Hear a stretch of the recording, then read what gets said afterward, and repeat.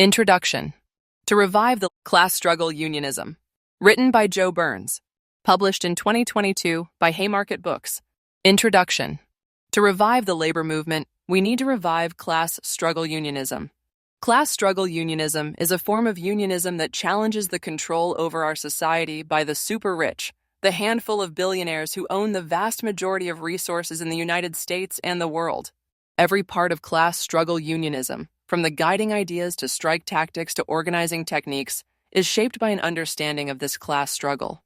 For 100 years, up until the 1990s, class struggle unionism was the main alternative to bureaucratic business unionism. The dividing line between business unionism and class struggle unionism was simple: whether you accepted the very right of management to exploit labor of working people.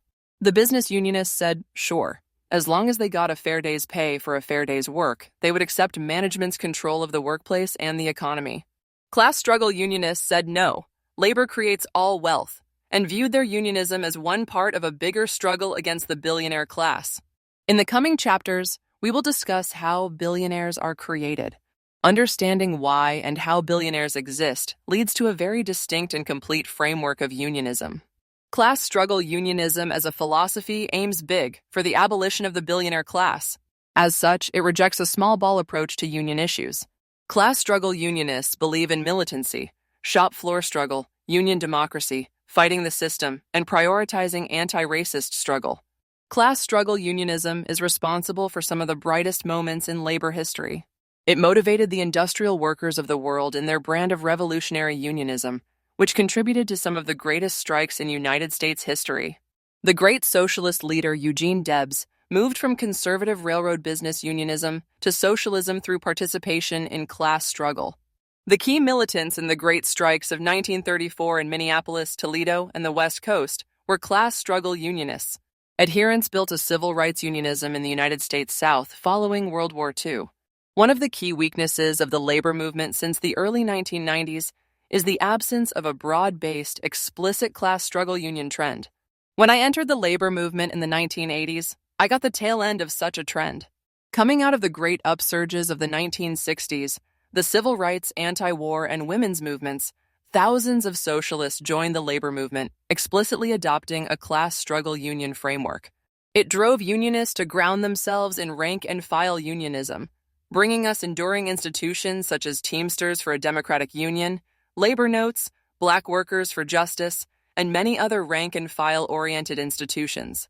I will argue in this book that for the first time in United States labor history, class struggle unionism has been eclipsed as the main alternative to business unionism, replaced by an approach that I call labor liberalism. While this approach focuses on organizing techniques and ties to the community, it lacks critical components of class struggle unionism, including a willingness to challenge the union bureaucracy, shop floor militancy, rank-and-file democracy, and an overall opposition to the system of capitalism. We need to have a sober assessment of the situation we face and our prospects going forward. We are getting our asses kicked. Only 6 out of 100 private sector workers belong to unions. Most major industries such as trucking, residential construction, retail, and finance are virtually non-union. Where remnants of unionism do exist, such as meatpacking, the established unions are bureaucratic and ineffectual.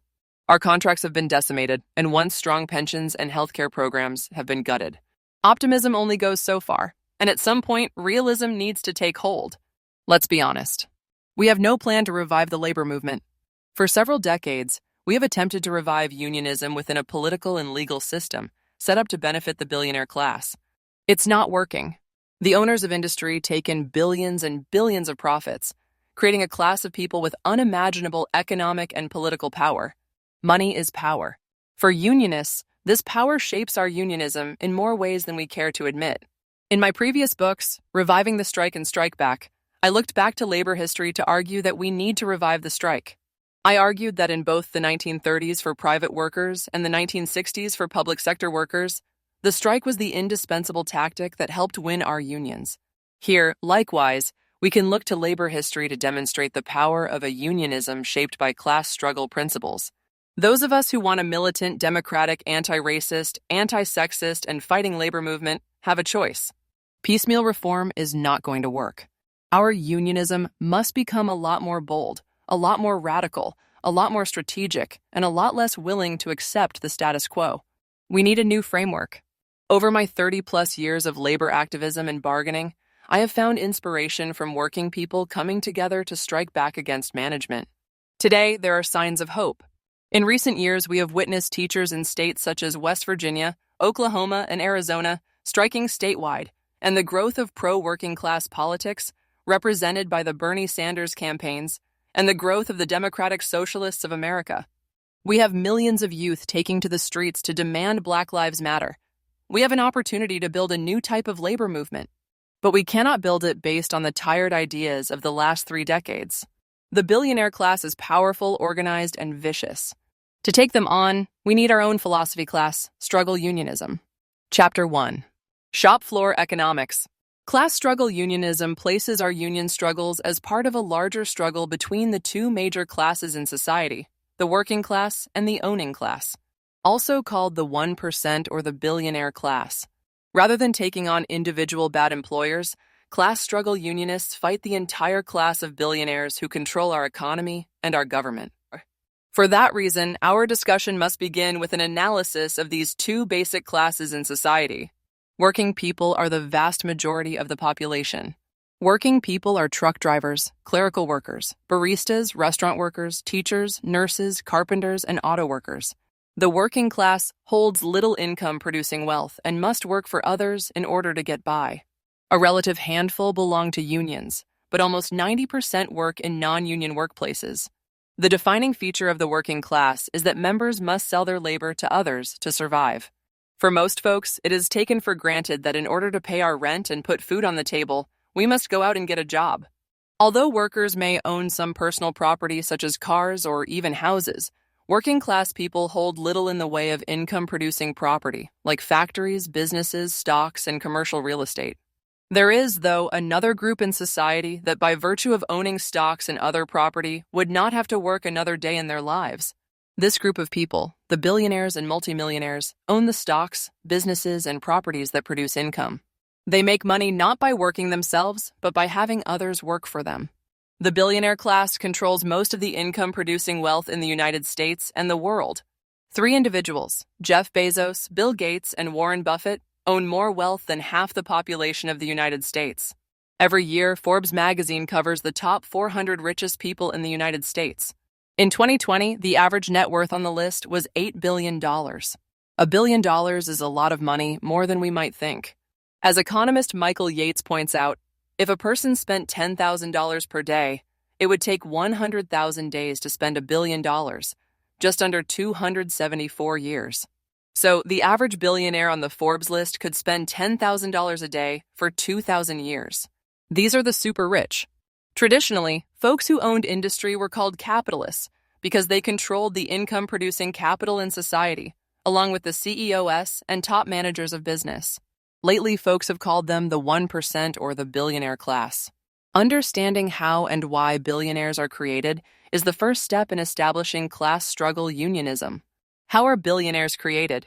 Appropriately enough for a book on unionism, our analysis begins in the workplace. Think of your workplace. It could be a hospital, a factory, or a restaurant. During your shift, you pour lattes or weld metal or care for patients. You provide services, build things, or make, transport, or sell products. What you have in common with one another is that you take the materials provided and make something more of them. During your shift, you expend physical or mental labor, and in the process, goods or services are produced that are more valuable because of your labor. Nurses provide nursing care. Amazon workers distribute goods. Auto workers build cars. In return, you get an hourly wage or perhaps a salary. The owners are the investment funds or billionaires who own the stock in the company. They supply the building, machinery, and raw materials. They hire workers and control the physical and intellectual property of the business. They hire supervisors and managers. But despite their ownership of the enterprise, they often have very little to do with the business. They may never have set foot onto the property, and certainly do not supply the physical or mental energy to power the company. Despite their lack of connection to the workplace, the owners keep the product of the workers' labor that they sell to consumers. Now, this state of affairs is accepted as just the way things are, the natural order of the universe, or the free market. Employers are considered to have invested in the business, taken the risk, or even created the company. Under this framework, workers are hired to do a job and receive wages in return, and they have no more stake in the final product than any other supplier into the production process. Human labor is treated just like any other raw material or input into production. This employment transaction is rarely questioned. But why is that the case? The owners did not do the work. You and your coworkers did all the work. Nor did the employer create any of the inputs into the production process. They did not themselves build the buildings, grow the coffee beans, make the tools you use, or assemble the trucks you drive. Other groups of workers, who are similarly exploited, created the inputs supposedly supplied by the owners. Billionaires say they deserve the billions because they are the creators of the business. This is wrong for several reasons. Billionaires do not create new industries or businesses by themselves. New industries are social creations utilizing technology created by scientists, researchers, and inventors, often with significant government funding. Steve Jobs did not create computer science, and Mark Zuckerberg did not create the internet. They built their fortunes by assuming control over emerging and existing industries. When you think about it this way, it is not really ownership that determines who gets to keep the surplus produced during the work shift. It is about control over resources. The billionaire class gets to keep the surplus produced because they have power and control over the productive wealth of society. Productive wealth is income-producing wealth such as ownership of businesses, buildings, and stocks and bonds. Traditionally, class struggle unionists refer to the income-producing businesses, factories, and other investments as the means of production. As Michael Parenti explained in his 1970s book Democracy for the Few, you are a member of the owning class when your income is very large and comes mostly from the labor of other people. That is, when others work for you, either in a company you own or by creating the wealth that allows your investments to give you a handsome return. The secret to wealth is not to work hard, but to have others work hard for you. The means of production are incredibly concentrated. Many of us have some limited personal wealth, such as a car or a house if we are lucky.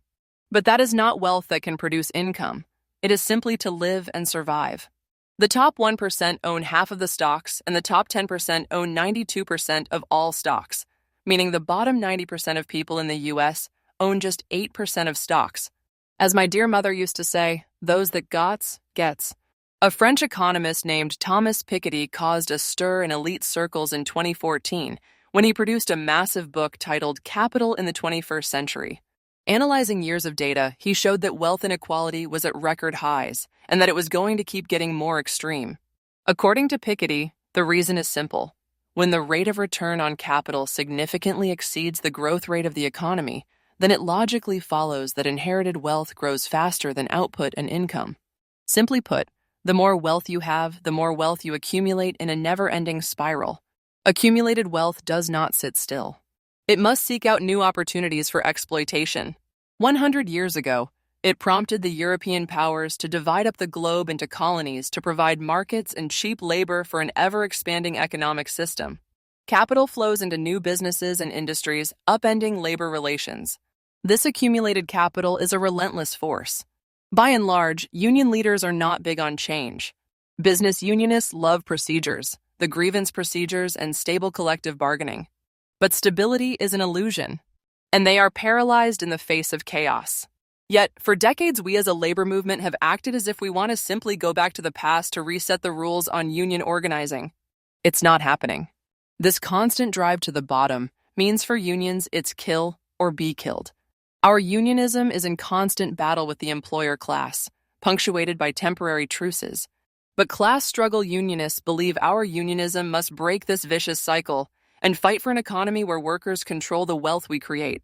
To do that, however, requires a deeper understanding of how billionaires separate workers from the wealth they create. The separation of workers from wealth. Big Bill Haywood, the silver miner who became a leader of the industrial workers of the world in the early 1900s, noted, "The mine owners did not find the gold. They did not mine the gold, they did not mill the gold, but by some weird alchemy all the gold belonged to them." As Haywood noted, although workers produce all goods and services, the outcome of the work process is to make a handful of people rich and most poor. Understanding how this happens requires looking at the employment process differently from what we have been fed our entire lives. For working-class youth, it is taken for granted that once you reach a certain age, it is your individual responsibility to get a job and work for another 60 years or more until you retire. You do that by being hired by an employer who hires you for a set rate per hour. In exchange, your employer controls your time and method of work. Now, if you are one of the lucky ones to have a union contract in place, your pay may be marginally higher, and the contract may place some limitations on the power of the employer. But under most union contracts, the right of management to direct the workforce is generally accepted. Regardless, the owners keep the surplus produced, and the essence of the wage transaction does not change. But let's examine this transaction a bit closer. Let's say you get hired for $20 an hour. This is treated as a contractual transaction just like millions of others that occur each day. No different than a consumer buying eggs at the grocery store or corporations buying tons of steel to build cars. The employer hires you to work and pays you for your capacity to work. For an 8-hour shift, your earnings would be $160. But with fringe benefits such as vacation, health, and Social Security, let's say the total outlay is $200. The proportionate share of the materials, cost of machinery, rent, and overhead is another $300 during that shift. This means the employer has spent a total of $500 for the cost of your labor, materials, and overhead. During your shift, however, your labor transforms the raw materials into something more. Otherwise, there would be no point in hiring you. Let's say that after the employer has sold goods that you produced, the total value realized by the employer is $800 attributable for the work during your shift. Once the $500 is subtracted, the remaining $300 is kept by the employer. The billionaires call this profit. Class struggle unionists call it theft. An alternative way to look at this is that the employer makes enough to pay your wages in 5 hours, and for the remaining 3 hours, you would be working for free. Your pay is a fraction of the total value added during your shift. That difference is the key to everything, the source of power and privilege of the rich in society, and why we have billionaires. Of course, the reality is more complicated than this example. Folks rarely work alone, and often work in giant enterprises with hundreds or thousands of workers. So one has to perform this calculation on a broader basis, but the analysis is no less correct. One can do this on a snapshot basis by looking at the total bottom line of the employer. It does not matter in what industry one works, the basic calculation is the same. Let's use Amazon as a real-world example. Amazon has hundreds of thousands of employees working all across the globe. During the third quarter of 2018, Amazon made nearly $1 billion a month in profit. Were it distributed equally between its roughly 500,000 employees, each employee would earn an extra $2,000 a month. That's quite the bonus, considering that most Amazon employees, if they work full-time, earn a little more than $2,400 a month even after their recently hard-won fight for $15 an hour. Instead, that $1 billion a month profit goes to Amazon leadership and gets distributed according to the whim of its board of directors, of which Bezos is the chairman. So, in this example, workers at Amazon would be getting paid somewhat less than half of the value they collectively produce. The remainder flows upward to the owners of the enterprise, making Jeff Bezos the richest person on the planet. Now, employers work very hard to disguise this unequal relationship. For good reason. If it were clear that a class of people was stealing 4 hours a day from people, that would cause a scandal. But that is not how they talk about it. It's in the interest of employers to obscure labor's role as the producer of wealth in society. In the mid-1800s, when the system of capitalism was emerging, a theorist named Karl Marx sought to explain its workings. Marx compared the differences between the old system, where peasants worked for feudal lords, with the new system of working for wages. In point of fact, however, whether a man works 3 days of the week for himself on his own field and 3 days for nothing on the estate of his lord, or whether he works in the factory or the workshop 6 hours daily for himself and 6 for his employer, comes to the same, although in the latter case, the paid and unpaid portions of labor are inseparably mixed up with each other, and the nature of the whole transaction is completely masked by the intervention of a contract and the pay received at the end of the week. The gratuitous labor appears to be voluntarily given in the one instance and to be compulsory in the other. That makes all the difference. What Marx was pointing out is that by calling the transaction a contract and making it appear totally voluntary, it really obscured the fact that part of the labor expended by workers was being taken by the owners of industry. This analysis is the starting point of class struggle unionism. If one accepts this wage transaction at face value, then our job as unionists is merely to try to help workers sell their labor at the highest price possible. But under that framework, once the sale is complete, the right of employers to manage the workforce is not contested, and neither is there complete and absolute control over the business and profits. Traditionally, those unionists who accept this inequality as just the way it is were traditionally referred to as pure and simple trade unionists or business unionists. Class struggle unionists, by contrast, question this entire framework.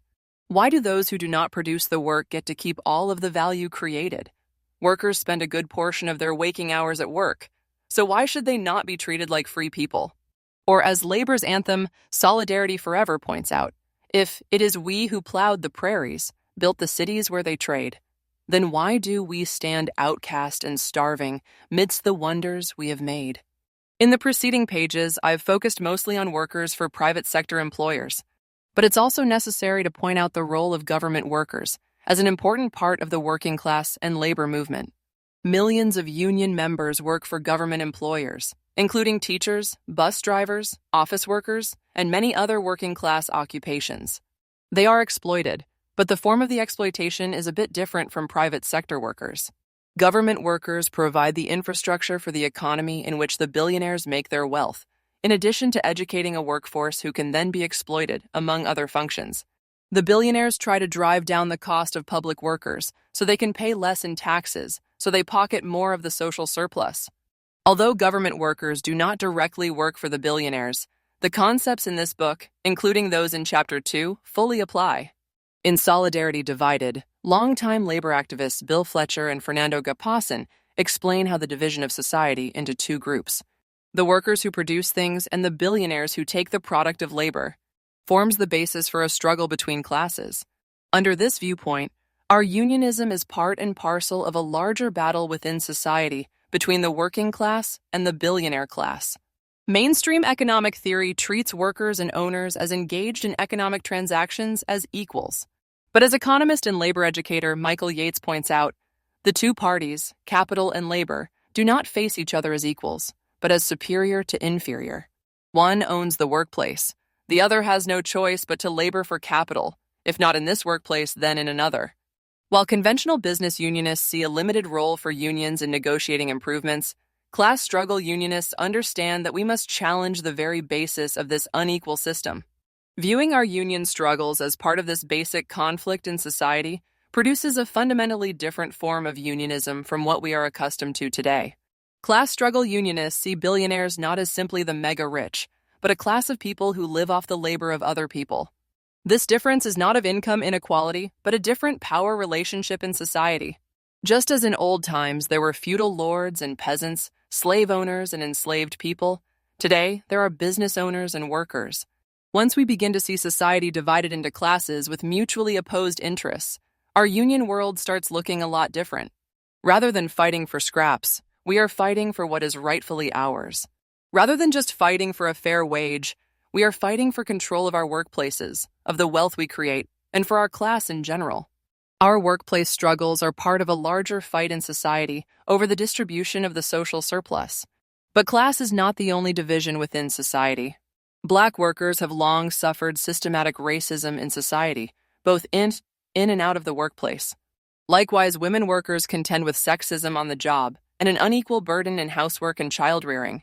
In our worldwide economy, immigrant workers are confined to the worst jobs, and workers around the world suffer horrible conditions. Now, to some, these forms of discrimination are merely about workers having misguided ideas, which lead them to discriminate. But racism and sexism stem from the basic elements of the economic system. The entire modern system of capitalism was built upon the stolen labor from slaves that provided the surplus for the great modernization known as the Industrial Revolution.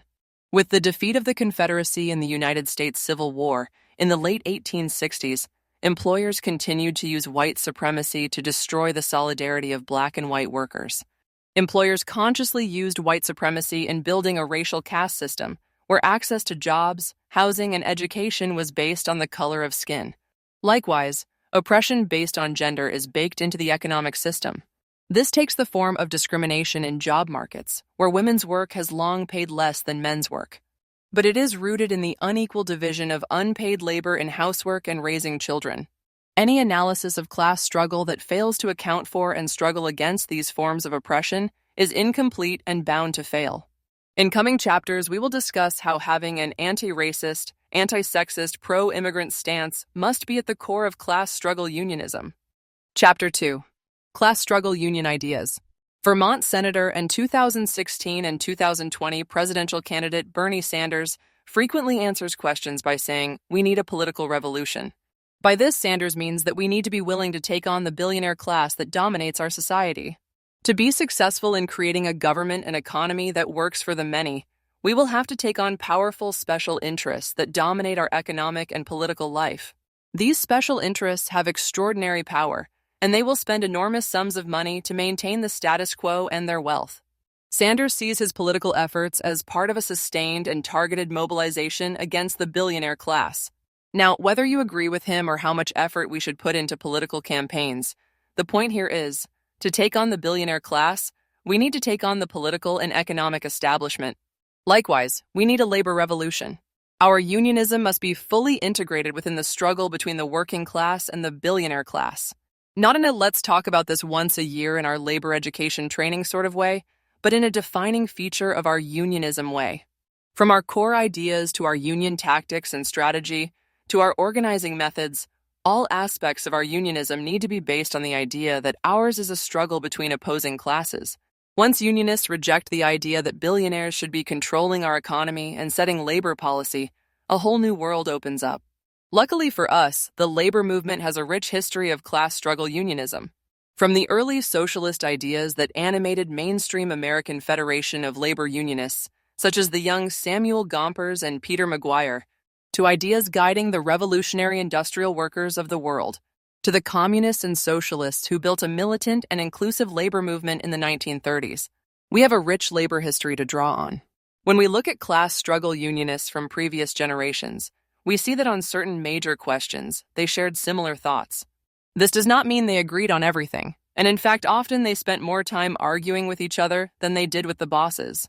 But there is a coherent set of ideas, which can be called a class struggle ideology. These ideas, which we will discuss next, all flow from the economic discussion of the previous chapter. Class struggle unionism versus business unionism.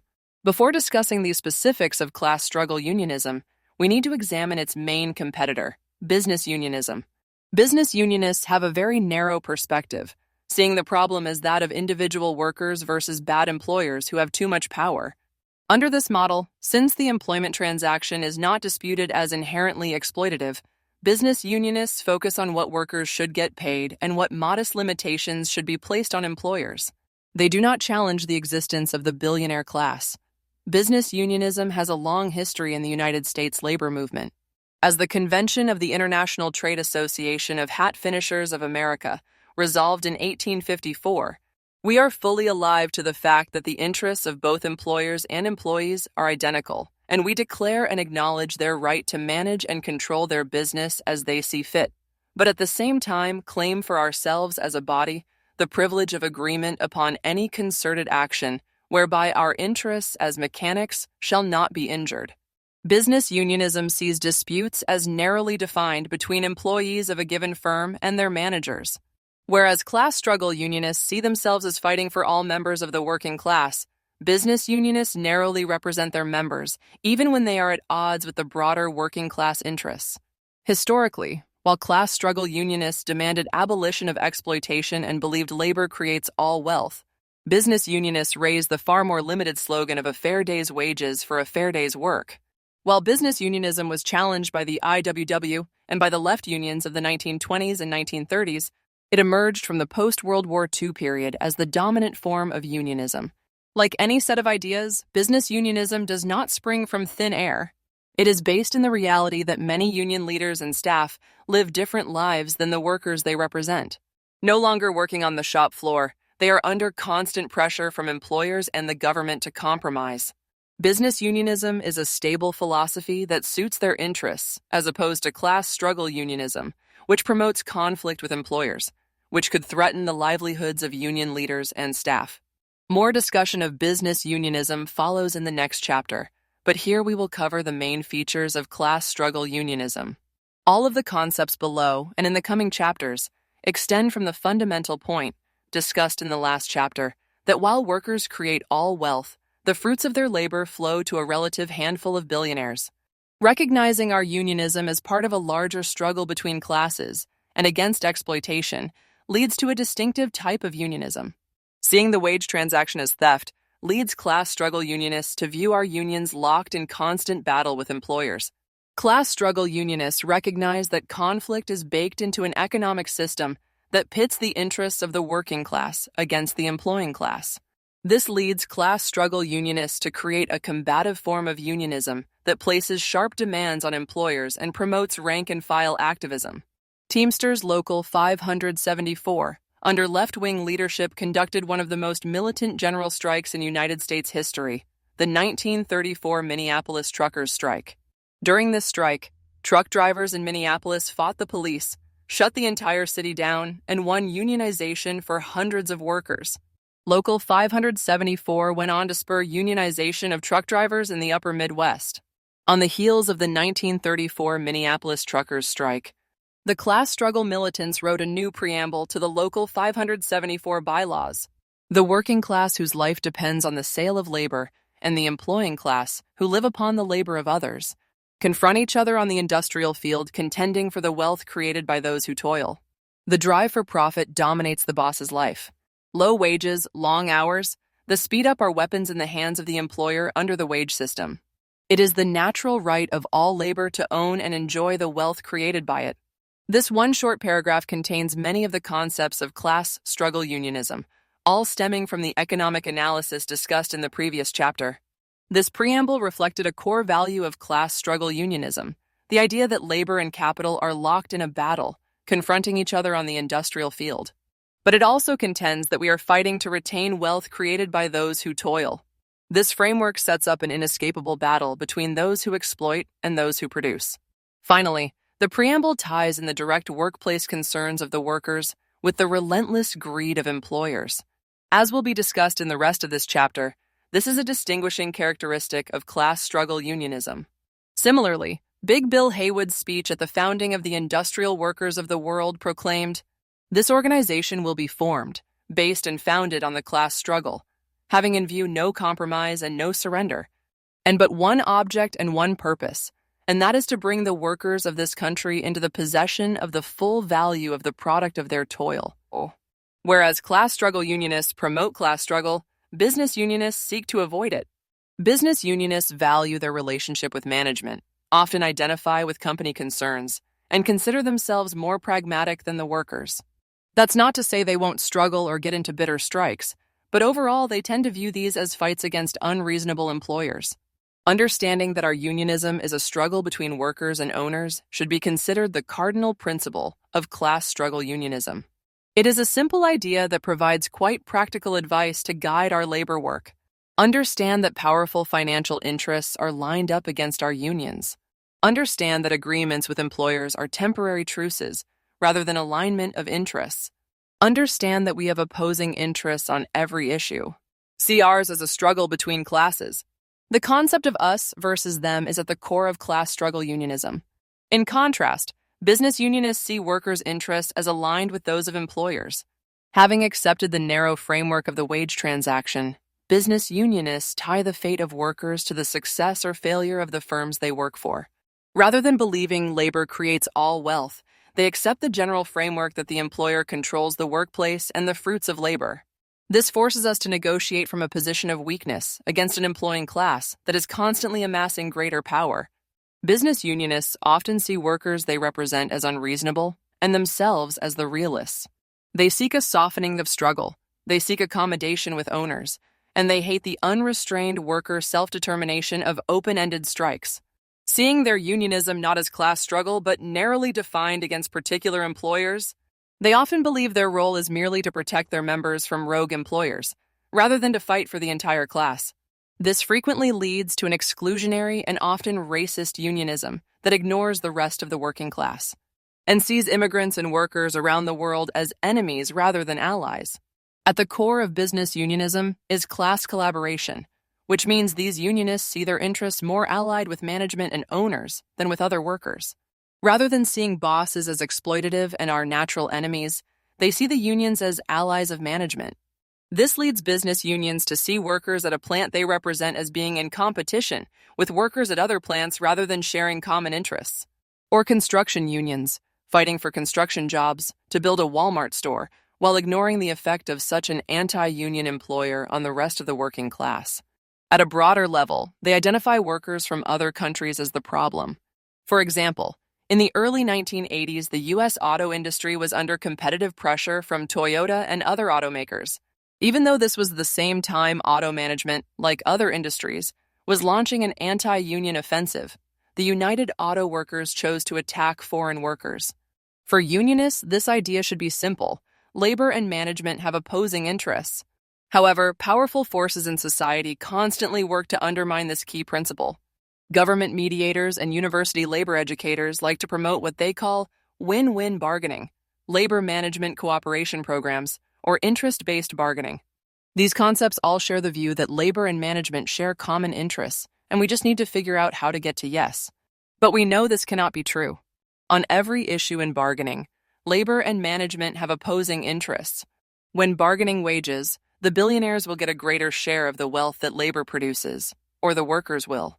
In shop floor struggles, workers will work harder and be more exhausted at the end of the shift, or work less. On safety, we want better equipment and they want to pinch pennies. Labor's gain is management's loss. Despite this, many union officials support various labor cooperation schemes promoted by management. Sometimes management does this when unions are powerful to lull the unions to sleep. But often they will employ this strategy during periods of relative weakness, when they know business unionists will jump at the chance. For the first couple of decades of the 20th century, the labor movement was engaged in pitched battles with employers. While many of us have heard of the classic battles of the IWW, the AFL unions also fought for unionization. In certain industries, such as streetcars and mining, labor battles looked like armed warfare. Employers relentlessly attacked unions and declared that entire industries would operate on a non-union, open-shop basis. Yet despite all of this, the leadership of the AFL struck up a partnership with the National Civic Federation. The NCF was led by industrialist Mark Hanna, with AFL leader Samuel Gompers as vice president. The group preached harmony among classes and labor peace, largely on capital's terms. Although management and labor supposedly came in as equals, Hanna referred to AFL leaders such as Gompers as his lieutenants. During the 1920s, there were two paths forward for the labor movement. As noted labor historian Philip Foner pointed out, convinced they could not win out against the large employers, the AFL leaders pushed the idea that union management cooperation had to replace labor militancy as the only way to maintain the existence of unions. William Z. Foster explained in his 1927 book, Misleaders of Labor, that class collaboration was deeply rooted in American Federation of Labor business unionism philosophy. Between the working class and the capitalist class, there rages an inevitable conflict over the division of the products of the workers' labor. The theory of class collaboration denies this basic class struggle. It is built around the false notion of a fundamental harmony of interests between the exploited workers and the exploiting capitalists.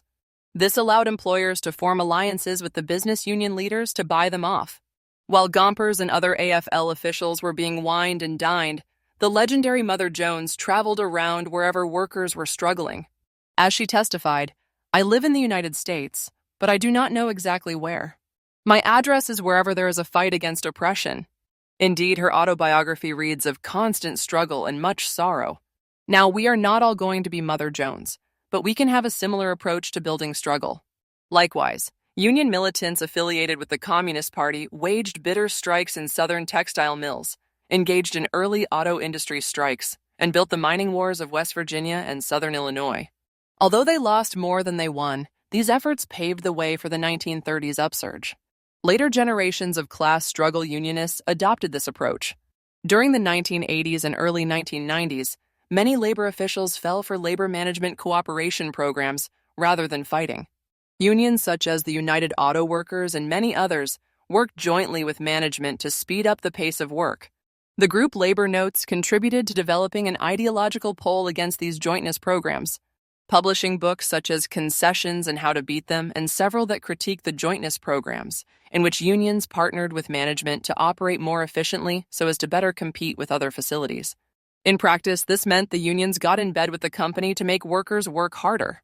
Class struggle unionists coalesced around a different course for the labor movement centered on labor solidarity, strike support, resistance to labor management cooperation, and worker internationalism. Central to left-wing trade unionism in the 1970s and 1980s was fighting against what these unionists saw as sellout union officials. Meatpackers, auto workers, transit workers, steel workers, truck drivers, and mine workers all saw significant reform movements explicitly offering member control and militancy as an alternative path forward for labor.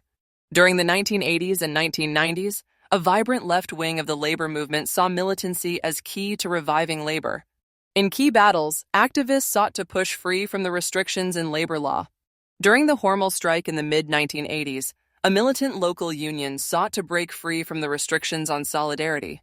United Food and Commercial Workers, Local P9, set up picket lines at other plants in the system, argued that fighting concessions was the only way forward for meatpackers, and came into sharp conflict with their national union. In many other situations, striking local unions who sought to fight back conflicted with their international unions, which favored collaboration. These battles, including paper workers in Maine AE, Staley workers in the mid-1990s, and Detroit news workers, were flashpoints drawing together militant supporters from across the country. The strikes took on an oppositional tone. The Staley workers picketed the 1995 AFL Executive Board meeting, demanding that the AFL leadership back their strikes. This form of unionism drew sharp lines between workers and employers, engaged in fierce battles, and frequently came into conflict with union leadership. One can tell who the class struggle unionists are by how much they fight the boss and the intensity of the struggle. When the chips are down and the workers are fighting the boss, do they try to calm things down? Or do they join in the struggle and seek to intensify it? The working class shall free itself. Class struggle unionists strongly believe workers should lead their own struggles. When I think of all the class struggle unionists I have known over the years, this quality is the one that stands out. In fact, one can use this as a dividing line feature, helping separate class struggle unionists from other progressive-sounding unionists. Do they believe workers should lead their own movement, or do they think key strategic decisions should be made by staffers far removed from the workplace? For as long as there has been a socialist movement, there have been middle-class reformers who want to fix things for workers. One of the earliest international workers' groups was the International Working Men's Association, also called the First International, founded in 1864. Its first point, written by socialist leader Karl Marx, stated that the emancipation of the working classes must be conquered by the working classes themselves. Of all the possible points to start a manifesto, that may seem like an odd choice. But Marx recognized that there was a long history of different groups in society trying to hijack the workers' movement for their own interests. Back in the late 1800s, when the system of capitalism was young, many middle-class folks such as shop owners and professionals felt squeezed by the new system and sought a dizzying array of solutions. They had a variety of concerns such as currency reform, the gold standard, and more.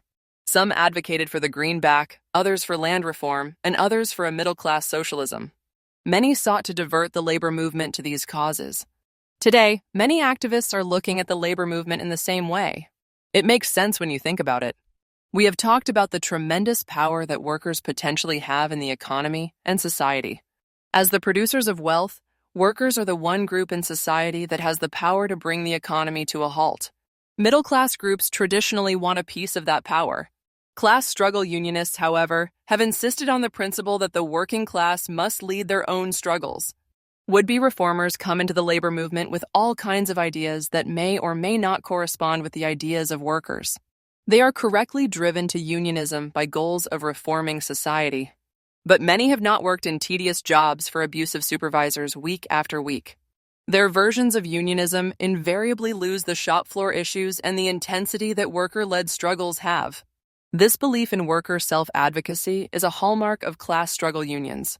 When you look at the historic IWW, the left-led unions of the 1930s to the 1950s, the rank-and-file caucuses of the 1970s, the remaining left-led unions, such as the United Electrical Workers and ILWU, The labor notes in Teamsters for a Democratic Union Trend and the current IDW, as well as class struggle unionists spread across various unions today, there is one constant variable: a belief in workers. For every union strategy, every action proposed, we need to ask, where do the workers fit within this strategy? When Occupy activists call for longshore workers to strike, when nonprofits declare publicity strikes that involve few workers, when business unionists settle a contract in the back room, when folks promote a model of unionism reliant on staff organizers and their brilliant techniques, we need to ask, where are the workers? The labor bureaucracy and class struggle. Class struggle unionists have long believed that full-time union staffers have different material interests than those of the members. In the 1930s, class struggle unionists clearly saw differences with the union bureaucracy and sought to chart a different course. For the left-wing groups in the 1970s, the concept of the labor bureaucracy was central to their theory. While the groups vehemently disagreed on how to relate to these officials, few denied the differences. This belief led to a focus on building rank-and-file caucuses, reform movements, and wildcat strikes. In decades past, union reformers identified it as a problem that there was an entire apparatus called the union bureaucracy. By that they meant that there was an entire apparatus built up within unions of paid staff and elected officials, who no longer worked or never worked in modern unions like SEIU, in the workplaces they represented. Their full-time existence was spent trying to handle grievances, resolve issues with employers, and administer the affairs of the union. Their material existence, their pay and benefits, working conditions, and station in life differed greatly from the workers they represented. The incentive to maintain these positions is very great. Everyone in some way is compromised, although few acknowledge or admit it. Union officers have legitimate concerns about the institutions they represent. This constrains their choice of tactics. Union staff and officials, in the back of their minds, know if they are fired, they stand to lose pensions and jobs far above what they could command elsewhere. Labor educators rely on the support of unions, and the staff of workers' centers rely on foundation funding for their jobs. Union organizing staff answer to officials higher in the union bureaucracy. All of these careers could be jeopardized by militancy and adopting strategies that confront the union bureaucracy. Far removed from the oppression of the workplace, these officials are often put in the place of mediating the demands of the workers, and they face the reality of having to compromise with employers within a fundamentally unfair system of labor laws. At its worst, this relationship can lead to a mindset that the officials know more than the unreasonable workers. But even among the most committed, well-intentioned activists, these different realities shape perspectives. You are what you eat, as they say. This is not to say that folks should not become union staff, but understanding the differences between staff positions and working in the workplace is important. And as in any bureaucracy, there are express and implicit pressures to adhere to group demands. These can be overt, such as the threat of termination for supporting reform movements or militancy. But it can also be pressure to get along by getting contracts settled, not disrupting relationships with employers, and so forth. Even worse, to turn a blind eye to corruption. During the scandal unveiled in 2017 in the UAW, which included taking gifts from employers, stealing union dues, and shaking down vendors, many participants cited the excuse that they were going along because everyone else did it. Whether they are conscious of it or not, union staffers are pressured to adopt a philosophy that allows them to keep their jobs. As my cynical law professor used to say, these folks like to do good while doing well for themselves. Nowadays, many of the left wing of labor are concentrated in union staff positions, often in organizing departments of unions, or they work in labor studies programs. Most of the books and articles on labor theory are written by these folks. It should come as no surprise, then, that much of today's left union theory involves better methods of organizing or adopting progressive positions on social issues, neither of which challenges the union bureaucracy or jeopardizes staff jobs. The labor movement today is in miserable shape, probably worse than in any period of labor history. While the labor bureaucracy is not the only cause of labor's weakness, it is a major impediment to union renewal. The UAW is embroiled in a corruption scandal with a real possibility of federal oversight. Most international unions practice business unionism, and the so-called progressive unions such as SEIU are mired in class collaboration, are beset by undemocratic functioning, and are even more staff-driven than more conservative business unions. Yet much of the labor commentary in recent years in labor relations journals or progressive labor outlets rarely critiques the union bureaucracy. Instead, the focus is on how to organize better, or promoting alternative forms of worker organization, such as foundation-funded workers' centers. While all of these issues deserve conversation, they obscure both the sad internal shape of the labor movement and the steps necessary to revive our movement. This does not mean that progressives should not be union staff or that all staff are bad. It does mean that the strategies and approaches staff come up with will not necessarily match the interest of the workers they represent. Class struggle unionists who are in staff positions must be prepared to fight against the pressures to conform, even if it means risking a staff job. It means remembering that the interests and experience you have as a staff member are not the same as the workers working under often oppressive conditions, even for unionized employers. This means staff must fight for worker leadership in all decisions.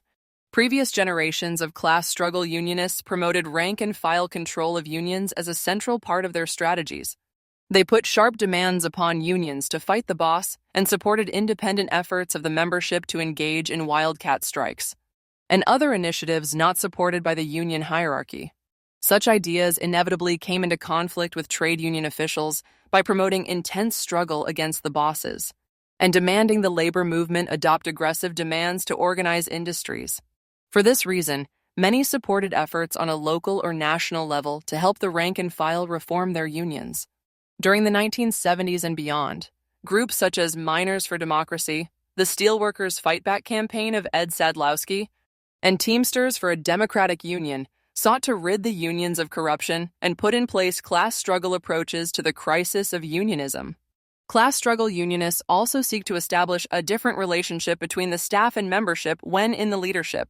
Another reason to believe that workers should lead their own movement is quite pragmatic. History shows that worker-led struggle is actually what produces change. In the 1950s, socialist Hal Draper explained that the conditions and interests of the working class not only push it toward organized struggle against capitalism, but impel it toward a courage and boldness and militancy which are well-nigh unique to it, at critical moments of struggle when these qualities are called for. Think about the wild upsurges of recent decades. In 2012, public employees and supporters rebelled against Wisconsin Governor Scott Walker's bill to gut public employee bargaining rights. Thousands of teachers engaged in a grassroots sick-out strike, with thousands occupying the Capitol building while tens of thousands of workers marched around the state capitol. This effort was driven from below, not from labor strategists or skilled staff organizers. Likewise, the most significant strikes in recent years have been a set of teacher strikes in Republican-dominated states in the South and Southwest in 2018. Commencing with teachers in West Virginia, teachers in Oklahoma and Arizona engaged in illegal statewide strikes. These actions were rooted in the self-activity of the working class. The actions had both an intensity and a scale of grassroots involvement that eclipsed decades of worker center and union activity. They were powerful precisely because they were not under the control of the labor establishment. This belief in workers' self-representation, coupled with the analysis of the labor bureaucracy, lead to a very distinctive brand of unionism that focuses on building rank-and-file movements, shop floor struggle, and fighting for union democracy. In fact, one can safely say if a progressive strain of unionism does not have these features, it is not truly class struggle unionism. Fight for the shop floor. Another way to figure out who is a class struggle unionist is to see how they talk about shop floor struggles. Are their strategies rooted in the workplace? Do workers in the workplace control strategy, or are they merely props for union or nonprofit staffers? Is it all about wages, or do workers' shop floor concerns get dealt with? Invariably, class struggle unionists focus on workplace struggles. Michael Yates, in his book Can the Working Class Change the World?, explains some of the ways owners can increase their profits. First, as we have seen, they will rise if the working day is lengthened, other things equal. Similar reasoning tells us profits will fall if the day is shortened. Second, profits will grow if workers labor more intensively during each hour of work, other things being equal, in effect a cut in wages. By lengthening the workday or making workers labor more intensively, employers change the balance discussed in the previous chapter. Previously, we discussed how a hypothetical employer was able to recoup all of the inputs and the labor in 5 hours out of an 8-hour shift, in essence, pocketing the remaining 3 hours of labor. But here, if the worker works 12 hours, the employer would pocket 7 hours labor rather than merely 3. Likewise, if an employer makes the worker work twice as hard, the the boss can achieve a similar result. Employers strive to drive down the price of any input, including labor, to the bare minimum, which is the cost of sustaining the labor force. For this reason, fights over the length of the workday and the control of the shop floor have been at the heart of trade union struggle. Many middle-class supporters of labor ignore this reality and often focus simply on wages. But while wages matter, most employers understand that making workers work harder is often a better way of increasing corporation profits. Employers focus on what they see as productivity. This is a key area of class struggle and a key element in virtually every strike in recent decades. The reason is simple. We can fight whether employers give a 3 or 5% raise. But if they can make us work 10 times harder, they win every time. But equally important, the shop floor struggle is key to defending human dignity. Employers seek to treat human labor like any other commodity that is an input into production. As legal scholar James Pope points out, it is not possible to separate the labor employers seek from the workers who supply it. So, while management buys a worker's ability to work for their shift, the worker is a human being who wants to be free. Work is tied up with personhood, and it is hard to be free when you are abused for 8 or more hours each day at work. This creates a natural conflict. When an employer hires a worker, they are hiring the worker's capacity to produce labor over a period of time. This makes the shop floor struggle a key component of class struggle. Historically, many of the great strikes have generated from shop floor issues. In classic labor history books such as Workers' Control in America and The Fall of the House of Labor, labor historian David Montgomery detailed how the employer's drive to take over production stoked massive resistance in the early 1900s, when skilled production workers resisted management's efforts to de-skill their work. Micah Utrecht and Barry Eidlin, in their systematic review of left-wing union strategy, note how class struggle unionists focused on shop floor power, concluding that radicals' beliefs in the illegitimacy of management's authority on the shop floor led to their refusal to cede control of shop floor conditions to management. This differed from liberal unionists who believed unions should fight for better pay and benefits, but that decisions about the pace and nature of work were management's prerogative. These issues are direct and immediate for the workers involved. For teachers, it's how many students in the classroom. For drywallers, it's how many boards a day. For auto workers, it's how many seconds per minute you can catch your breath. For nurses, it's the ratio of nurses to patients. But beyond staffing, what is the control and autonomy on the shop floor or the workplace? What is the pace of work? Who controls the workplace? Are supervisors put in their place? What is it like going to work each day? An employer who wants to pocket more money tries to force workers to work harder and longer in a workday. In most unionized industries, this comes down to who controls the shop floor and the workplace. Management has long understood, far better than many labor analysts, the importance of undercutting work rules in union contracts. As one who has bargained union contracts for 30 years, I know from experience this is where the real money is, not in fighting over a 3% wage increase.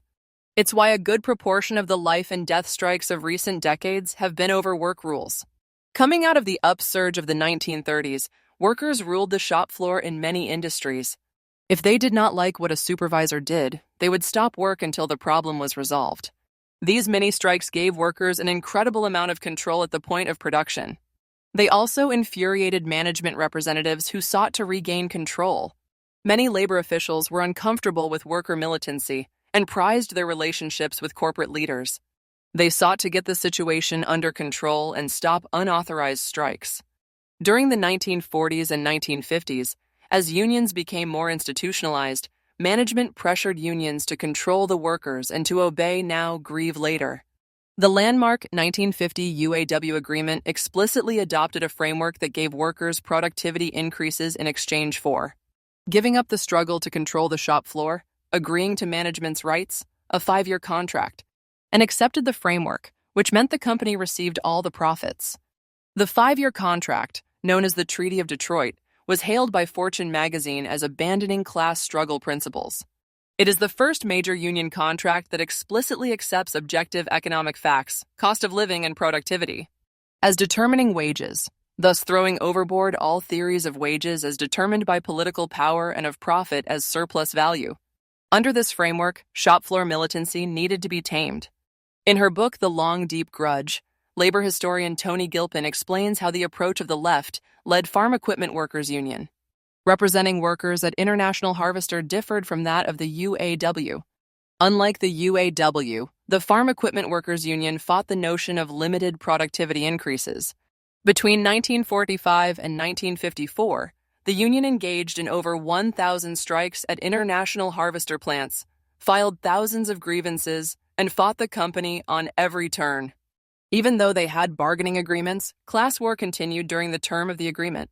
A typical shop floor dispute might begin when a supervisor threatens a worker or denies a preferential pay rate.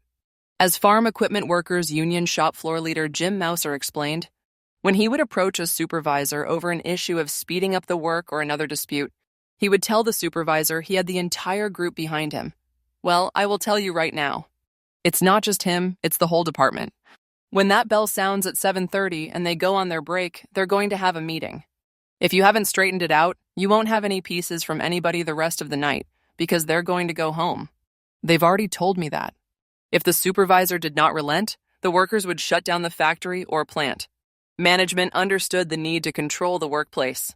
Reuther's UAW teamed up with the anti-union International Harvester Management to fight the Farm Equipment Workers Union at every turn. They relentlessly raided the Farm Equipment Workers Union with management's full support. Eventually, by the mid-1960s, the Farm Equipment Workers Union was no more, absorbed into the UAW. Other class struggle unions such as the United Electrical Workers Union and the Tobacco Workers were similarly attacked. Underlying the attack on class struggle unions was a fight for control of the workplace. As Andrew Colin indicates, behind the Red Scares lurked the fear of labor that wasn't under the complete domination of capital. The major offensives against labor have occurred when employers want to restructure the workplace. From Fordist production in the 1920s to lean auto production of the 1980s, and were motivated by management's desire to institute control over the workplace.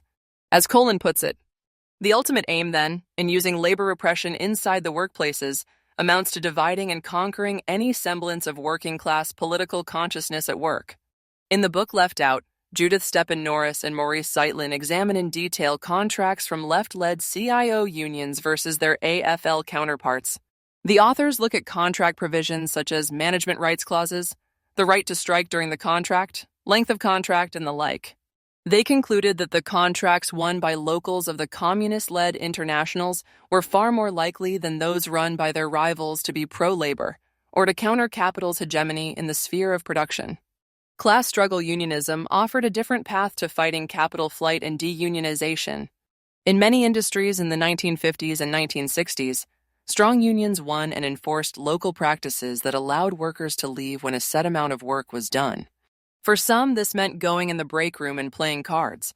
For some, it meant coming back and clocking in at the end of a shift. And for others, it meant simply going home. It took strong local unions to enforce these agreements. In the early 1970s, in the face of falling profits, management launched an offensive to take back control of the shop floor, leading to one of the great wildcat strike waves in U.S. history. At Chrysler in the late 1960s, for example, notes labor writer A.C. Jones, the number of grievances exploded upward as company demands increased, tension on the shop floor rose, and union leaders assumed ever greater responsibility for enforcing order on the shop floor. Wildcat strikes rose dramatically at Chrysler from 15 in the early 1960s to 67 in the early 1970s. When Chrysler wanted to ramp up production in light of record sales, since no new labor-saving plant or equipment had been introduced, the only way the company could increase production to meet demand was to intensify labor, lengthen the working day, ignore the impact on the health and safety of the workers. It was a recipe for resistance. In the early 1970s, workers engaged in a great strike wave, mainly wildcat strikes in opposition to both their union leadership and the companies. But the business unions largely surrendered control of the workplace. Tom Laney is a retired auto worker at the Ford plant in St. Paul, Minnesota, and a former union officer long involved in attempting to reform the United Auto Workers and put the union on a class struggle basis. Laney forged ties with Mexican auto workers over the objections of the UAW national leadership and fought the jointness programs throughout the 1980s. Laney was asked when he thought the UAW adopted the corporate model. They refused to take up the speed-up fight in the mid-70s. To me, real unions fight the speed-up or they are not a union. When the district committeemen started selling bogus time standards, the real UAW was gone. The UAW was not alone in this, as many unions abandoned the fight for the shop floor. Today's unionism has largely abandoned the fight for control of the workplace. As legal scholar James Atlason notes, after detailing the ways in which management dominates even unionized shops, collective bargaining has no relationship with the modern conception of industrial democracy, for it accepts as a basic premise the authoritarian and bureaucratic nature of the enterprise. It is hard to envision class struggle unionism not rooted in the workplace. The workplace is where value is created by and stolen from workers, the place where workers come together across race, gender, and nationality, and the location where ordinary people can directly bring society to a halt. Initiatives that are not rooted in the workplace and among workers are more akin to social work than class struggle. Class struggle unionists see our unionism as part of a larger struggle between labor and capital. This leads to a more critical analysis of the role of the media, government, the courts, and the main political parties, including the Democratic Party. It leads to an anti-establishment brand of unionism that approaches all questions from the standpoint of class struggle. Underlying the billionaire class's great fortunes is a whole set of institutions in society that are geared toward defending power and privilege. As Michael Parenti noted in his classic book Democracy for the Few, those who control the wealth of society, the corporate plutocracy, exercise trusteeship over educational institutions, foundations, think tanks, publications, and mass media, thereby greatly influencing society's ideological output and information flow. They also wield a power over political life far in excess of their number. Billionaires own the media and fund the foundations, and political spending by the super-rich and corporate interests dwarfs what unions can provide. Previously, we discussed how the economic system allows employers to take billions of dollars of the wealth produced by working people. This wealth in the form of capital is used in turn to produce greater and greater fortunes. But what is wealth? It is not something you can hold in your hand. It is a social relationship, the ability to command others. It is power. Politically, this wealth has often been used to buy politicians and control the political system. An even bigger problem is that the entire political and economic system is built to provide for the exploitation of workers by the billionaire class. Previously, we discussed that the billionaire class has power because they control the income-producing wealth of society. Underpinning the employer's power is a system that gives certain people the rights to the proceeds of labor, because they are the owners of industry. But where does this ownership and control come from? It is not something that exists in nature. The defenders of the billionaire class like to talk as if this control is the natural order of things. In fact, the idea that 3 people should own more than 250 million people is quite nonsensical and unnatural. In the 1960s, British writer E.P. Thompson wrote The Making of the English Working Class, a magnificent book that details how the emerging system of capitalism pushed peasants off the land from the 1600s to the 1800s, destroying common areas and replacing them with private property. Workers were driven from the land and communities into teeming industrial hellholes, where they had to work in miserable conditions in order to survive. For this reason, the early trade union struggles were very explosive affairs, a combination of strikes and riots or uprisings. The Great Railroad Strike of 1877 was an explosion of the community against the giant railroads that were dominating the economy and disrupting the old way of life. The working class buckled against the imposition of this unnatural and unequal system. If the idea that a handful of people can control the product of many does not exist in nature, where does it come from? The answer is very important for union strategy. Private ownership of income-producing wealth stems from the control of one class of people over another. The entire framework of the government and the courts is to protect this system. It is why the government will never be truly neutral in labor disputes. For these reasons, class struggle unionists have consistently been willing to violate labor law over the decades. From the IWW defiance of free speech rights in the early 1900s to the mass picketing and sit-down strikes of the 1930s, from millions of public employees illegally striking in the 1960s to the wildcat strikes of the 1970s and the promotion of militancy of the 1980s, class struggle unionists have a long, proud history of rejecting the status quo. Class struggle unionists are deeply suspicious of the role of the government in protecting workers' rights. Our unionism does not consider government institutions such as the National Labor Relations Board and the federal courts to be neutral institutions. Rather, anti-unionism is built into the role of the government as the protector of the billionaire ownership and control of the income-producing segments of society. This fundamental understanding leads to an entirely different approach to unionism and politics. But seeing unionism as part of a larger class struggle highlights the need for a strategic approach. Our unionism is about contending with capital on a national scale, rather than simply a question of organizing workers. That requires an understanding of key industries and strategic approaches that will be the subject of discussion in Chapter 7. Chapter 3. Beyond labor liberalism. To revive class struggle unionism, we need to break with a distinct form of unionism that I call labor liberalism.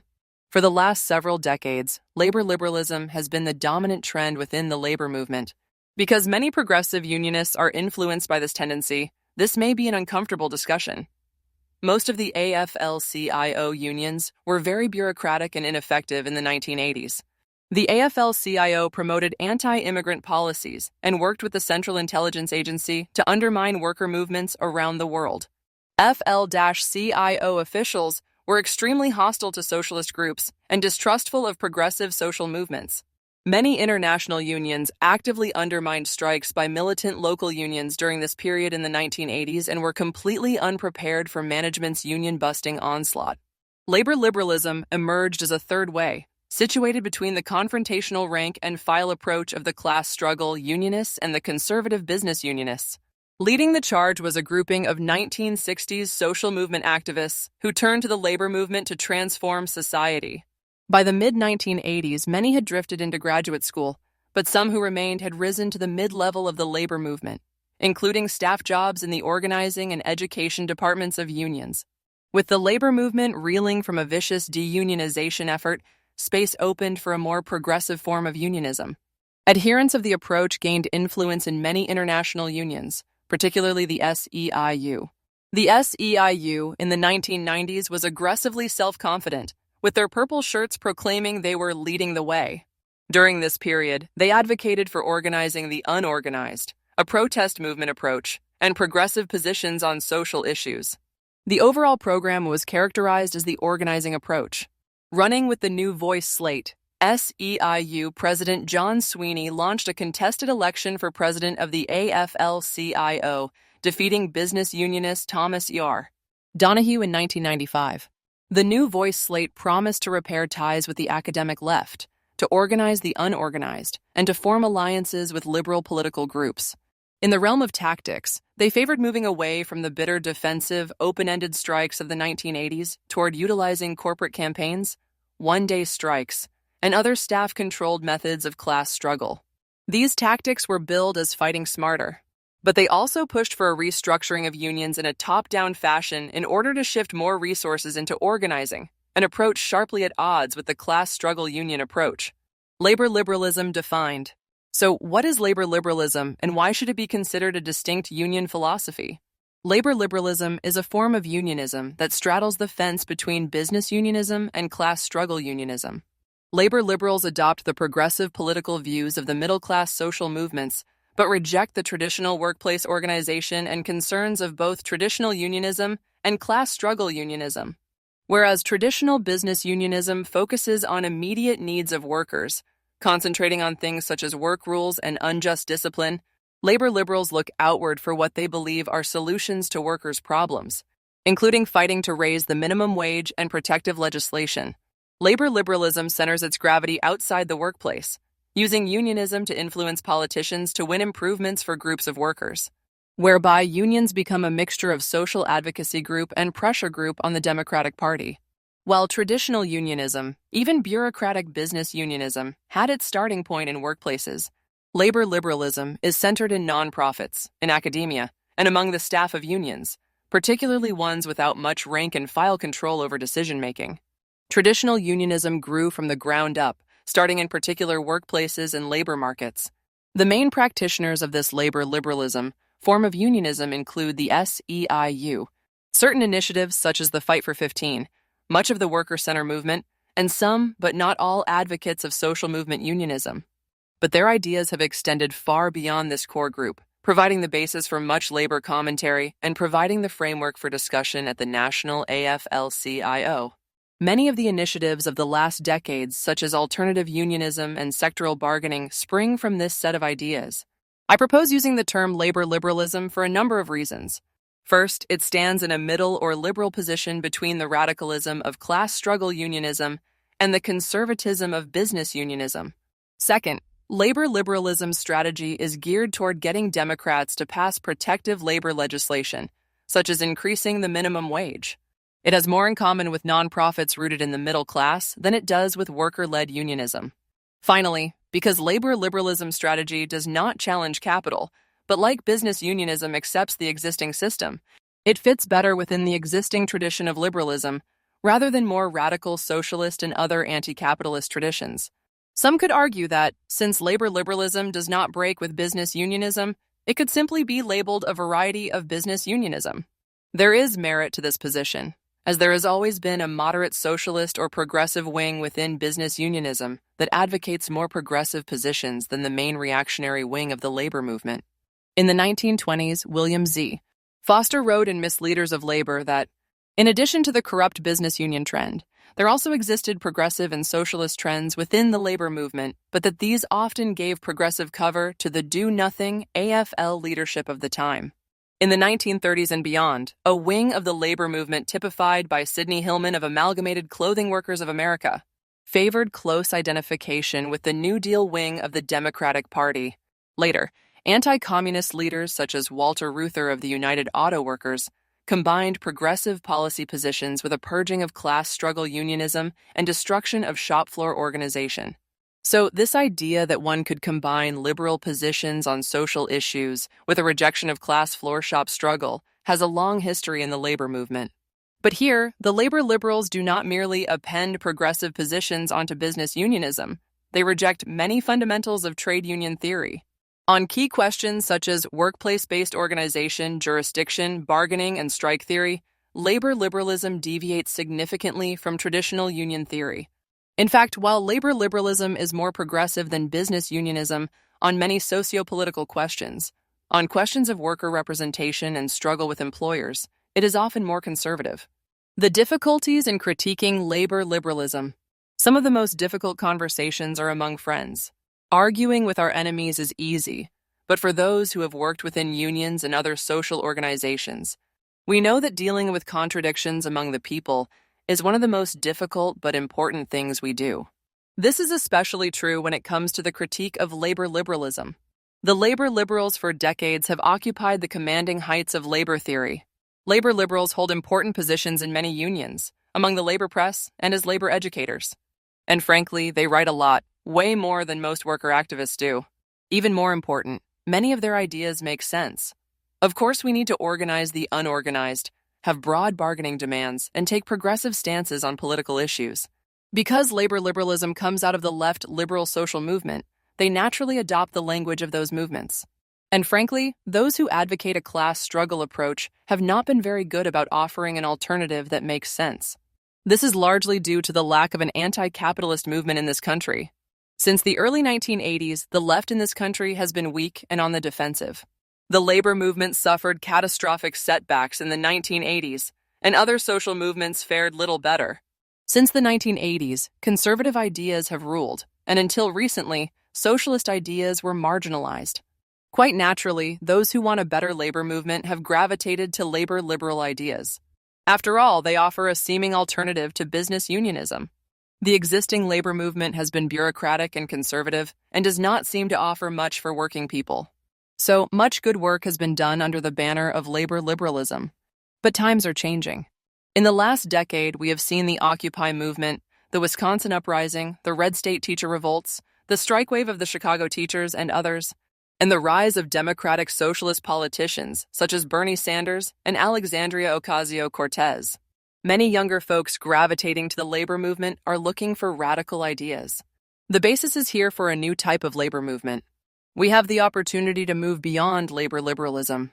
One of my favorite organizers in the labor movement, Ellen David Friedman, told me she likes to talk about theory with new activists, explaining they have a choice to pick which framework they want to adopt. It is time to choose a new framework that goes beyond labor liberalism. It has served its purpose, but we cannot move forward under its banner. The problem with labor liberalism is not necessarily what it includes, but what it does not include. Labor liberalism talks about progressive social issues and a broad approach of representing the working class. But it leaves out many aspects of class struggle unionism, such as sharp class-on-class struggle, the fight for the shop floor, union reform, and other elements. After decades of experimenting, it is clear labor liberalism is not up to the challenge that faces us. We need class struggle unionism, labor liberalism versus class struggle unionism. The AFL-CIO during the 1980s was staunchly anti-communist and hostile to traditional class struggle ideas. Those who are newer to the labor movement may be used to a certain openness to left-wing or socialist ideas nowadays, especially with the popularity of politicians such as Sanders and Ocasio-Cortez. But that was not always the case. From the 1950s to the 1980s, there was very little space for open leftists. When I entered the labor movement in the mid-1980s, the movement was fiercely anti-communist and hostile to outsiders. When I first ran for a statewide union office, one of the officers sat me down and said, "Some folks are saying you are pink." It took me a bit to realize he was saying I was a socialist. But that was the state of things back then. Perhaps for that reason, labor liberalism arose as a challenge to business unionism within a very limited framework. As Bill Fletcher and Fernando Gappison note in Solidarity Divided, rather than use potentially inflammatory terms like class struggle unionism, the proponents of the organizing model suggested the existing movement take significant, though limited, steps to promote real change. While this allowed labor liberals to gain influence in labor, it did not provide the basis for a decisive break with business unionism. In retrospect, labor liberalism was not as much of a break from business unionism as promised. Class struggle unionists value rank-and-file self-liberation, grassroots militancy, and challenges to the labor bureaucracy. But labor liberalism offered instead tightly choreographed workers' struggles, a dominant role for staff organizers, and an orientation toward passing protective labor legislation. Labor liberalism required a vilification of traditional unionism from a left liberal perspective. In doing so, labor liberalism redefined business unionism, which historically meant unionism that did not challenge the capitalist system. Instead, the concept of business unionism, popularized in the 1980s, went after only a narrow group, the racist, exclusionary right wing of labor typified by the building trades and the AFL leadership of the time. Although labor liberalism sharply critiques business unionism, the assault has been situated in middle-class progressive theory, with the critique more focused on the exclusionary nature of the AFL and their failure to organize the unorganized. A class struggle perspective would have required an attack on the labor bureaucracy and class collaborationism. Although labor liberals have critiqued right-wing business unionists, it has not been all-out warfare. In contrast, class struggle unionism and business unionism are mutually exclusive worldviews. While in times of great struggle with employers, these viewpoints can coexist temporarily. Eventually, the two worldviews come into conflict. In the 1910s, the IWW was hated by the AFL, which scabbed on IWW strikes. During the 1920s, Communist Party activists were expelled and repressed by the AFL. In the 1930s, although the CIO opened up to the left, this alliance was short-lived and filled with conflict. AFL and CIO soon declared war on class struggle unionists as part of the red baiting of the 1940s and 1950s.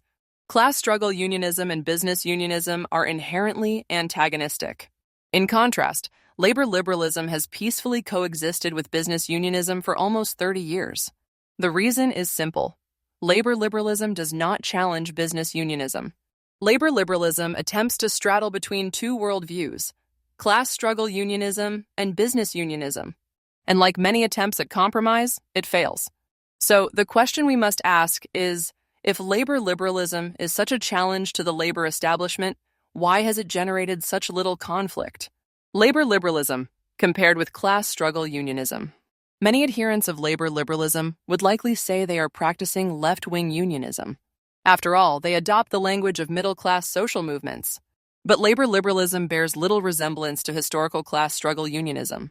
So one way to examine the philosophy is to look at how labor liberalism compares to the main features of class struggle unionism. If labor liberalism doesn't match class struggle unionism, it's not it. Sharp class struggle. In the previous chapter, we discussed that a hallmark of class struggle unionism is intense class-on-class struggle. But labor liberals hate, fear, and avoid sharp class-on-class struggle, perhaps even more so than business unionists do. Now, this can be hard to see sometimes because labor liberals love action, bold plans, and even taking on bosses. They hold rallies, conduct short strikes, wage campaigns such as the Fight for 15, and propose bold initiatives. On the surface, it appears they are militant. But their actions are carefully controlled affairs. The short-duration strikes, the public relations strikes, and the corporate campaigns. These tactics put pressure on management, but in a way that does not allow things to spiral out of labor liberals' control. Typically, a business unionist hesitates to call a strike because no one knows when it will end. Not so with one-day strikes. We all know how that will end, 24 hours later. Traditionally, strikes have been the great equalizer of power within unions and a key mechanism for class struggle unionists to push class struggle and expand their influence. This is important because, even in bureaucratic unions, strikes opened the door to transformative experiences and rank-and-file power. But labor liberals have taken the strike away from the rank and file. This is particularly true of publicity strikes, which include a small handful of fast food workers with a large contingent of union staff or supporters. As some organizers quipped, at these publicity strikes there are 20 paid staff and a handful of fired fast food workers. My point is not to trash this work, but to point out that it fundamentally differs from the intense open-ended strikes favored by class struggle unionists historically. Now, the labor liberal strategist would say they are protecting workers and preventing them from getting fired with carefully devised strategies. But for the traditional labor movement, that is why we have strike votes and strike authorization procedures. These are treated as serious affairs, but it is up to the workers to decide. What would have happened with the labor liberals in charge of the great battles of labor history? The Great New York Garment Workers' Strike of 1909 kicked off when a young immigrant, Clara Lemlich, made an impassioned speech. After listening to a speaker go on and on at Cooper Union College, Lemlich demanded action. "I have listened to all the speakers and I have no further patience for talk. I am a working girl, one of those striking against intolerable conditions. I am tired of listening to speakers who talk in generalities. What we are here for is to decide whether or not to strike. I make a motion that we go out in a general strike." Now Lemlich would not have been allowed to make such a speech with a worker center or labor liberal union. Workers are typically used as props by the labor liberals, trotted out to give scripted remarks. To revive the labor movement in the private sector will require violating labor law and sharp confrontation with the existing order. Labor liberalism is incapable of accomplishing this both because of its weak philosophy, but also because the leadership is compromised by their positions within the establishment. For both ideological and practical reasons, the liberation of the working class will require working class leadership. Because labor liberals have adopted the language and demands of progressive social movements, it has been hard for many people to see that abandonment of sharp class conflict was central to labor liberalism's project. But despite the progressive rhetoric and media events, many leaders hold a soft view on management. In the 1990s, under Andy Stern, the Service Employees International Union claimed to offer a different path forward for labor. SEU was a key player in electing John Sweeney and the New Voice leadership, which promised to rebuild ties with left social movements. But the core of their project was not class struggle. Many in the labor movement were disgusted in 2019, but not surprised when Stern joined the board of directors of a union-busting group that promotes charter schools. Even though Stern claimed to be leading the way for the labor movement in the 1990s, his union philosophy was one of labor management collaboration. Since 1918, former Seattle SEIU leader David Rolfe has been peddling a particularly noxious brand of labor capitalism. Teaming up with liberal venture capitalists, Rolfe set up a worker laboratory that sought to promote worker entrepreneurship by giving out $150,000 grants. Rather than supporting militants or rank-and-file control, the grant givers predictably favored initiatives such as creating new cell phone apps, cooperating with employers to set labor standards, and providing services. So are these examples aberrations, or are they central to the project? Labor writer Steve Early has spent years chronicling the problems with the SEIU form of unionism, including in his 2011 book, The Civil Wars in U.S. Labor. Early zeroes in on many faults with the SEIU model, including the abandonment of workplace struggle, the leading role of Harvard-educated staff, the disdain for union democracy, and the use of 1-800 numbers for processing grievances rather than a shop steward system. Early makes clear that the outcome of this philosophy is a type of unionism divorced from the workers. Ultimately, labor liberals need to be judged by the same standards as we judge business unionism. When labor liberal unions propose partnership with employers, when Restaurant Opportunities Centers United proposes a model employer framework, they are not engaged in class struggle unionism. It is class collaboration. Working class control. In Chapter 2, we discussed that a hallmark of class struggle unionism is the belief that workers need to emancipate themselves. But the core of labor liberalism is that the staff of unions and workers' centers lead the workers' movement. This represents a key difference from class struggle unionism. Labor liberals seek to save workers. Class struggle unionists seek to help workers liberate themselves. One way that non-workers assume control of the workers' movement is to pretend that class differences don't exist. Many progressive activists work as staff for unions or workers' centers or for progressive groups advocating for workers' rights. That's all good work. The problem begins when, instead of seeing themselves as assisting the workers' movement, they see themselves as the leaders of the workers' movement. This is particularly true of labor liberal unions such as the SEIU, where staff don't need to work their way up from the workplace. But the idea that you can be a unionist without roots in the labor movement is a recent development. For previous generations of middle-class leftists, going into the labor movement was crossing the class line. In the 1920s, Powers Hapgood was a Harvard graduate who attached himself to workers' struggles. His entering the labor movement was a journey to a different class. Hapgood fought for the miners' reform movement and later joined up with the CIO under John Lewis. To unionists of his time, Hapgood's class background made him stand out. During a contentious debate in 1923 between John Lewis and mine worker and union reformer John Brophy, Lewis attacked Hapgood for being from the middle class. Following in Hapgood's footsteps, Len Decaux was an upper-class British college graduate who wanted to cross the class line and join the labor movement. Calculating this would be hard to do in England with its more rigid class lines. Decaux came to the United States.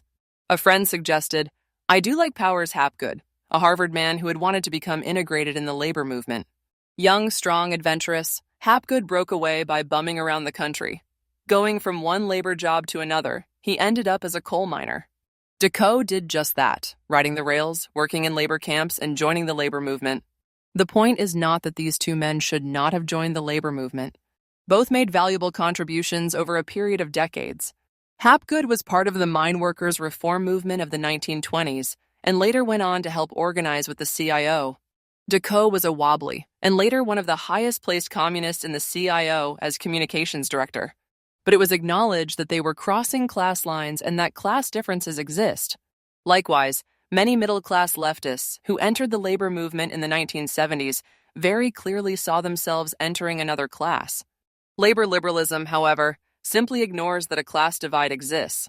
Andy Stern, who was the leader of labor liberalism as the head of the SEIU in the 1990s, explained, "I was born to white-collar, professional parents in a community where unions were rarely mentioned. I went to an Ivy League college and never held a union job until I started working as a social service worker in 1972. Once in office, Stern installed a new class of local union managers, drawn from his college-educated staff, who were personally loyal to him and lacked workplace roots. The Service Employees International Union, SEIU, demolished the smaller locals and placed workers into mega-locals embracing entire regions of the country, making it virtually impossible for workers to reform their unions. Whereas class struggle unionists were known for their commitment to union democracy, the labor liberals became known for their arrogant disregard for workers' self-representation. CU is an extreme example, but other institutions of labor liberalism have similar structures. Workers' centers are often initiated by activists from outside the communities they claim to represent. And although they may involve worker activists, they lack the formal democracy inherent in unions. The concept that workers should lead their own movement should be familiar to activists who come from other social movements, where it is well accepted that the oppressed group should provide leadership and other folks should relate as allies. Decades after the civil rights movement rebelled against the dominant role of white activists within the early civil rights organizations, many in labor still think it is acceptable for middle-class activists to assume leadership of the workers' movement. Folks who come from left social movements who would never dream of poaching in another group's experience have zero problem claiming the identity of a unionist despite no history of having held working-class jobs. The shop floor. The third principle of class struggle unionism is a belief in building struggle in the workplace. Again, labor liberals are probably less similar to class struggle unionism than business unionism is. Labor liberalism situates union efforts far from the work sites involved, which should be a problem for anyone who wants a militant workers' movement. For example, much of the Fight for 15 effort has involved a media air war utilizing publicity strikes involving few workers, rather than an approach of building shop floor committees and fighting fast food management store by store. In the 1990s, the SEIU promoted an organizing approach that said, in order to raise union density, it is necessary to restructure unions to put resources into organizing rather than representing existing members. Workplace grievances were downplayed in favor of broader objectives.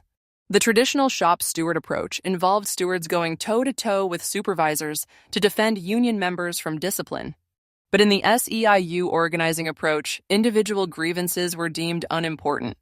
In some locals, shop stewards were replaced with a 1-800 number, where folks who had no direct experience would handle the grievances. The result was a form of unionism that was even more dismissive of workplace concerns than the business union model it claimed to replace. Likewise, the worker center model does not focus on building organization on the shop floor. Workers' centers often focus on legal remedies such as fighting unpaid wages. Relying on publicity strikes, these workers' centers attempt to pass protective labor legislation such as $15 an hour minimum wage or improving laws against wage theft. Unlike traditional unionism, workers' centers are not based in particular work sites, nor do they seek to organize particular shops. Now, my point isn't to knock this work, but these forms of activism are not unionism. We have previously discussed how class struggle unionists favor shop floor struggle and organization. But even traditional business unionism, however bureaucratic, favored a shop union structure. Most unions have shop stewards, negotiate over workplace issues, and have a structure that at some level allows for input of workers. Unionism should flow upward from the shop floor. Traditional union theory holds that workers should elect their own leaders, formulate their bargaining demands, and pick their strike issues. The reason is because the workers alone know what matters to themselves. It also means that workers should decide for themselves who should go on strike. We routinely hear calls for strikes of entire industries by foundation-funded nonprofits that do not represent more than a handful of workers in an industry. Traditional unionism had elaborate procedures for calling strikes and boycotts, including votes of the workers involved as well as authorization from other parts of the labor movement who would be bound to support the actions. While this can be dismissed as bureaucracy, and it often became that, the purpose was to ensure the workers losing pay or risking their jobs on a solidarity strike got a say in their livelihoods and futures.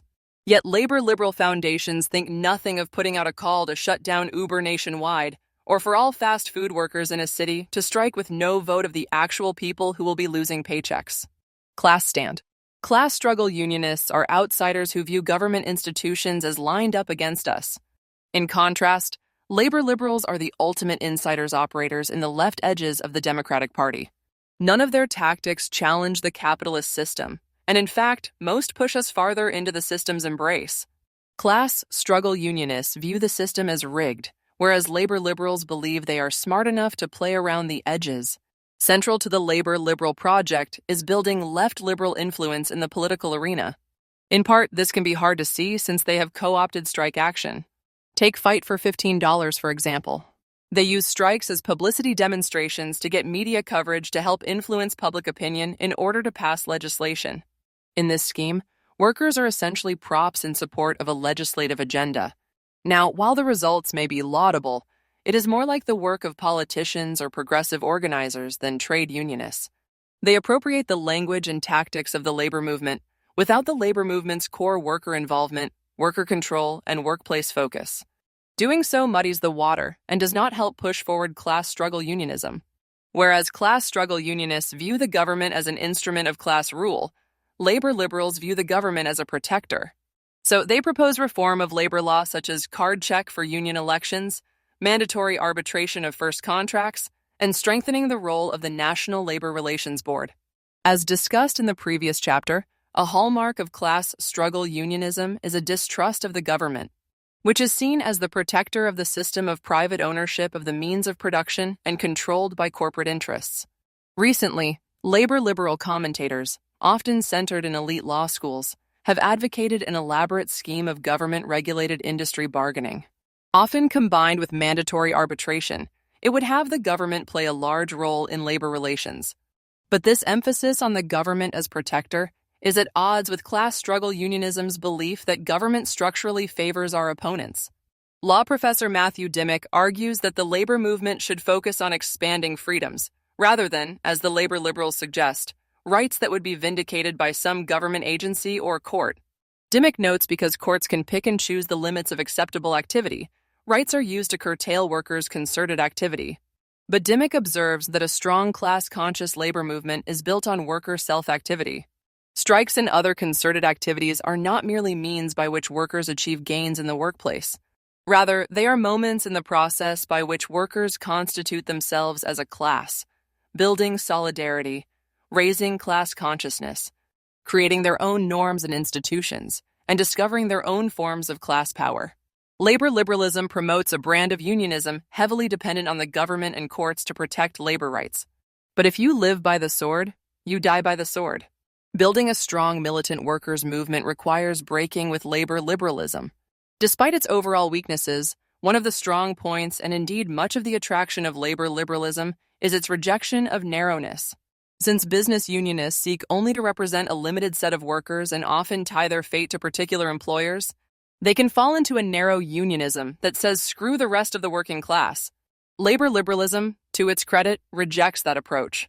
But it often does so more from the perspective of middle-class social movements than from a unionism rooted in the workers' movement.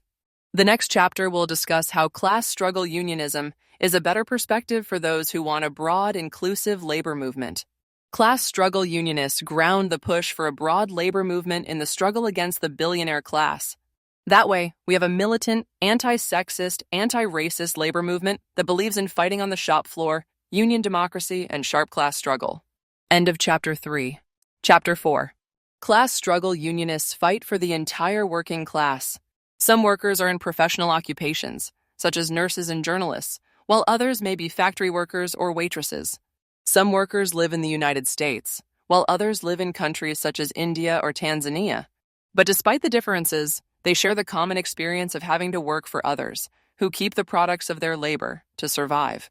For that reason, class struggle unionists have long fought against racism and sexism in the labor movement and society at large, rejected the pro-corporate foreign policy of the U.S. government, and fought for class-wide policies and politics.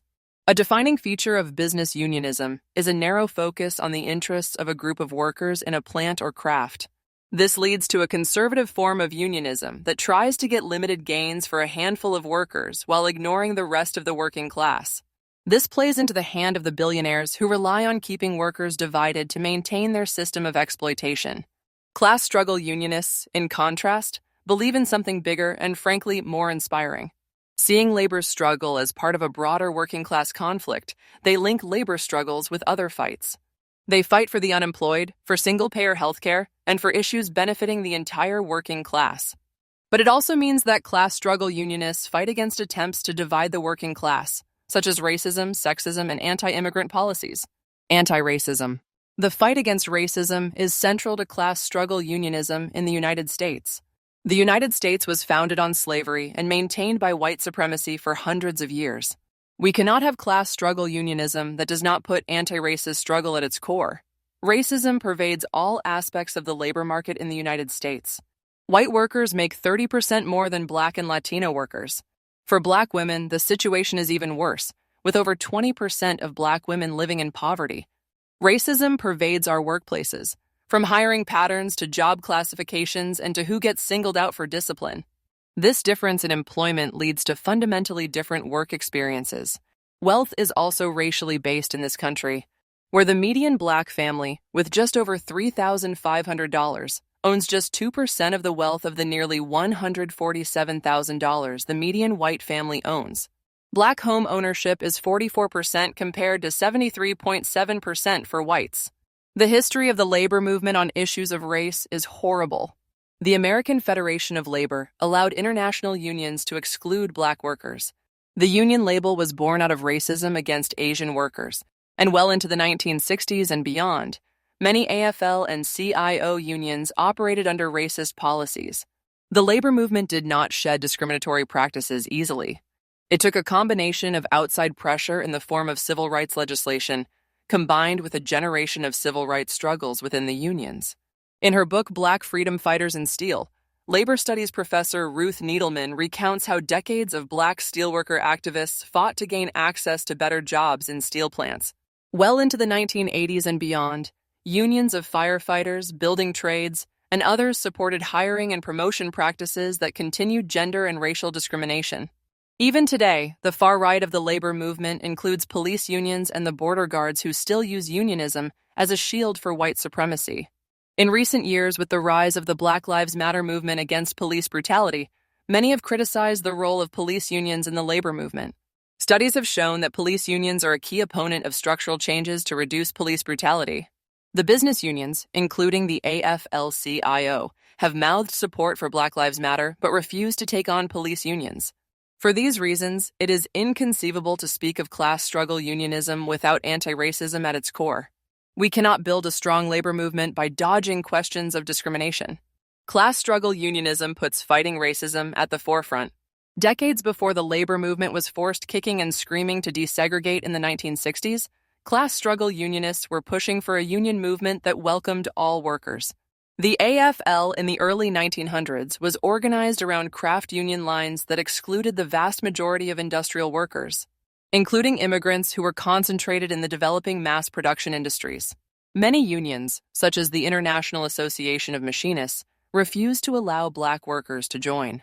And where African American workers did join unions, they were confined to the worst, lower-paying jobs. In the early 1900s, the industrial workers of the world developed in large part due to the racist and exclusionary practices of the American Federation of Labor. The IWW opened its doors to all workers and offered a different path for the labor movement on race. The IWW even attempted to establish interracial unionism in the Deep South, while at the time the AFL unions were mired in white supremacy. In Philadelphia in the early 1920s, the IWW established an interracial local that for over a decade was able to maintain control of the Philadelphia docks on a class struggle union basis. Anti-racism and representing the entire working class was a hallmark of class struggle unions. The left-led unions with strong influence from the Communist Party, from the 1930s through the 1950s, stood out for their strong anti-racist practice. Robin Kelly's now classic Hammer and Hoe tells the history of the Communist Party in Alabama during the 1930s, where, fighting incredible repression, these activists sought to organize Southern African American tenant workers. As discussed later in this chapter, their anti-racism allowed them to build a powerful labor movement in the Deep South. This commitment to interracial unity helps explain the CIO's ability to organize industries such as meatpacking and auto. Rejecting segregation, the activists adopted a form of interracial unionism that did not paper over race issues. The meatpackers had long kept out unionization by dividing the groups by race. This racial division of the workforce not only harmed generations of black workers, but it also undermined the struggle for unionism. During the packing house strikes of the early 1900s, employers consciously sought to pit black workers and white workers against each other. They provided white workers with access to higher-paying jobs and better communities in order to divide the workers. But in the 1930s, the Communist Party helped organize meatpacking by taking on race issues directly. First, in the mid-1930s, a core alliance of union militants took shape. The nucleus was comprised of three major groups: communists who were relatively new to the industry, skilled veterans of earlier organizing campaigns, and black activists who had been in the plant since the late 1910s and early 1920s. After their successful organizing, the unions continued to make anti-racism central to their unionism. During World War II, they used their newly acquired power to attack remaining manifestations of in-plant discrimination, such as hiring bars, restrictions on promotion, and the existence of lily-well departments. With a strong base in the workplace, the union was able to expand into a community force on race issues. The Communist Party labor activists won the confidence of black activists in meatpacking, due in large part to the party's strong record fighting the Jim Crow terror in the South. During the 1930s, the party prioritized the struggle against racism, working to fight issues such as the white supremacist terrorism used to prop up the system of racial exploitation in the South. At the core of white supremacist terror were both judicial violence and extrajudicial violence in the form of lynching.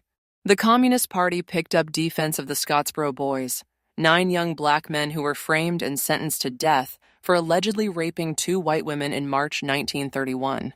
The case garnered international attention due to the work of party members. The work included creating massive rallies in United States cities and support groups in Europe, and it reversed the poles of criminalization, turning young black men and young working-class white women into victims and the state into the criminal. This work in the community tied into multiracial organizing in the Deep South, including incredible work of organizing black sharecroppers and later steelworkers in Birmingham. Unlike the AFL's policy of capitulating to Southern racism, class struggle unionists understood that building multiracial working-class solidarity meant directly confronting white supremacy. This strong anti-racist unionism helped propel forward a generation of African American union leaders through their work in class struggle unions. Leaders such as Ferdinand Smith of the National Maritime Union played a major role in the burgeoning civil rights movement, bringing black working-class voices to a movement long dominated by black professionals. The key point here is anti-racism was not an afterthought or slogan, but central to the class struggle unions' identities. One of the strengths of the class struggle, anti-racism of the Communist Party in the 1930s was they saw class and race as the key forces capable of changing society. In previous chapters, we discussed how class oppression is only one of the types of oppression in society, and that others include race, gender, and immigrant status. But race and gender cut across class lines, meaning one can be a small business owner and be discriminated against in access to credit because you are black or female. The working class is where race, gender, and class intersect in society.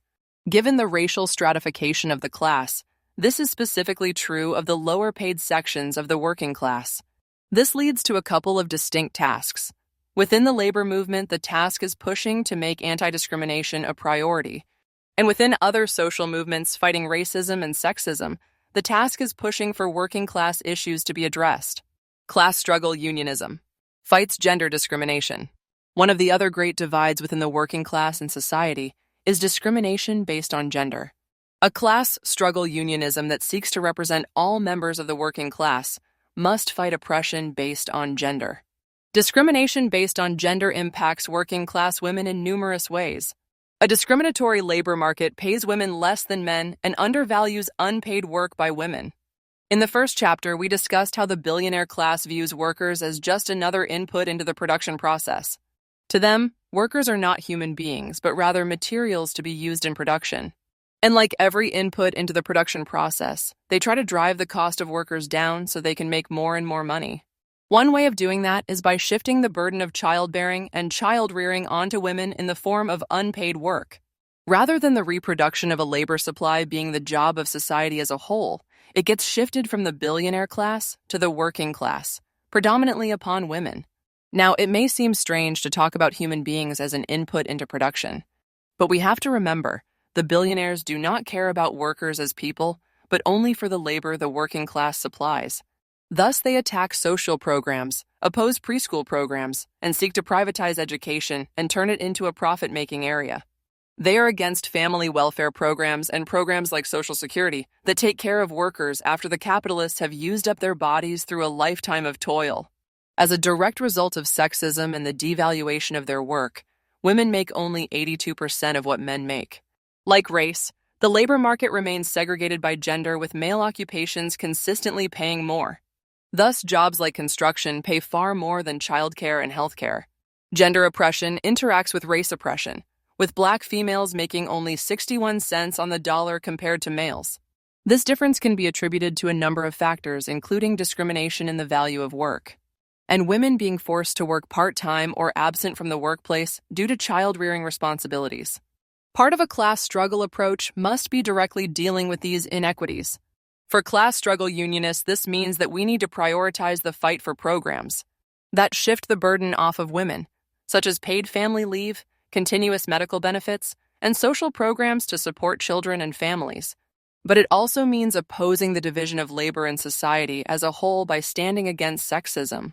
Merely focusing on narrow bargaining demands does not work if the society as a whole remains unequal. Class struggle unionism is true social unionism. Many progressive unionists identify as social unionists or social justice unionists.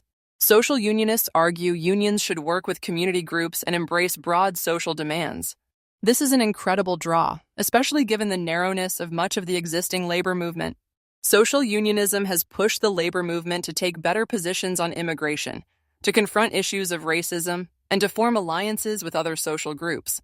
For public employees, social unionism leads to a form of unionism that emphasizes ties to the community. All of that is good stuff as far as it goes. Social unionism first gained popularity in the United States in the mid-1990s, based off the experience of unionists who built a powerful labor movement in countries such as Brazil, South Africa, and the Philippines. These struggles were characterized by a high level of workplace militancy and an approach that emphasized fighting for the whole working class. In the framework of this book, that perspective would fit squarely into the class struggle outlook. However, social unionism deviates significantly from its roots in militant Third World unionism. Within the broad tent of social unionism are staff-driven projects that form alliances with nonprofits and foundation-funded workers' centers that look to the Democratic Party. But the term social unionism is also used to describe efforts with widely varying approaches, encompassing solid class struggle unions such as the Chicago Teachers Union. Some commentators have attempted to distinguish between true social unionism and top-down social unionism, promoting terms such as corporate social unionism or social unionism from above. The problem is, it is hard to see any of those distinctions gaining traction. For these reasons, we should reject the term social unionism to describe our framework. The problem with the term social unionism is not what it includes. We should all agree that a broad class-based approach is good, but what it fails to include. As a framework, it misses sharp class on class struggle, connection to the workplace, union reform, and the like. Yet those are hallmarks of most of the actual activists who employ the framework, such as teachers in cities such as Los Angeles, Chicago, and elsewhere. Class struggle unionism is a better term to describe this work as it has all of the strengths of social unionism and none of the baggage. Class struggle unionism captures all the positive elements of the social unionist approach, but adds in a member-driven, uncompromising unionism. Another way to think about this is all class struggle unionists are social unionists, but not all social unionists are class struggle unionists. Class struggle internationalism. Capitalism is a global system reaching into every corner of the globe, transforming economies and subordinating entire nations to the needs of capital. At the top of the heap is a handful of billionaires.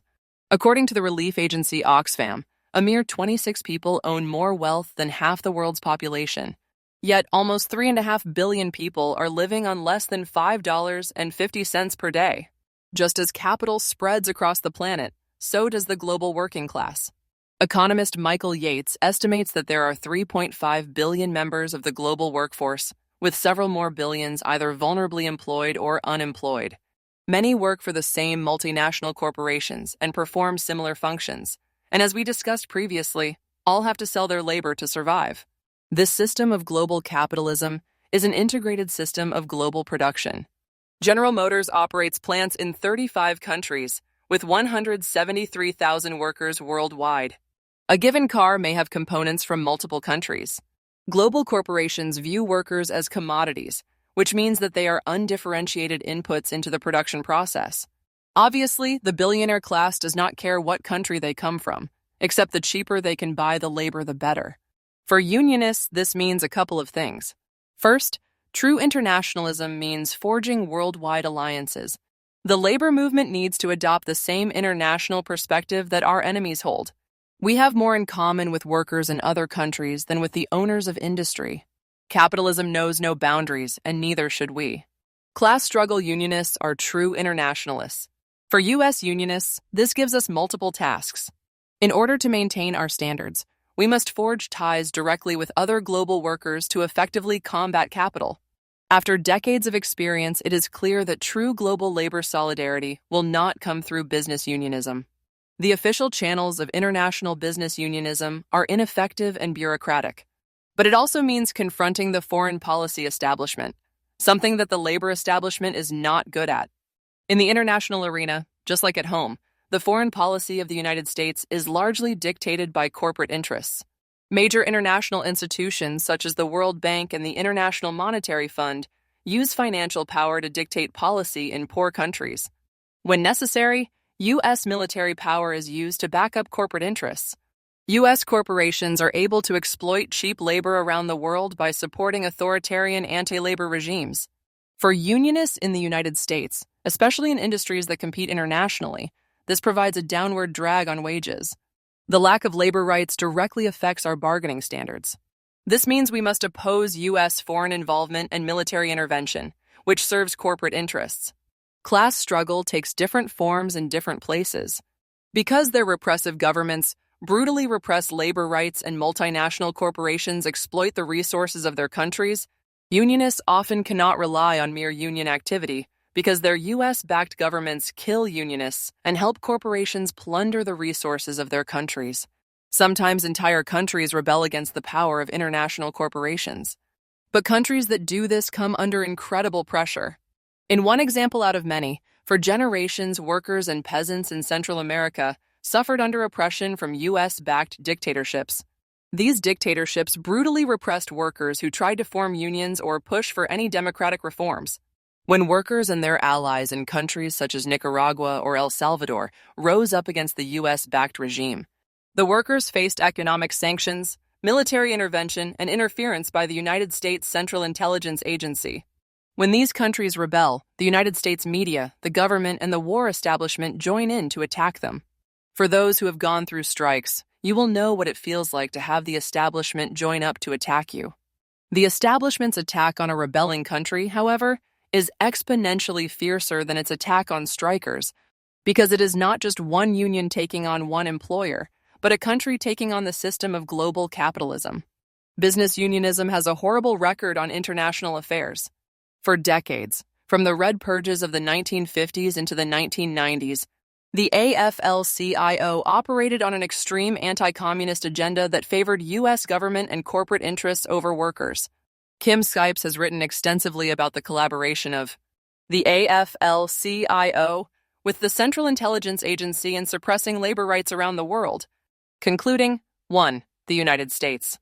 Government has seen labor's foreign policy program as an important tool to keep workers around the world generally immobilized, a key project in trying to maintain stability within countries of the United States. Empire. And 2. The foreign policy leaders of the AFL-CIO recognize their importance to maintaining the United States. Empire. Both acquiescing in the foreign policy program's use, and whenever possible, actively participating in the process of maintaining the United States. Empire. As Skypes notes, the AFL-CIO leadership to this day has not come clean about its role in undermining labor rights around the world. During the 1980s, the United States government waged a war against left-wing governments in Central America. While the American Federation of Labor and Congress of Industrial Organizations supported the United States government, many class struggle unionists in the 1980s bucked official American Federation of Labor and Congress of Industrial Organizations policy to back the rebels and oppose United States intervention in El Salvador and Nicaragua. When John Sweeney and the New Voice leadership took over the AFL-CIO in the mid-1990s, they changed the name of the AFL-CIO's government-funded organizations to the Solidarity Center.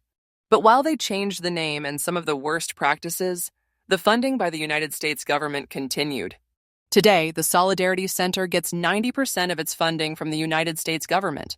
One of the unanswered questions is, how can the United States government, including the anti-union Trump administration, be funding pro-worker operations? U.S. corporations have shown no regard for American workers. By shifting jobs overseas, supporting union-busting regimes, engaging in wars to support corporate America, and more. But in international affairs, corporations and the government demand absolute loyalty from business unions. And they typically get it. For this reason, one of the dividing lines within the labor movement has been international affairs. When class struggle unionists have stood for internationalism, they have faced heavy reprisal. During World War I, even though by many accounts the IWW tried to keep its nose down and focus on economic demands, they were ruthlessly repressed. Socialist Party leader and unionist Eugene Debs spent years in jail. running for president from his jail cell and getting nearly 1 million votes.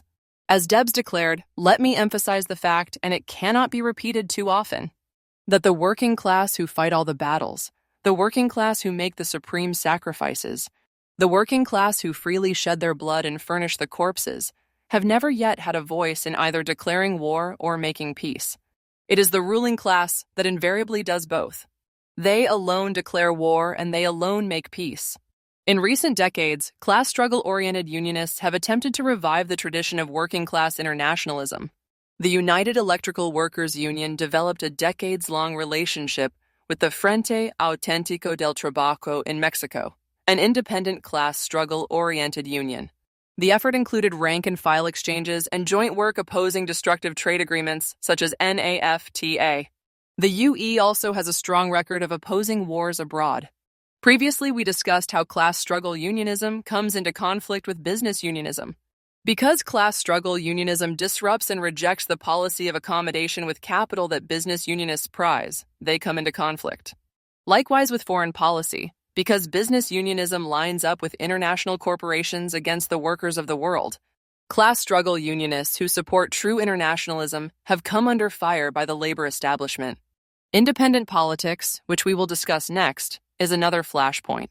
The struggle for immigrant rights. The domination and disruption of economies by United States corporations displaces millions of workers in poor countries in Latin America, Africa, and Asia.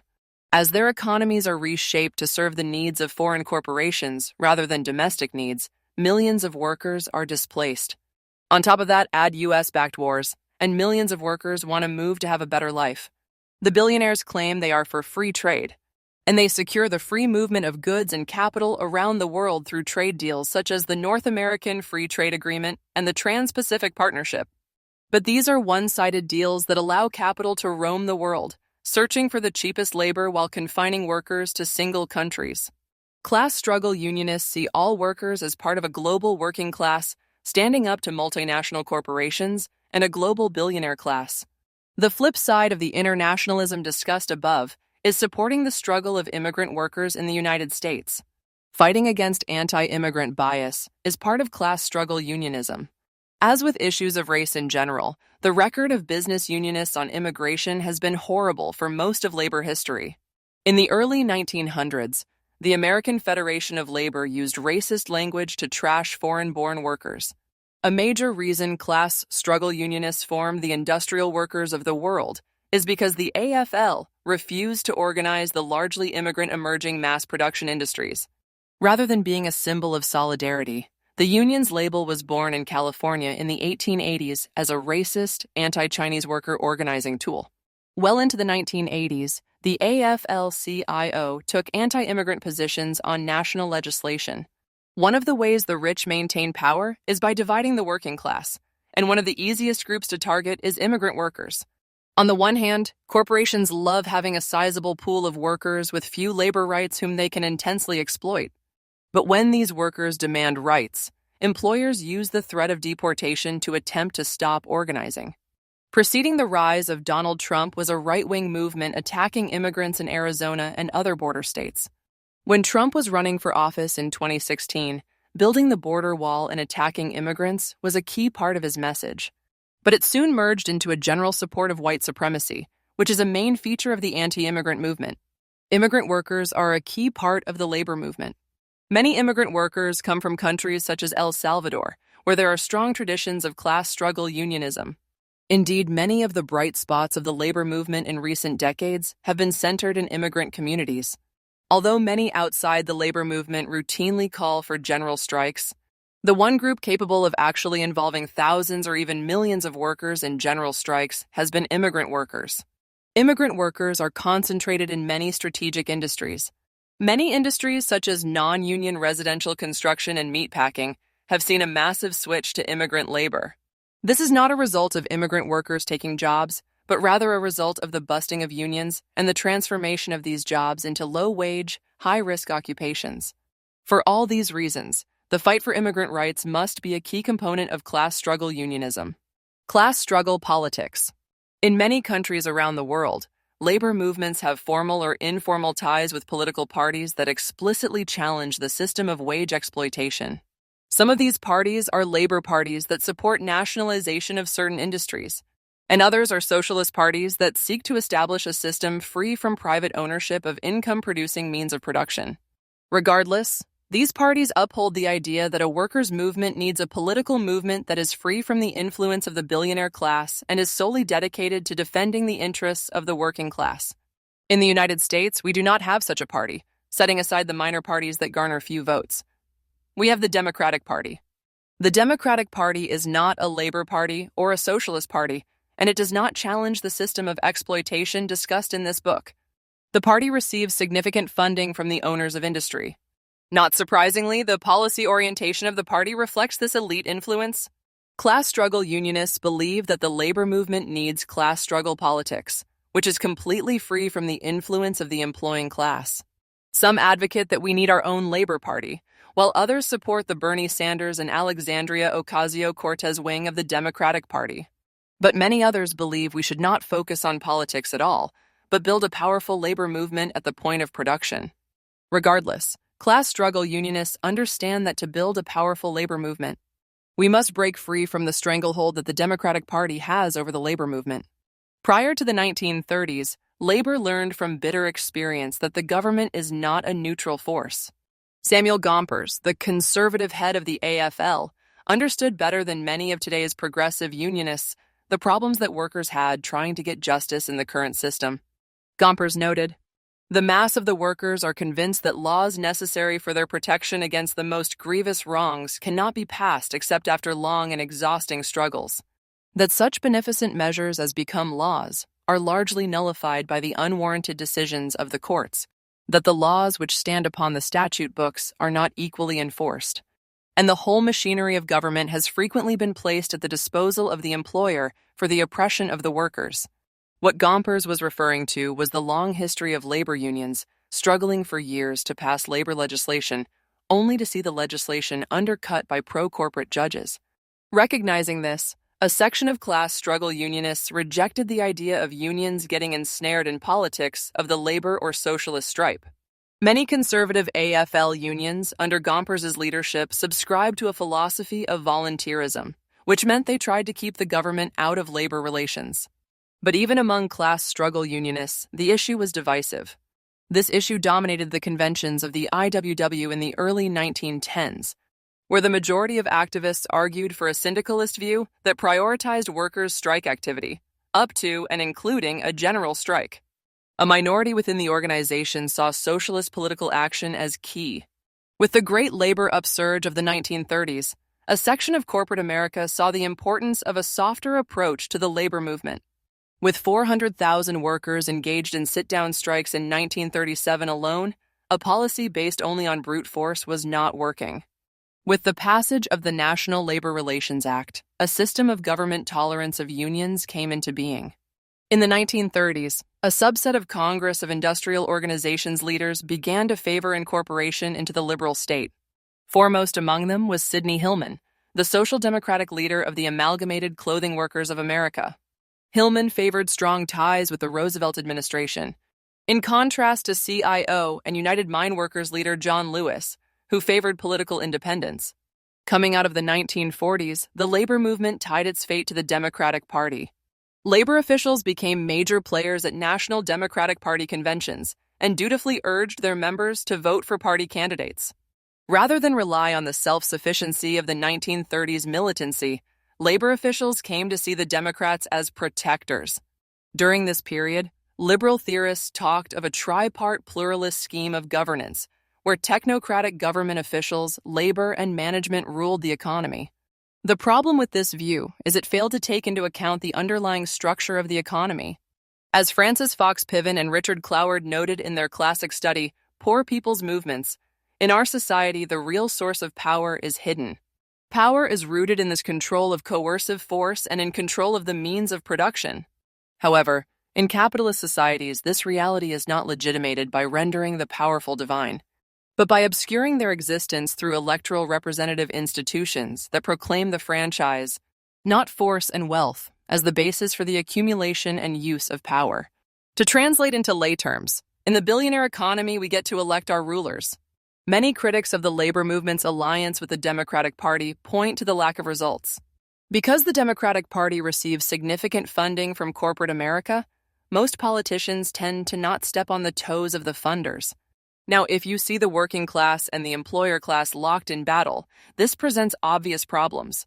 This elite influence and funding of the Democrats, not surprisingly, pays dividends for the billionaire class.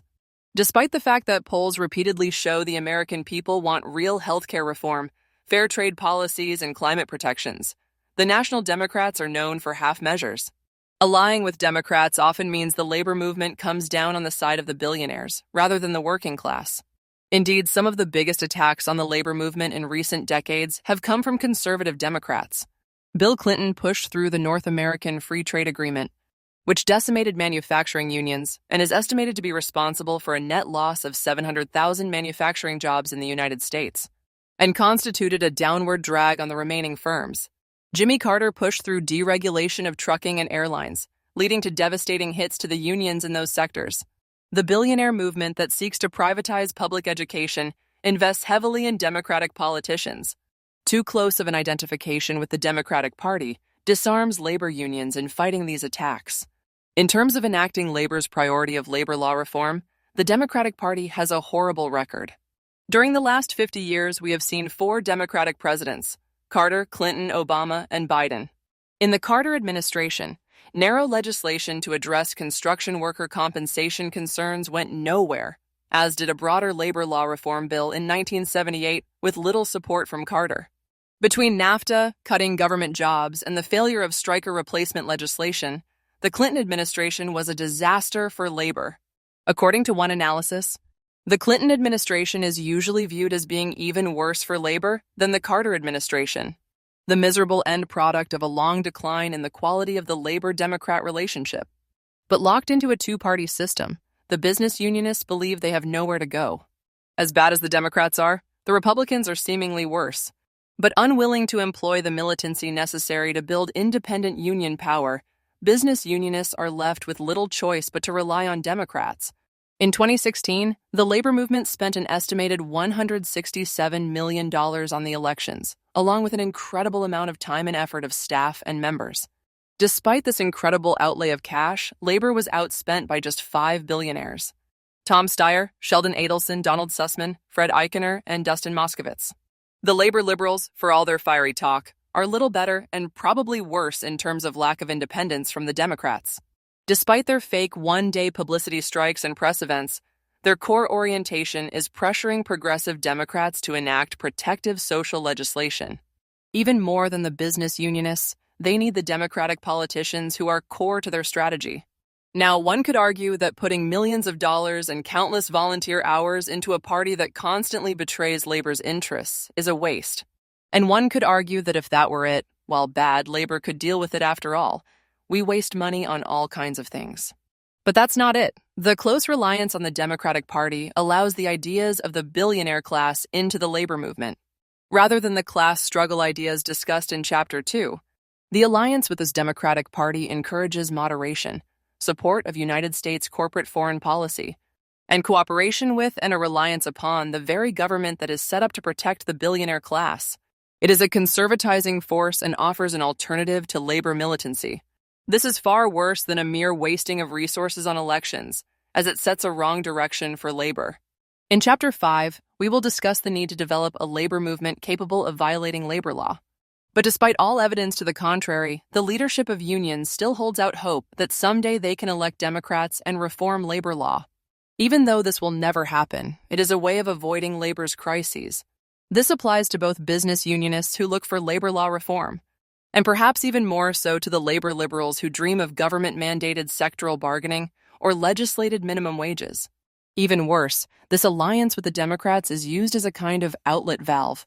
When sharp struggle flares up, the business unionists are frequently caught off guard and are not in control. Typically, they try to divert struggles back into the safe haven of electoral politics. This was certainly the case with the Wisconsin uprising when week after week thousands of Wisconsinites showed up at the state capitol. The uprising against Republican Governor Scott Walker's law gutting public employee bargaining in the state. drew hundreds of thousands of rank-and-file union members to surround the state capitol for weeks, while thousands occupied the Capitol Rotunda. It was one of the more inspirational union events of the past decade. Union leaders were caught off guard, but as the struggle subsided, they pushed members to simply focus on recalling Walker and electing Democrats rather than expanding the struggle. Likewise, in the wake of the Red State teacher revolts, the national unions attempted to get striking teachers to put their effort into electing Democrats. End of Chapter 4. Chapter 5. Class Struggle Tactics. A strong labor movement requires tactics capable of winning strikes, securing gains for workers, and bringing management to their knees. In the absence of winning tactics, we can talk tough and go for a strident social unionism, but we will be forced to make the same compromises as the business unionists. The starting point of a discussion of tactics is recognizing how grim the situation is for unions today. The labor movement represents only 6 out of 100 workers in the private sector, and there are no signs that will change anytime soon. Entire industries, once union strongholds such as trucking, are largely non-union. There is no realistic prospect of reorganizing these industries. Although in recent years we have seen an increase in strike levels, they are mainly concentrated in the public sector and low by historical standards. While it is a welcome development, it does not signal a revival of the labor movement.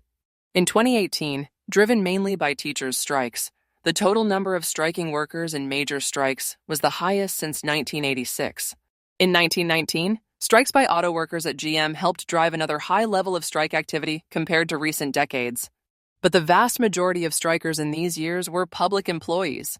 While public sector strikes are very important, they don't face permanent replacement of striking workers. Have the advantage of being able to pressure public officials who have a level of accountability that private corporations lack in the United States.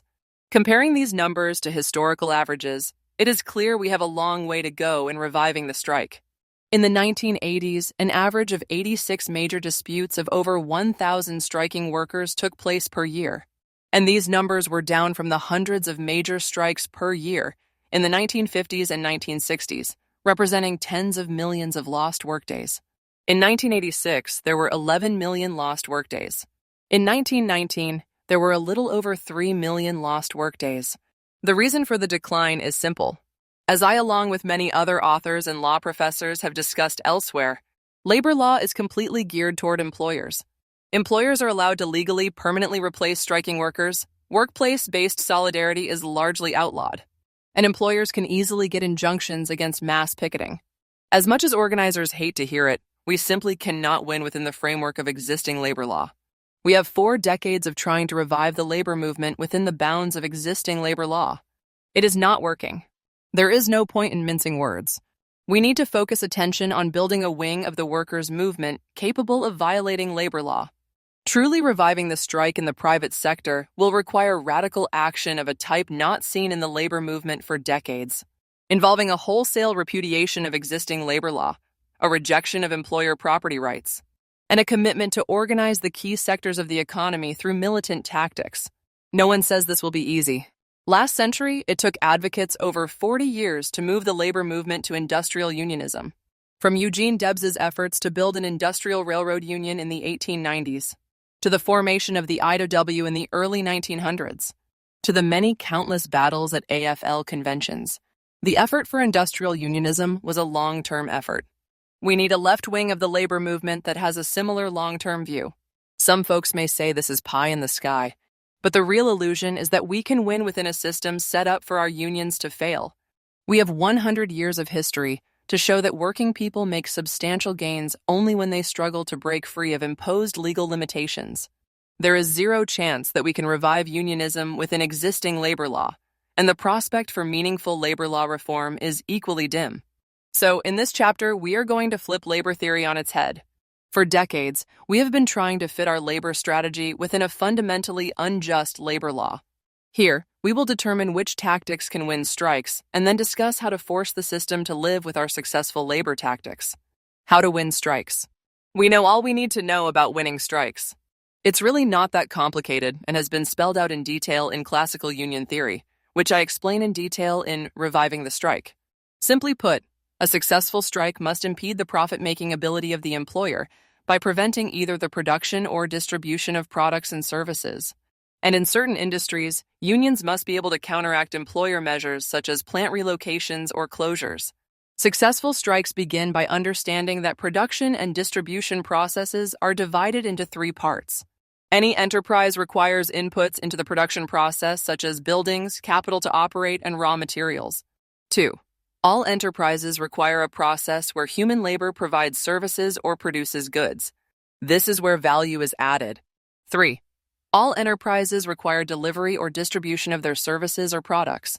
An effective strike impacts one or more of these categories, thus preventing the employer from making a profit. It's really that simple. Additionally, labor strategy must include tactics of solidarity capable of producing industry-wide agreements, preventing the employer from closing down the plant or shifting production to a non-union area, and preventing the undercutting of union wages by non-union competitors. As discussed previously, in an era of international commerce, such a strategy must be internationalist in nature. These considerations have all been spelled out in detail in classical union theory, and were once considered commonplace among both labor activists and theorists. It is important to note that the strike strategies for public and private sector are fundamentally different. I have discussed this issue in detail in my book Strike Back, but public employee strikes are fundamentally political. The points above primarily relate to private sector strikes, which must stop production or otherwise economically impact an employer. Stopping the input of goods or services. In order to run the enterprise, the employer needs various inputs into the production process. This could be raw materials, human labor, plants and facilities, or capital to purchase all of the above. If the right combination of these inputs is cut off, the enterprise cannot function, the employer cannot make a profit, and the strike can be won. Now, depending on the input, there are a limited number of ways to prevent the employer from obtaining the necessary materials or input. Mass picketing to physically block supplies from going into a plant. For example, blocking railroad tracks to stop a shipment of coal into a plant. Getting truck drivers to honor picket lines, not in the limited way of today, but by completely stopping the delivery of goods. Striking or blockading related businesses that supply the employer. Cutting off capital to operate, which would require using secondary strikes or boycotts to go after banks and other funders. The point here is to cut off the lifeblood of the business. 2. Stopping the work process. This category of tactics involves preventing production. In the old days, one could simply withdraw skilled labor or could convince replacement workers not to scab. But for the most part, preventing labor required blocking scabs from entering the workplace or, alternatively, occupying it. Alternatively, workers could strike on the job or conduct quickie strikes in which they did not cede control of the workplace. The goal of these tactics is to stop the employer from operating the workplace.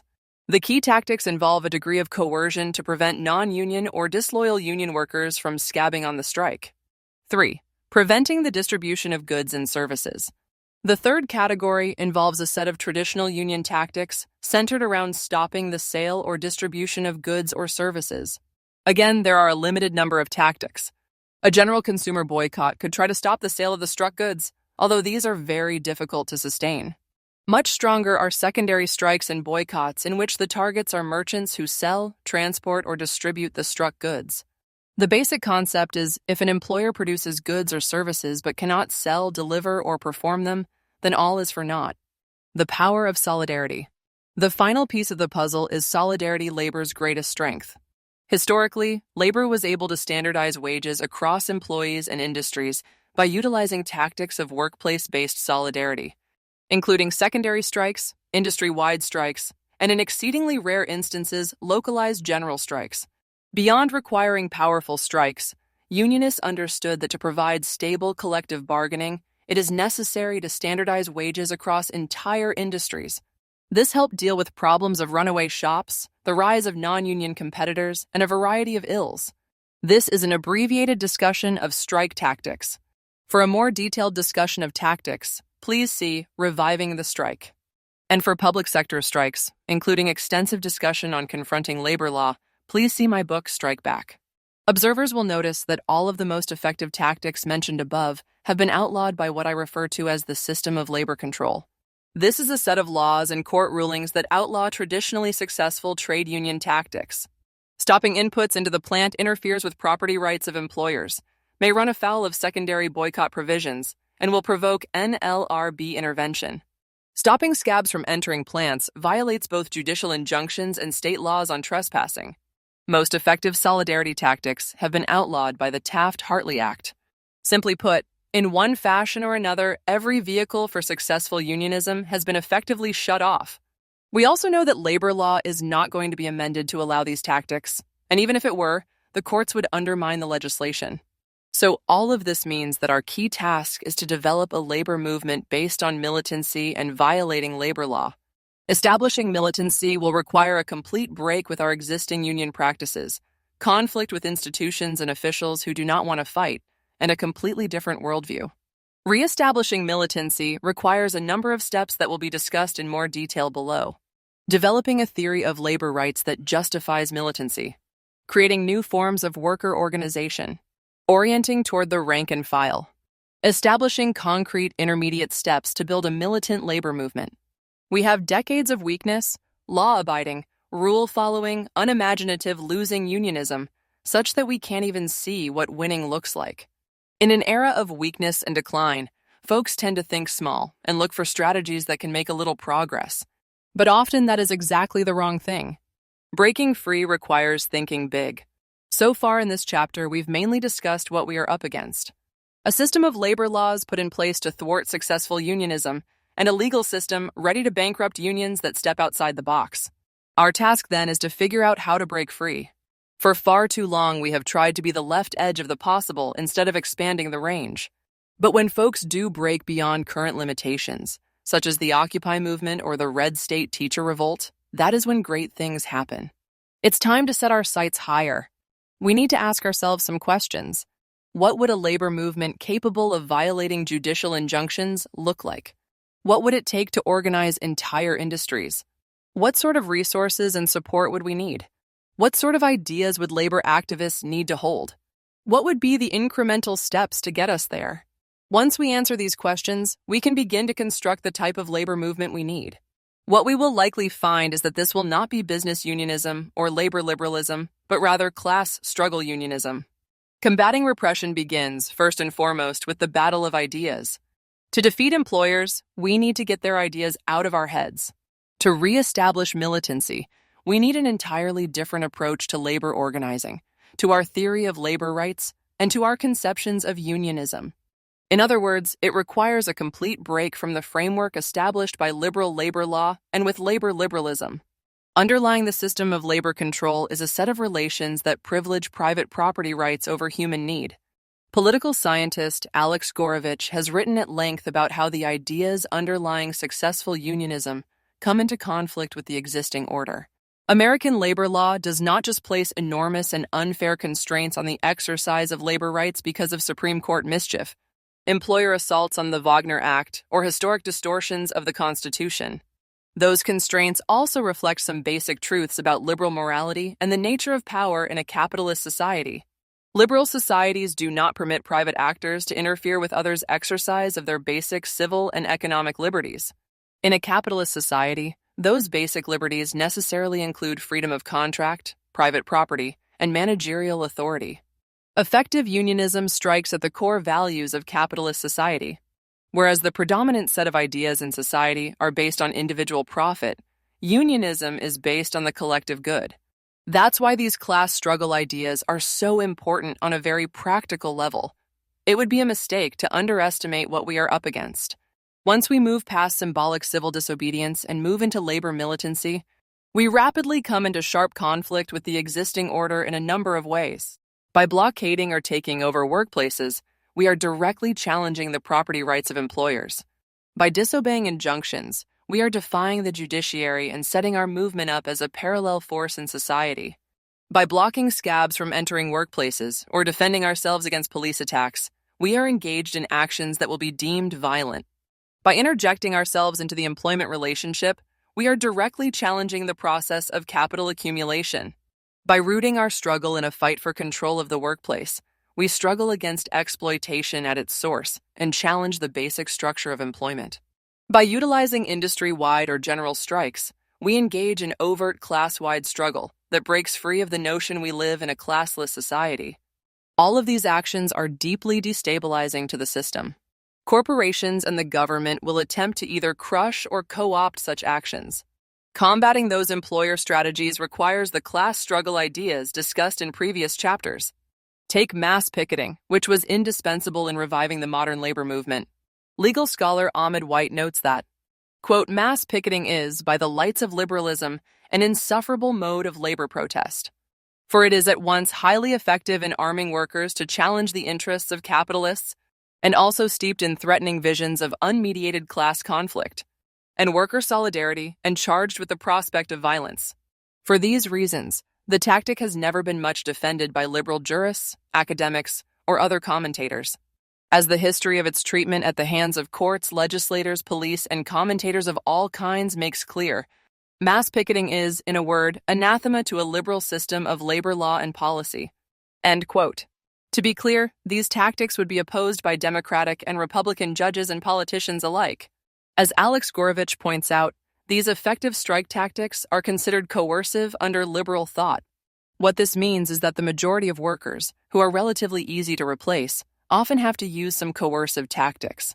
If they want to go on strike with some reasonable chance of success, these tactics either prevent managers from hiring replacements, prevent replacements from taking struck jobs, or otherwise prevent work from getting done. The classic coercive tactics are sit-downs and mass pickets. This sets up an irreconcilable conflict between liberal labor theory and militancy. After all, what gives us the right to coerce others? This is exactly why we need a class struggle ideology.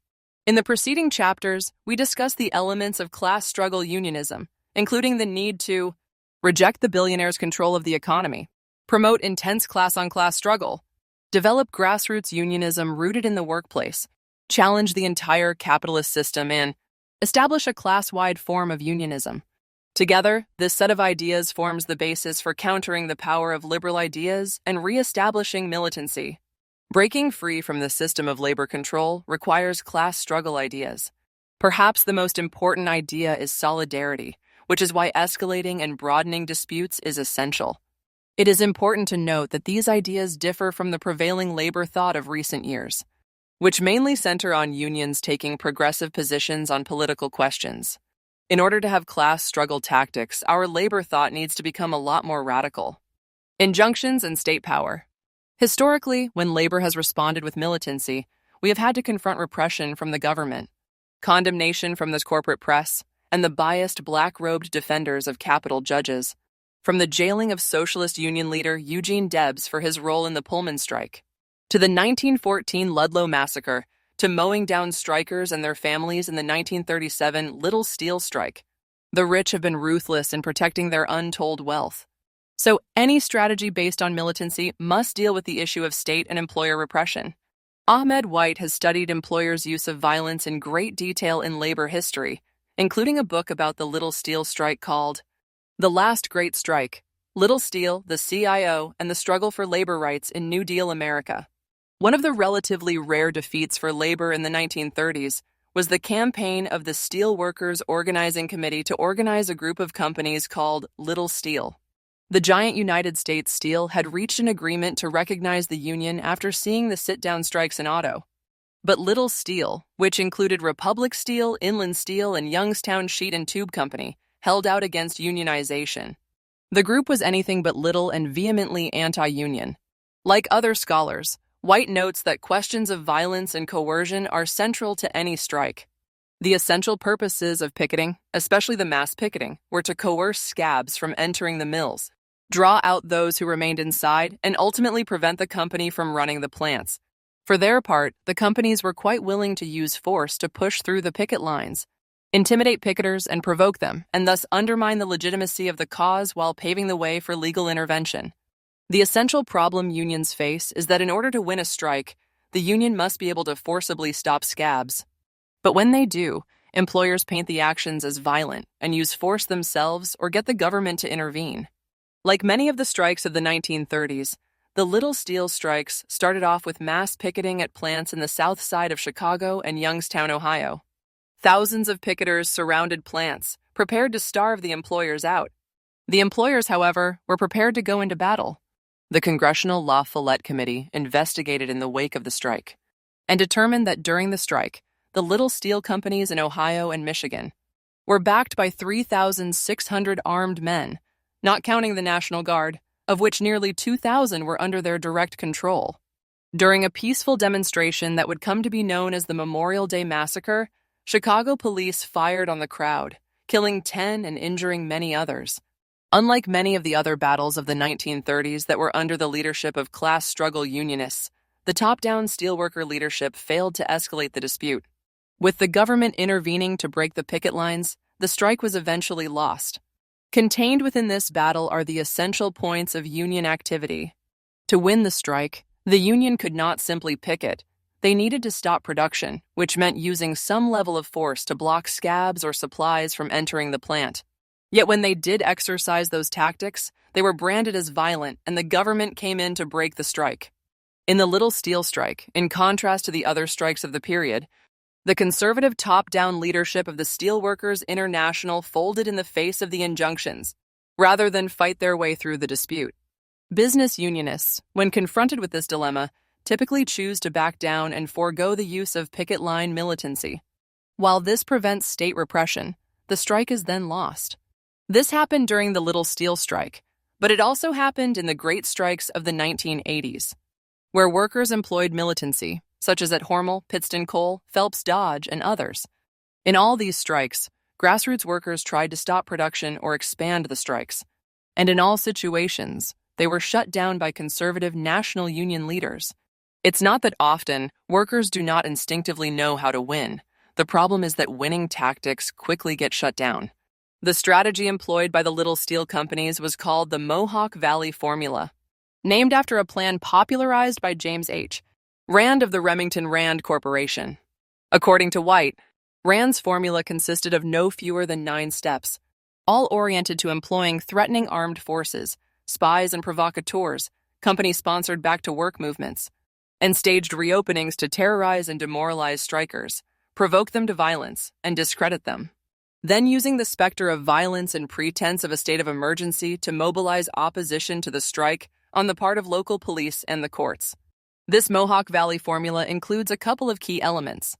The first is a highly ideological propaganda element geared up to paint the union as violent outside agitators and demoralize the strikers. The second is to legitimize the use of force against strikes in order to restore law and order. This seems to put unions in a no-win situation. If we do nothing, the employer will win the strike because production will continue. If we engage in militancy, the employer will get an injunction and stop the strike. Unions must reject this false choice and change the storyline. Employers today have things a lot simpler. During the 1930s, they needed to set the unions up before they could get the state to intervene. 80 years of union weakness have atrophied our movement and emboldened employers and judges.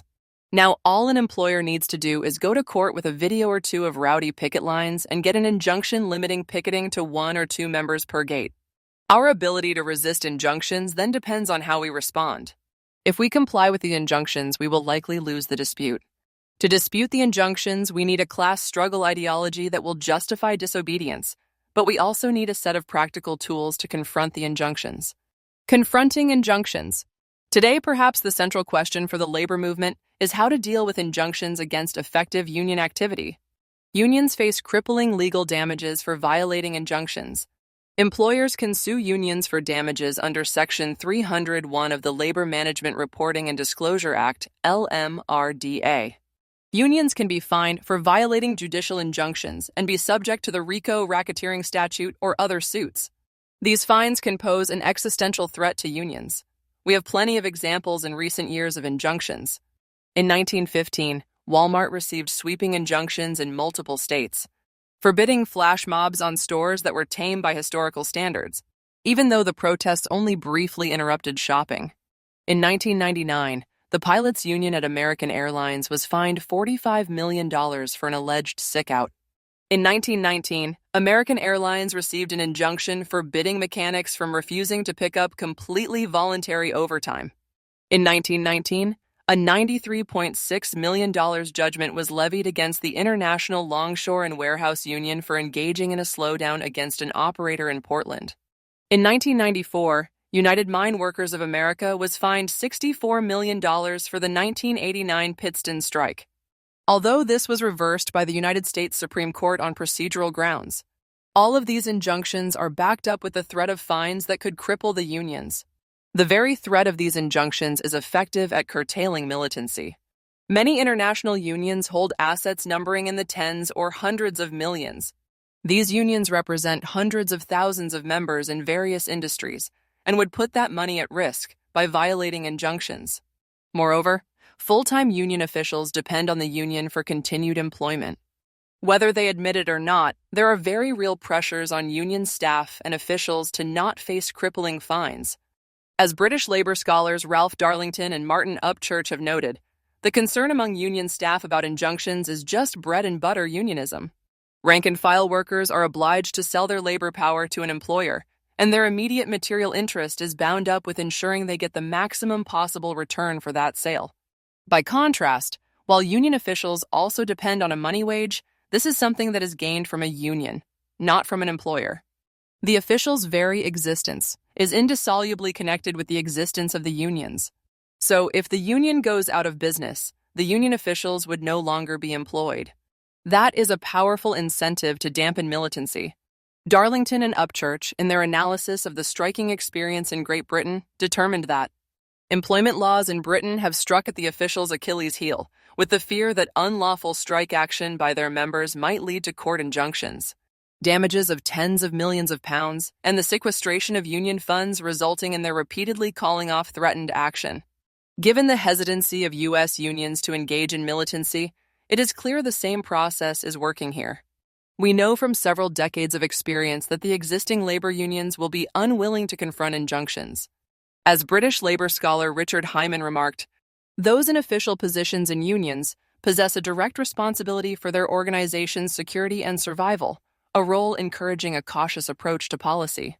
In particular, this is likely to induce resistance to objectives or forms of actions which unduly antagonize employers or the state, and thus risk violent confrontation.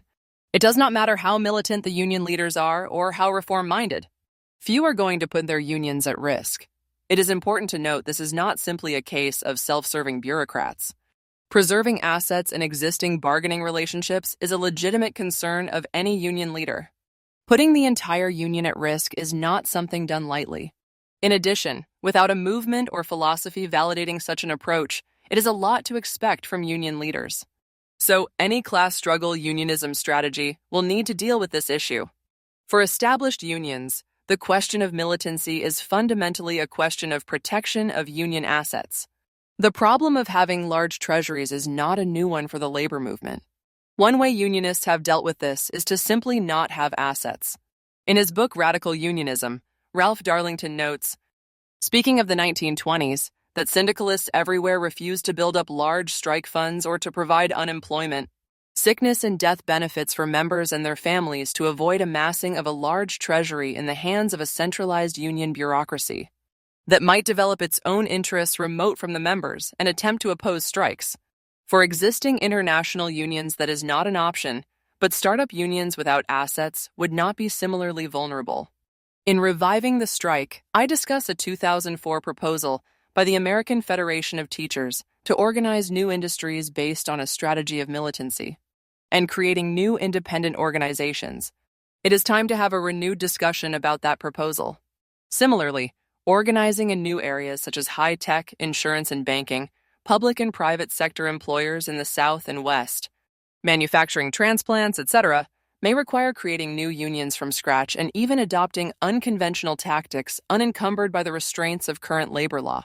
Existing unions have much to risk and lose through the purposeful violation of Taft-Hartley, secondary boycotts and shutdowns, sit-down strikes, etc.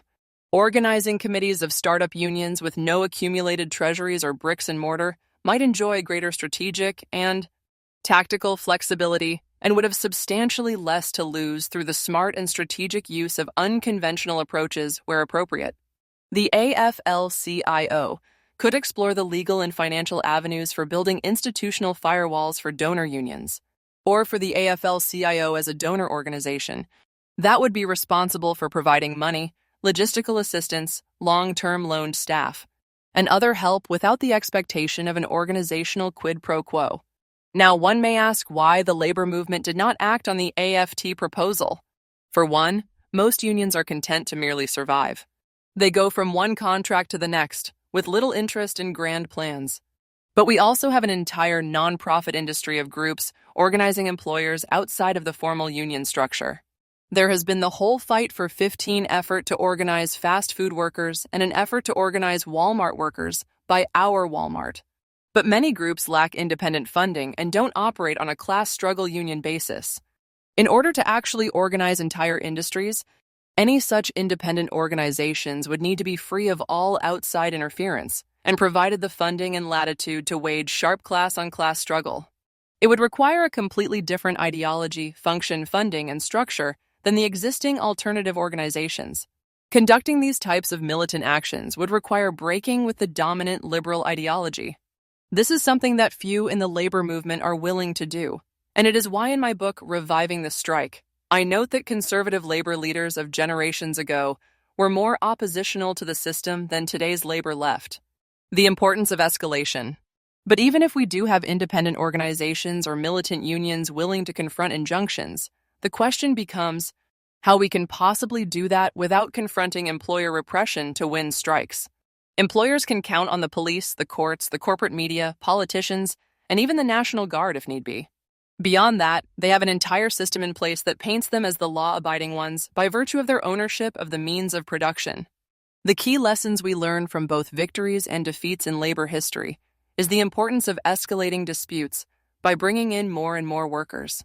One of the great victories of the 1930s was the Flint sit-down strike, where auto workers took over the plants at General Motors to win unionization. After the company obtained an injunction against the strike, instead of backing down, auto workers took over Chevrolet plant number 4. Likewise, during the Longshore Workers' Strike of 1934, escalation at a key point in the struggle helped win union contracts for thousands of West Coast longshore workers. When San Francisco police fired on pickets on the 5th of July, killing 3 strikers and supporters, many unions would have backed off. Instead, led by class struggle militants close to the Communist Party, the union leadership opted for escalation. Rather than backing down to the repression, thousands of strikers marched in a funeral procession. Local unions passed resolutions in favor of a general strike, and 150,000 workers struck. The strike concluded shortly after that. In the game of poker, there is a phrase, raise or fold. More often than not, raising to put pressure on your opponent typically is the correct play, as opposed to passively calling. As the saying goes, poker rewards aggression. Passively calling is rarely the correct strategy, and in that case, one might as well consider folding and choosing another battle. The same holds true with bargaining and strikes. When we compare successful strikes throughout history versus failed strikes, often it will boil down to a key moment. Did the union try to tone things down by getting sucked into government mediation efforts, or did they fight through the difficulties? Certainly in the key battles of the 1980s, most unions backed down rather than expanding the strike. The more workers involved in the dispute, the more cost to our enemies for responding with repression. We know this from the Red State teacher revolts of 2018. Teachers in states such as West Virginia, Oklahoma, and Arizona went out on illegal statewide strikes. Yet because they struck statewide, they did not face legal repercussions or discipline. The sheer size of the conflict provided striking teachers protection. During the 2018 West Virginia teachers' strike, an old mine worker gave the teacher activists a good piece of advice. Go all in or nothing. The advice proved sound. If teachers had struck in only one district, they likely would have been fired. But by all going all in together, it was impossible to replace them all. Plus, it magnified their political impact. This experience is consistent with the lessons of the public employee upsurge of the 1960s.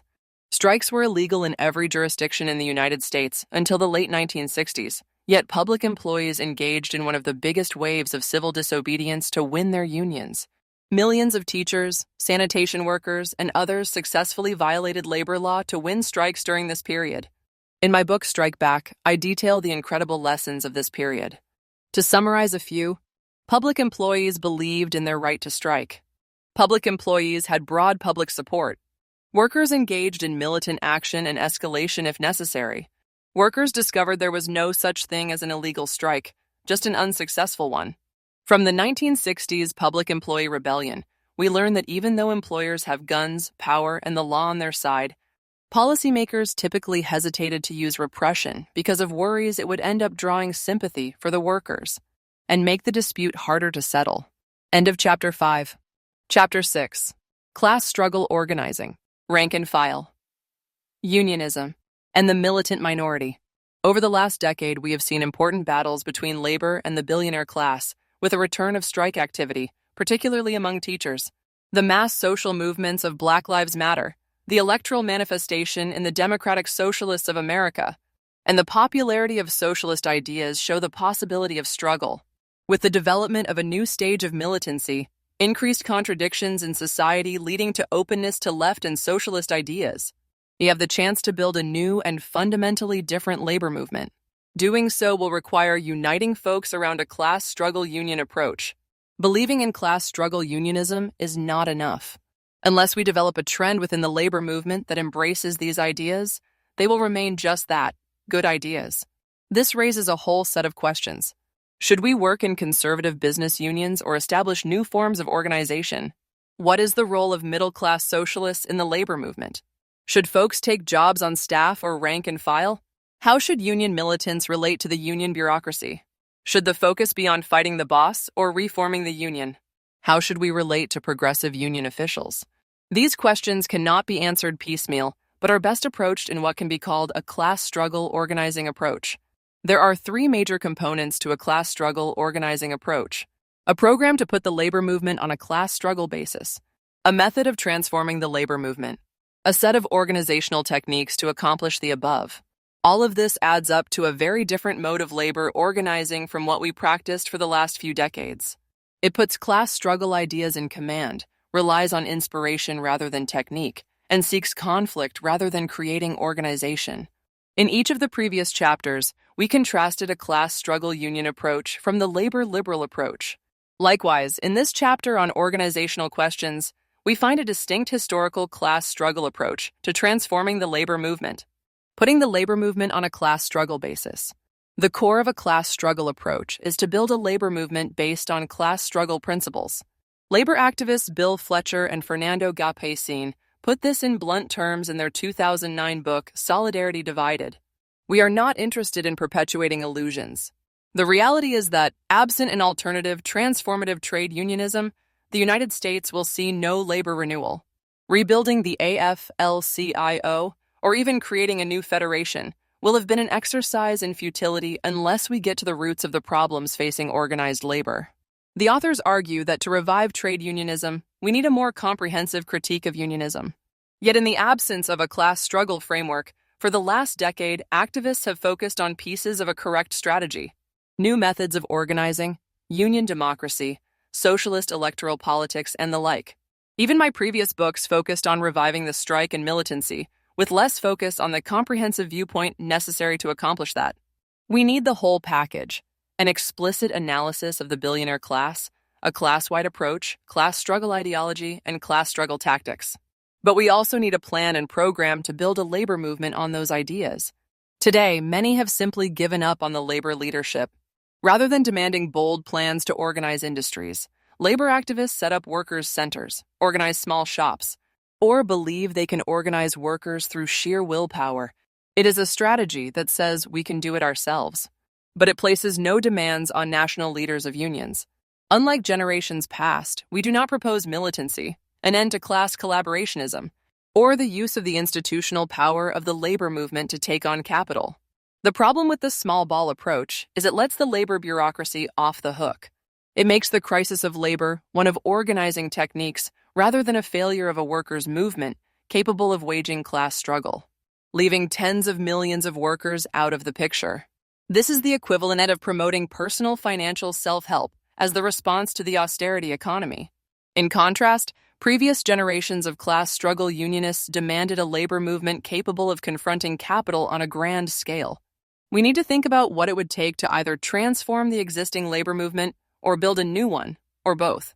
Previous generations of class struggle militants took a dim view of the existing labor movement. The IWW called the AFL the American Separation of Labor, referring to its narrow, exclusive craft organization, and called bureaucrats labor fakers. Similarly, in the 1920s, William Z. Foster railed against the labor corruption, labor capitalism, and narrowness of the AFL. Likewise, left Unionists of the 1970s saw themselves as organizing the rank and file against the union bureaucracy.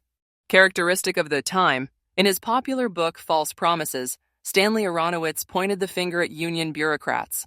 Targeted in this critique were both the openly corrupt officials, but also more common and damaging phenomena such as lazy, overpaid business agents. Staff who had contempt for line workers and a class collaborationist approach to dealing with management. Labor officials were viewed as a key impediment to union reform. While the 1970s labor activists prioritized reforming unions and building rank-and-file struggle, independent of and in opposition to the labor bureaucrats, in recent years, we find less emphasis on taking on the labor bureaucracy. With union density at 6% in the private sector, we don't have a powerful labor leadership to critique. But even more, the politics of labor liberalism allow for progressive views without requiring a challenge to the labor leadership. Historically, class struggle militants had a vision to transform the entire labor movement based on the application of class struggle ideas. In the words of Micah Uetricht and Barry Eidlin, their ideological vision informed their unionism, making it militant, dynamic, and powerful. There was a core connection between their views of the economic system and their concrete program to change the labor movement. Looking at historical examples can make things clear. In the 1920s, the labor movement was in desperate shape. Although production was shifting away from craft to industrial manufacturing, the AFL stubbornly stuck to their old ways and refused to organize on an industrial basis. Rather than fight, AFL officials fell for labor management cooperation schemes, set up labor banks and other businesses, and engaged in much corruption. William Z. Foster, the leader of the 1919 steel strike and a labor leader in the Communist Party, headed up the Trade Union Educational League, which had an ambitious program to put the labor movement on a class struggle basis. The policy statement of the group stated, "The Trade Union Educational League proposes to develop unions from their present antiquated and stagnant conditions into modern, powerful labor organizations, capable of waging successful war against capital." The plan to move the labor movement forward was central to TUEL's strategy. Specifically, they proposed the rejection of class collaborationism and adoption of class struggle, industrial unionization, organization of the unorganized, the shop delegate system, and creating a labor party. 2L activists in each industry then developed plans specific to their industries. So in the rail industry, concentrations of TUL members supported amalgamation of the rail unions and opposed the Railway Labor Act. In other industries, they put forward specific agendas based on industrial unionism and sharp class-on-class struggle. In the auto industry, TUL began publishing shop newsletters written in a rank-and-file manner and agitating for class struggle tactics. In the 1920s and 1930s, communists in auto were the main voices on behalf of industrial unionism and class struggle. According to historian Roger Kieran, who studied the incredible influence of the Communist Party in auto in the 1930s, Kieran noted the Communist Party had tireless organizers and disciplined groupings, but he also zeroed in on the importance of their programmatic ideas. Communist influence also stemmed from the correspondence of their ideas to the aspirations of auto workers and to the requirements of unionization. The ideas of industrial unionism, unity of all auto workers, aggressive strike action, and rank-and-file control provided a far more realistic blueprint for unionization than the AFL's craft unionism, avoidance of strikes, reliance on government mediation, and control from the top down. They combined class struggle ideas with an overall plan to move labor forward. Similarly, Farrell Dobbs, the organizer of the 1934 Minneapolis truckers' strike, explains the steps in putting the Minneapolis Teamsters local on a class struggle basis. First, they had to battle their way into Local 574, which had jurisdiction over the coal yards in which they were employed. Steps could then be taken to convert the union into an instrument capable of serving the workers' needs. Policies based on revolutionary class consciousness could be introduced. Rank-and-file militancy could be channeled into a showdown fight with the trucking employers. Conservative union officials who failed to meet the test of battle would begin to lose influence over the membership.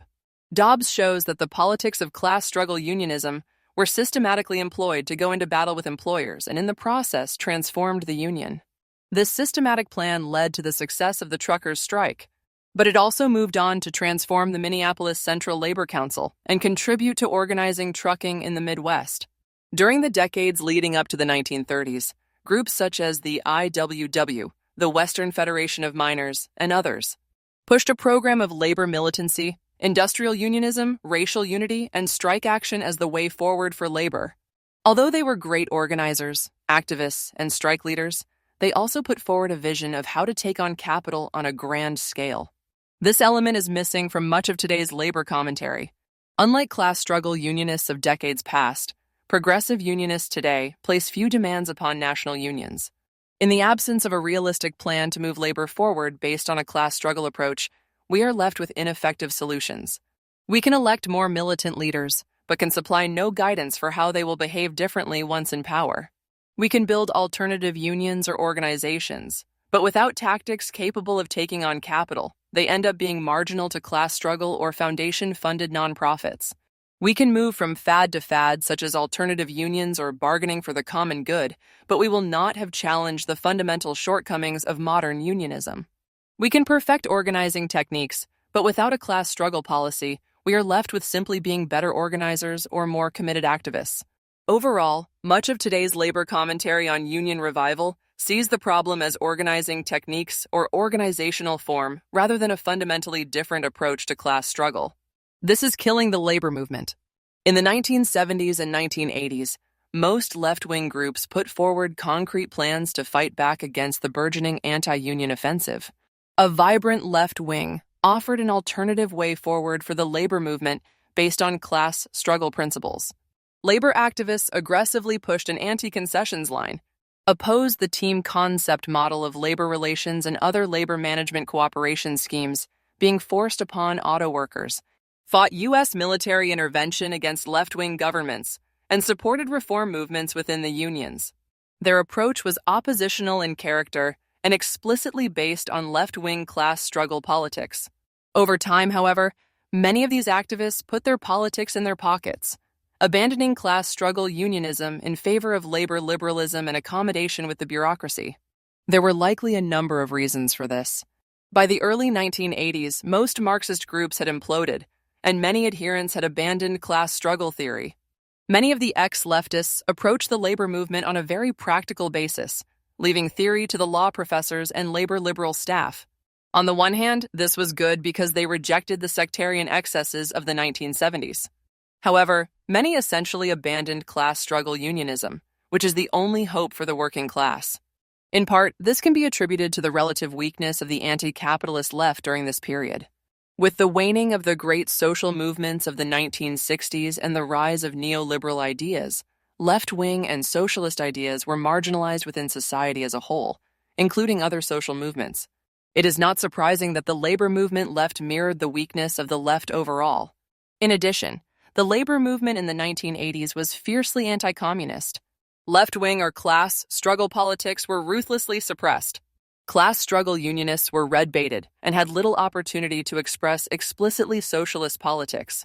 So many learned to keep their politics to themselves and adopt frameworks that fit better within the existing context. But with the increasing popularity of anti-establishment and socialist ideas today, now is the time to challenge neoliberal ideas in our movement. For decades, we have allowed the liberal law professors and the labor education crowd to dominate the discussion of labor strategy.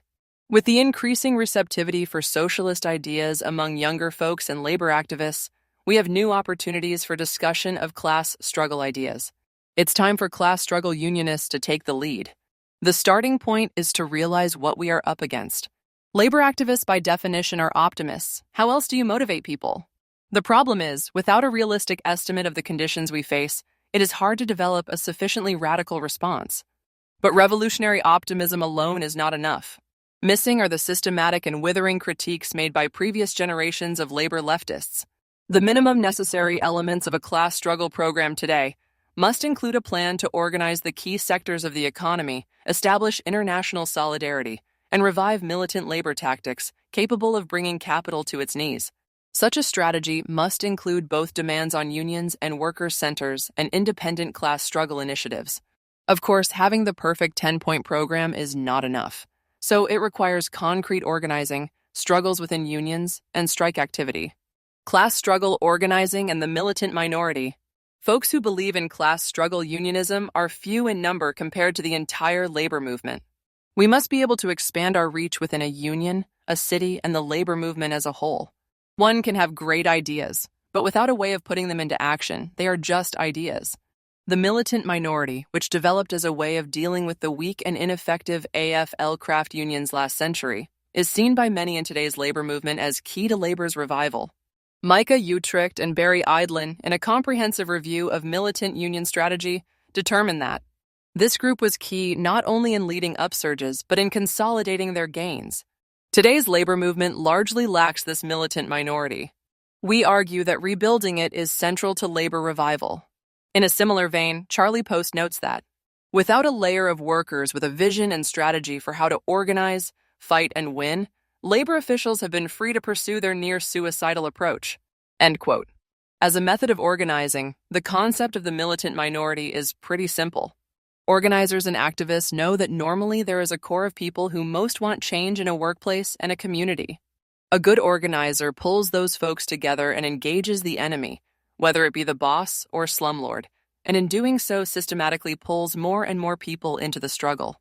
Now, to be clear, the key point to the militant minority strategy, as discussed above, is putting the labor movement on a class struggle basis. It is not just an organizing technique. It is fundamentally an oppositional strategy geared toward transforming the labor movement. The militant minority strategy, originally developed by French syndicalists as a way of transforming their conservative unions, was imported to the United States by William Z. Foster. Foster, who later joined the Communist Party, became convinced that a key weakness of the American labor movement was the policy of creating pure or left trade unions isolated from the main labor federation, the American Federation of Labor. Foster, after joining the Communist Party in the early 1920s, helped establish the Trade Union Educational League as a vehicle to put the U.S. movement on a class struggle basis. Labor historian Philip Foner details the steps TUEL laid out. The first drive was to take place for the purpose of establishing local educational groups of militants in every trade and in all important cities and towns. Once established, these local groups would, in addition to their other activities, perform the vital work of carrying out the efforts to organize the militant in the respective industries. Following that, TUEL activists would organize in an industry such as rail and work for amalgamation.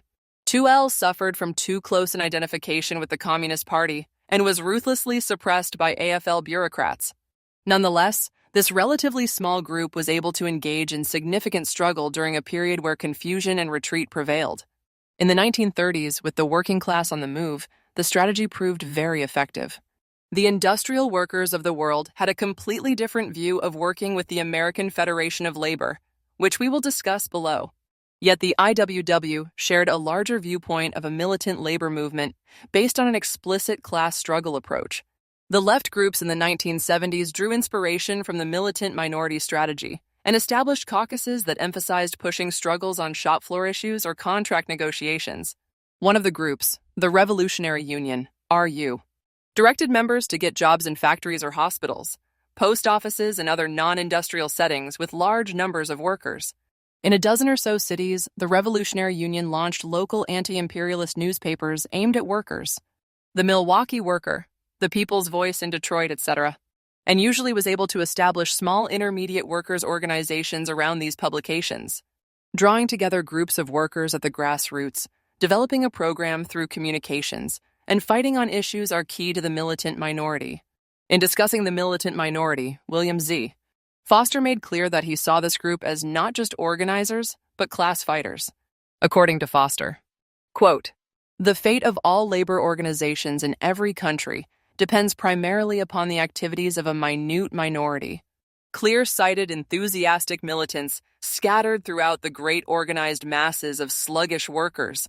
These live spirits are the natural head of the working class, the driving force of the labor movement. They are the only ones who really understand what the labor struggle means and who have practical plans for its prosecution. Touched by the divine fire of proletarian revolt, they are the ones who furnish inspiration and guidance to the groping masses. They do the bulk of the thinking, working, and fighting of the labor struggle. They run the dangers of death and the capitalist jails. Not only are they the burden bearers of the labor movement, but also its brains and heart and soul. End quote. To unpack it, Foster focuses on the militants who are the inspiration and who understand the plan to fight the bosses. They are the heart and soul of the struggle, willing to risk jail. They are the class fighters. Those who have been involved in struggles know what I mean. Through the process of fighting, new leaders step forward. During strikes, the strike committees are often composed of new folks who then form the militant minority. Some people talk about the militant minority as if it pre-exists in the workplace, but it is something that is built through struggle. Now, to a certain extent, there are some workers who are more militant by experience, learning, or happenstance. But as Rick Fantasia points out in Cultures of Solidarity, solidarity is created in a process. In fact, who constitutes the militant minority may very well depend on what the issue or struggle is. For groups who put issues of gender or racial oppression at the core of workplace struggle, the militant minority may look different than a standard union reform effort. In general, the militant minority is the section of a workplace, a union, or the broader labor movement who want to fight. This conception of organizing is quite different from popular versions today. Labor liberal organizing. Today's labor activists spend a lot of time and energy on how to organize workers. At the center of organizing are techniques employed by skilled organizers, with much emphasis placed on techniques and skills such as mapping the workplace and structure tests, in which the workers are judged as to whether the organizers believe they are ready to strike. Under this framework, middle-class activists are tasked with organizing the whole working class. Although folks may disagree on how to do this work, the underlying framework is rarely questioned. Now, organizing skills matter, but left-wing trade unionism is not fundamentally about skills. It's about putting trade unionism on a class struggle basis. We have entire industries unorganized. We don't have enough resources. There are labor laws that prevent successful union strategies, and there is almost zero push for the militancy required. Better organizing techniques cannot resolve any of this. Not to be too harsh on today's labor activists, but perhaps less organizing would be required if we actually had strategies that made sense to workers. Previous generations of militants played more of an ideological role within the workplace and the union. It's not that they were not organizers, but they saw their role as taking on management and union bureaucrats unwilling to fight the bosses. For me, this has been less a point of skilled organizing than taking a hard line with management and pushing within unions to fight. The role of class struggle unionists is to help bring the working class into battle to promote class struggle. But labor liberals see themselves as the indispensable workplace organizers. Knowledge, of course, is power, and when you are the ones who know how to organize, you have the power. Above all, labor liberals are the experts. They are masters of the organizing campaigns and of systems of rating workers for union support during the organizing campaigns. Many leftists concentrate within organizing departments of unions in research, education, and political affairs. They devise elaborate public relations strategies with their communication expertise at the center of them, rather than building actual class power in the workplace. Class struggle unionists, in contrast, set up a different practical and ideological pole within a workplace or local union. Whereas labor liberals see themselves as the organizers, class struggle unionists see themselves more as fish in the ocean. Class struggle unionists seek to integrate with the working class and help spur action. Class struggle unionists are agitators, oppositionists, and strategists. As William Z. Foster notes of the militant minority, it is the little leaven that leaveneth the whole lump. For those who do not bake bread, including myself, that means the ingredient that helps activate the others. The labor liberals, in contrast, view themselves as the chefs. Class struggle unionists believe in the capacity of workers to organize themselves. Think of the great upsurges of recent years. The Wisconsin Uprising, the Red State Teacher Revolt, the Occupy movement. Folks are actually quite creative about organizing themselves if given the space. Class struggle unionists seek to create that space for workers, while labor liberals seek to fill it. Key questions for class struggle unionists. Class struggle unionists do not agree on all questions. We disagree on how much to focus on reforming existing unions versus creating new ones, how much effort to put into electing new leaders, the role of electoral politics, and a wide variety of questions big and small. Advocates of the class struggle union approach come out of different political tendencies. No one has all the answers, and it is important that folks keep an open mind. One of the mistakes that left-wing labor activists made in the 1970s was thinking they knew all the answers, engaging in sectarian behavior, and refusing to work with other groups. In reality, this was a form of elitist intellectualism imported into the labor movement that set our movement back greatly. One of the concerns in writing a book about class struggle unionism is the far, far left wing who love to preach at workers and think they know all the answers. Most of them have never organized a strike or bargained a contract, but they think they have the correct position on everything. They love the idea of class struggle unionism, but are an obstacle to making it happen. Although many did good work and they had a class struggle approach, they set back left labor work for decades. Many of the ex-leftists who remained active in the labor movement in the 1980s and beyond recoiled against their youthful 1970s excesses. In doing so, many overcorrected, however, and essentially abandoned class struggle unionism. To be clear, the overall approach of trying to build class struggle unionism was correct, but the know-it-all attitude and disconnect from reality of certain groups was a problem. It was a form of middle-class intellectualism, rather than an attempt to fit into a working-class movement. The goal is to spread class struggle ideas throughout the labor movement, not isolate ourselves as the only true unionists. Even today, some leftists believe that being the militant minority means putting out leaflets or, even easier, going on Facebook to denounce the union leadership as sellouts and every union leader as a bureaucrat. To these folks, every contract sucks and every strike is a great defeat. They exist only in the world of ideas, and as such, can always be right. When a union engages in a militant strike, these armchair leftists invariably criticize the settlement. All contracts include compromise, even strikes. For that reason, strike settlements cannot simply be judged by their terms, but on the process used to get there.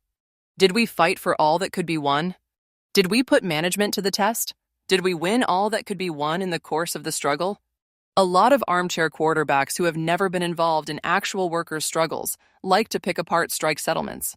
Lifelong revolutionary unionist Elizabeth Gurley Flynn, who in her younger IWW days was known as the Rebel Girl, noted, quote, "What is a labor victory? I maintain it is a twofold thing.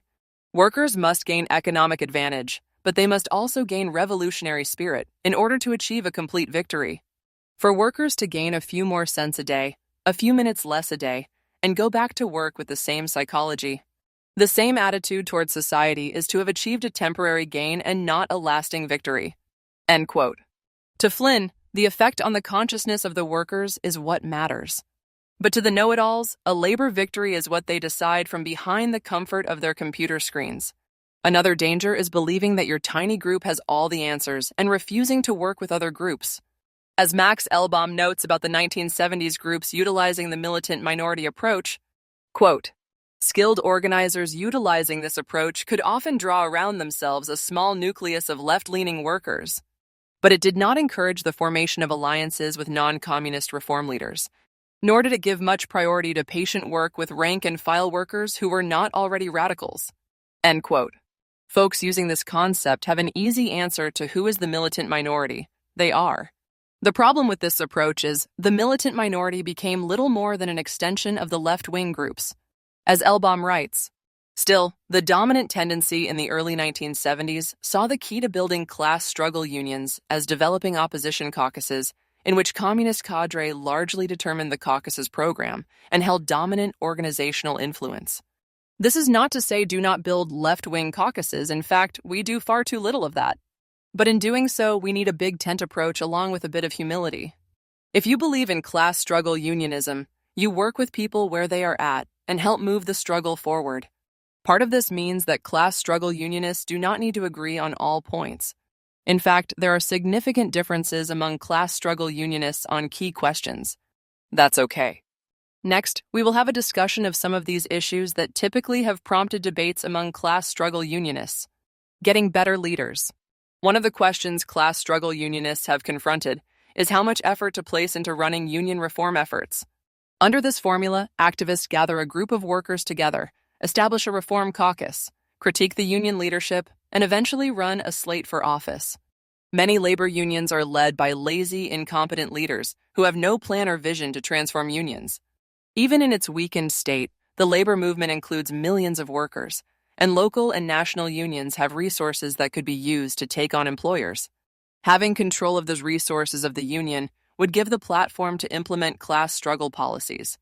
For these reasons, getting new leaders is a necessary step in moving the struggle forward.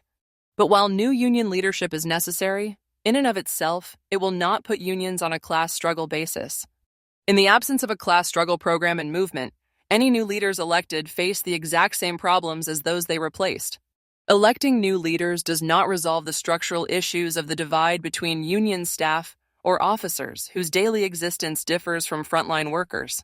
The constant pressure to compromise inherent in the bureaucratized labor relations system and the fundamental weakness of unions today. There are countless examples of reformers getting in office and, over time, becoming much like those bureaucrats they sought to replace.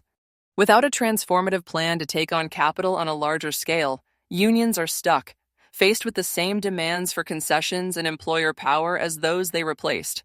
One of the great reform movements of the 1970s was the Miners for Democracy movement, which sought to restore the United Mine Workers of America to a fighting union. After mine worker dissident Jock Yablonsky was murdered in his bed by goons hired by United Mine Workers of America President Tony Boyle, a broad-based reform movement succeeded in getting reformer Arnold Miller elected. Yet in a few short years, Miller came under fire for dictatorial manners and driving a union-provided Cadillac. Although union reform sounds radical, it is actually a fairly conservative approach because it is essentially saying the problem is just bad leaders. Saying the problem is one of bad leadership minimizes the challenge.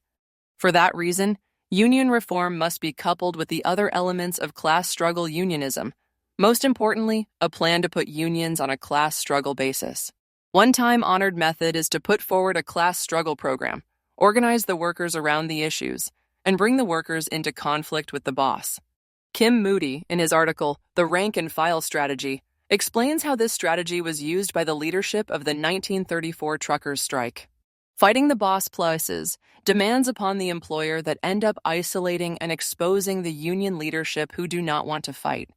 Union leadership are caught in the crossfire between the demands of the workers and leadership's desire to cooperate with employers.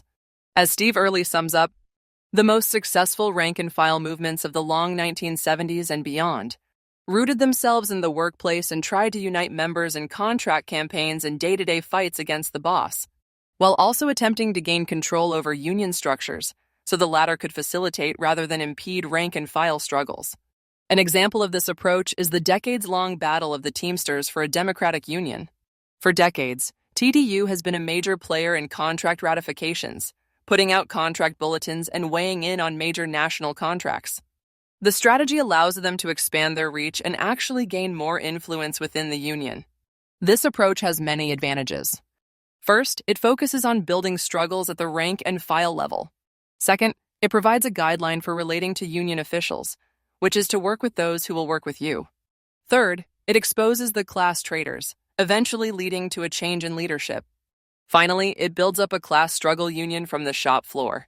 Rather than talking simply about union internal affairs that many workers may not care about, they end up playing a big role in explaining and often opposing contract provisions that workers typically are concerned about. A classic example of the approach is the rise of the Chicago Teachers Union. A core of activists got together and formed the Caucus of Rank-and-File Educators. They became the militant minority in their local community, uniting with community groups and engaging in fights against school closings. Based on action, they pulled together a group of teachers who wanted to fight and swept the elections of the Chicago Teachers Union. The rest is history, with their 2012 strike serving as the inspiration for a wave of teacher activism and strikes that continue to this day. This successful strike spurred other strikes, but even more importantly, it served as the basis for building a militant minority among teacher activists nationally. This helped spur others to action, leading to an organized grouping within the teachers' union, which has led to a strike wave. According to some estimates, over 5% of teachers struck in the first half of 2018 alone. This wave transformed teacher unionism in a way mere electoral reforms could not have accomplished. It pointed the way forward with a program based on militancy, broad educational demands, and strike activity. The teachers coalesced into a national movement that has shared experiences to create a new form of teacher unionism. With an agenda of fighting privatization, demanding funding, strike activity, broad social demands, and open participatory bargaining. Creating new organizations versus transforming existing unions. Most unions are bureaucratic, timid, and even corrupt. That has led some to argue that class struggle unionists should not work within the pre-existing workers' movement, but instead attempt to create new unions that are purer or more left-wing. Whereas a generation ago, forming alternative unions required a clean break from the AFL-CIO, which was hostile to what it regarded as dual unionism, that is, attempts to set up unions or organizations not officially sanctioned by the Labor Federation. Today, the AFL-CIO not only tolerates independent unions and organizations, but it also encourages their formation. But the underlying question remains the same. Should class struggle unionists attempt to reform the existing labor movement or build a new one? In the early 1900s, with the AFL refusing to organize the masses of industrial workers, workers in unskilled positions wanted to fight, but simply could not do that through the exclusionary AFL locals. Some of the great strikes in labor history came out of this upsurge, with the IWW providing important leadership. Long after the IWW waned, their influence remained in the battles of the 1930s. A full assessment of the IWW is beyond the scope of this book, although it is one of the great examples of a class struggle approach in U.S. labor history. William Z. Foster, who was an early member of the IWW, argued that unions should bore from within to take over the AFL. Basing his strategy on the French syndicalists, Foster argued that if leftists abandoned the main labor federations, they merely strengthened the conservatives within them and left the labor movement in reactionary hands. Foster claimed that the weakness of the labor movement in the United States was due to the strategy of dual unionism. Big Bill Haywood, a leading figure in the IWW who came out of the Western mines, scoffed at Foster's argument that the AFL could be reformed. Within craft unions, we are told to bore, to form an apple from a rotten core, yet boring till we find ourselves outside, we will have built a hole, but nothing more. To Haywood and others of his day, the AFL was unreformable. This view was the popular view among the left wing of labor, including IWW activists, until the early 1920s, when most class struggle unionists moved toward building struggle within the reactionary AFL unions. We certainly don't need to resolve historical arguments here. In general, there are pros and cons to any approach. One of the positives of building new organizations is that some unions are so tightly controlled and bureaucratic, it is hard to see how they can change. In today's context, isolated from the mainstream of the labor movement, unions are unlikely to be able to deploy the type of militancy needed to revive the labor movement. But that being said, labor militants should think long and hard about abandoning the labor movement in favor of pure left-wing unions or organizations. Unions have resources and the ability to organize on a grand scale. Historically, left-wing unions isolated from the labor movement have been more exposed to government repression. The Communist Party engaged in better strikes of textile workers in Passaic, New Jersey, in 1927 and Gastonia, North Carolina, in 1929. The strikes were bitterly repressed and the strike leadership red-baited. The AFL offered no support and actively undermined the strikes. And if the left unions don't actually organize workers, they can end up more as propaganda sects than real unions. Ultimately, the question must always be, where are the workers in motion, or where can they be in motion? If workers are flocking to conservative unions, those who stay in pure left-wing unions can end up isolating themselves from the workers' struggle and abandon the workers to conservative leaders, who are unwilling to fight management. In his study on the rise of the International Longshore and Warehouse Union, ILWU, Howard Keimeldorf notes that left-wing leader Harry Bridges and the left had to buck the National Communist Party, who at the time wanted them to continue operating a dual union. The activists resisted the advice, even throwing a party official who came to lay down the law out the window. By working within the decrepit AFL local, Bridges and his fellow militants were able to conduct the general strike in Seattle and go on to found the ILWU, which even today is one of our best unions. Today, we will likely need a multi-pronged approach. Those who say militants should work only in existing unions are locking themselves into a weak and declining labor movement where opportunities for militancy may be limited. Yet workers' centers and many alternative or independent unions lack the resources and membership of the existing labor movement. The task has to be to couple the influence of the existing labor movement along with the independence of alternative unionism. Workers' centers. Any discussion today of alternative unionism must take into account the pros and cons of the workers' center movement. Today, there are over 100 workers' centers around the country, with over tens of millions of dollars in funding each year. Although a fraction of the size of the labor movement, they have outsized influence on union strategy. Just as we critique unions based on class struggle standards, workers' centers require a similar analysis. Any analysis of workers' centers must start with funding. Workers' centers are not funded by workers, but in large part by billionaire-created foundations. The United States Chamber of Commerce estimates that billionaire foundations gave over $100 million during a 3-year period, from 2013 to 2016, to workers' centers, leading the chamber to conclude the workers' center movement was less an autonomous, self-generating phenomenon than it was a creature of the progressive foundations that encouraged and supported it. An independent study by law professors estimates that the major funding sources of workers' centers are external to the organization, foundation grants, government grants, and individual donations, rather than funding streams that are internally generated, such as membership. The authors estimate that workers' centers get only 1.8% of their funding from membership dues. Let's be crystal clear. A militant, worker-led movement must be funded by workers. As one book written by a grassroots activist collective stated, the revolution will not be funded. There is a long history of foundations using their money to direct social movements. One of the key points of utilizing workers' centers as opposed to existing unions should be to promote militancy outside the straitjackets of labor law. The billionaire class-funded foundations simply will not allow that to happen. The union movement is an organic form of worker organization that has repeatedly developed in countries around the world since the rise of capitalism. It comes from workers and the working class. The workers' center movement is different in that it originates largely outside the working class and is not self-sustaining. For that reason, it can never replace the labor movement. For all of our problems, our labor movement is based on worker self-governance. Even the most corrupt unions still must hold elections, even if the scales are tilted toward incumbents and staff. Workers' centers face no such accountability. Structurally, they are set up as non-profits, with legal control of the organization residing not in an elected organization of workers, but in a board of directors that selects itself. According to one analysis, quote, unlike unions, non-profit organizations that are organized as membership organizations do not have to give members the right to elect the leadership or to participate in meetings of the organization, except insofar as the organization has adopted bylaws granting such rights. The law governing other mutual benefit membership organizations, professional associations, sports leagues, neighborhood and condominium associations, and so forth, varies from state to state and has considerably less to say about the rights of members in the organization than do the LMRDA and the National Labor Relations Act, the NLRA. End quote. Unions have elaborate procedures to decide whether to strike or to authorize picket lines. After all, the union members are losing pay or risking jobs with strike actions.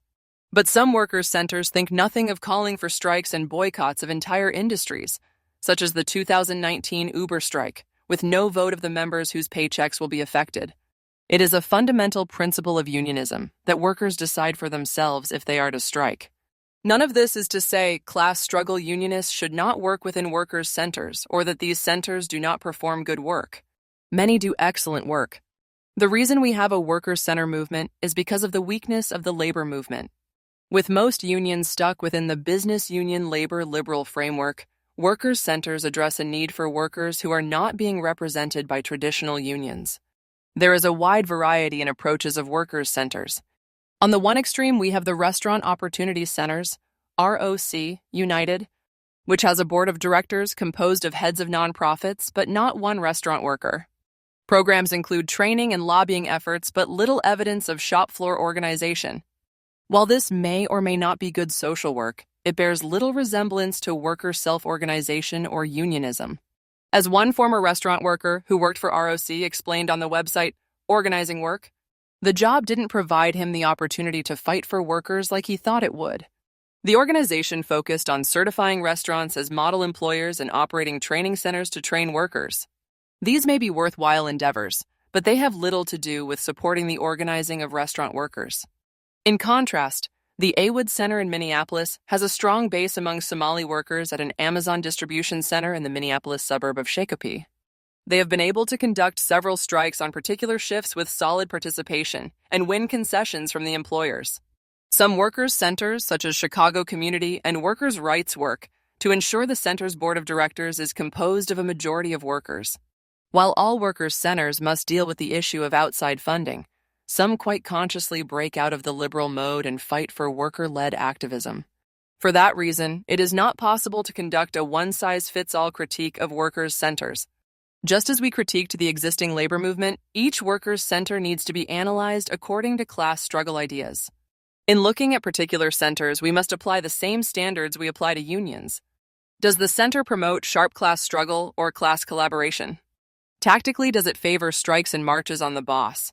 Or does it merely favor legislation, training, or legal service? Who controls the organization? Is the board of directors composed of workers or staff outsiders?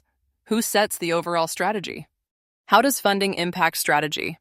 Are workers props, or do they actually set strategy? Are actions rooted in the workplace? Are strikes open-ended and democratically controlled by workers, or are they publicity strikes? Does the center have an independent shop floor organization?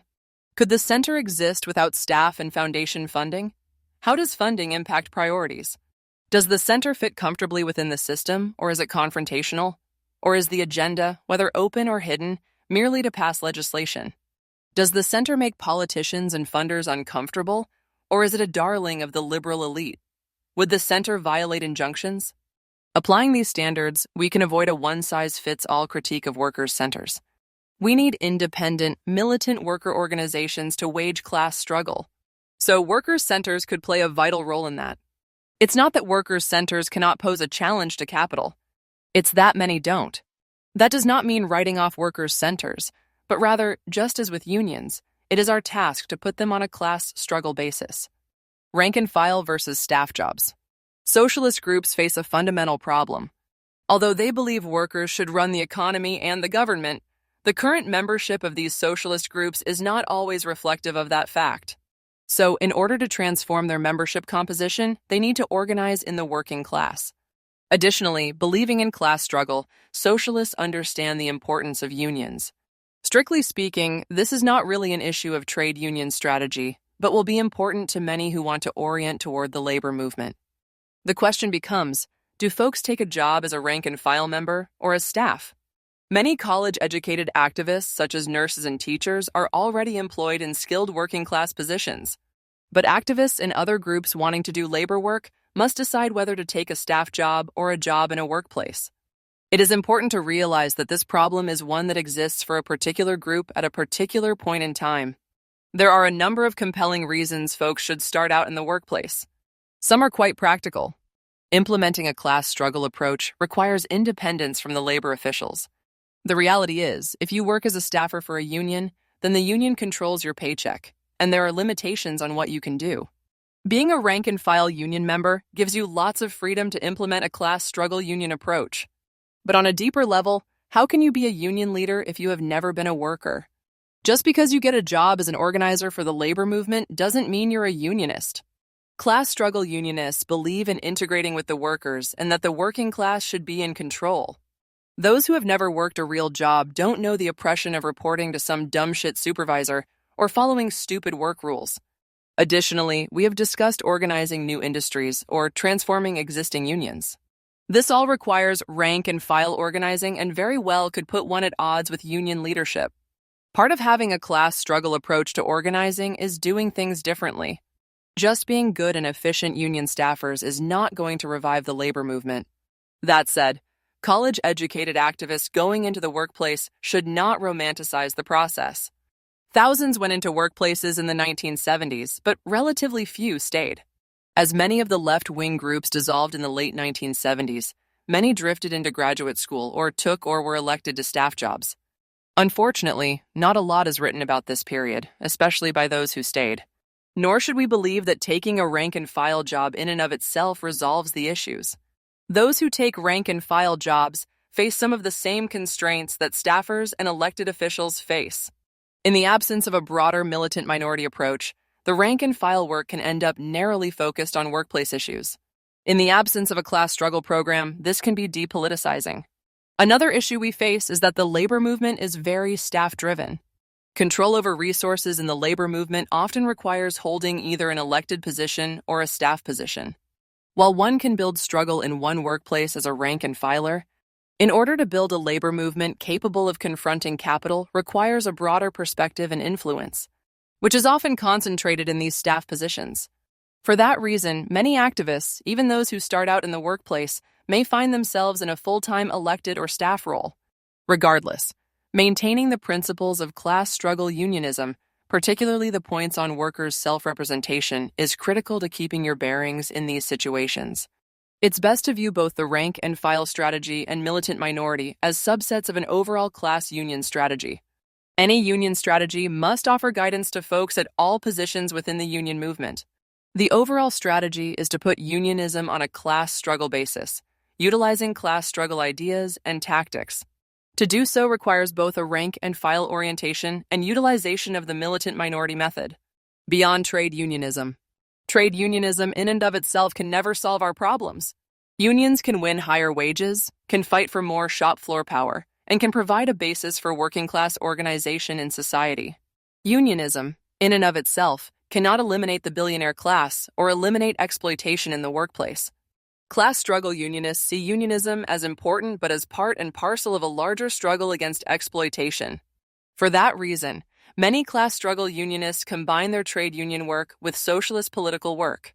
We need to be clear. The point of unionism is to fight for better conditions for the working class, not to overthrow the capitalist system. Discussing broader theories is out of the scope of this book. Class struggle unionists do not need to agree on these larger political questions. It is our belief in the illegitimacy of the employment transactions that both unites us and leads to a stronger unionism. But we should at least understand what we are up against. A 2019 article in the New York Times made an argument not typically found in an establishment paper. Billionaires should not exist, at least not in their present numbers, with their current globe-swallowing power garnering this level of adulation while the rest of the economy scrapes by. As the author notes, once you reach a certain level of wealth, it no longer makes sense. The extreme wealth buys political power. It silences dissent. It serves primarily to perpetuate ever greater wealth, often unrelated to any reciprocal social good. Now, that the New York Times, an establishment paper not known for taking radical positions, espouses such views is a sign of our times and an indication of how out of whack things have become. While millions of Americans suffered job losses and economic insecurity during the 2020 coronavirus pandemic, the billionaire class saw their wealth skyrocket, jumping $434 billion, or 15%, in only 2 months. In 2020, there were 633 billionaires in the United States, and the minimum wealth on the Forbes 400 list was $2.1 billion. The total combined wealth of the 2020 Forbes 400 list was $3.2 trillion. That's a lot of money, although the scale of $1 billion is hard to grasp.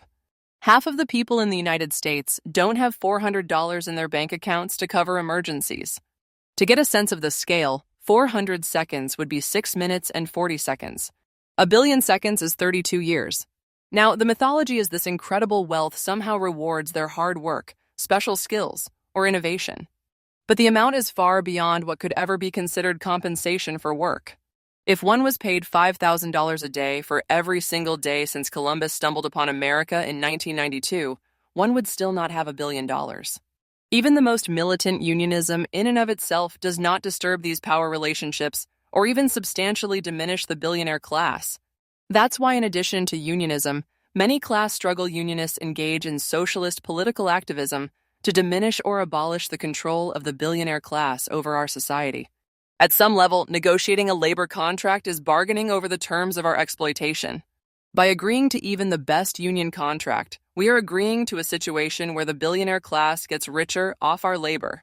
As British labor commentator Perry Anderson noted back in the late 1960s, as institutions, unions do not challenge the existence of society based on a division of classes, they merely express it. As Anderson explained, the very existence of labor agreements accepts the billionaire's control of society.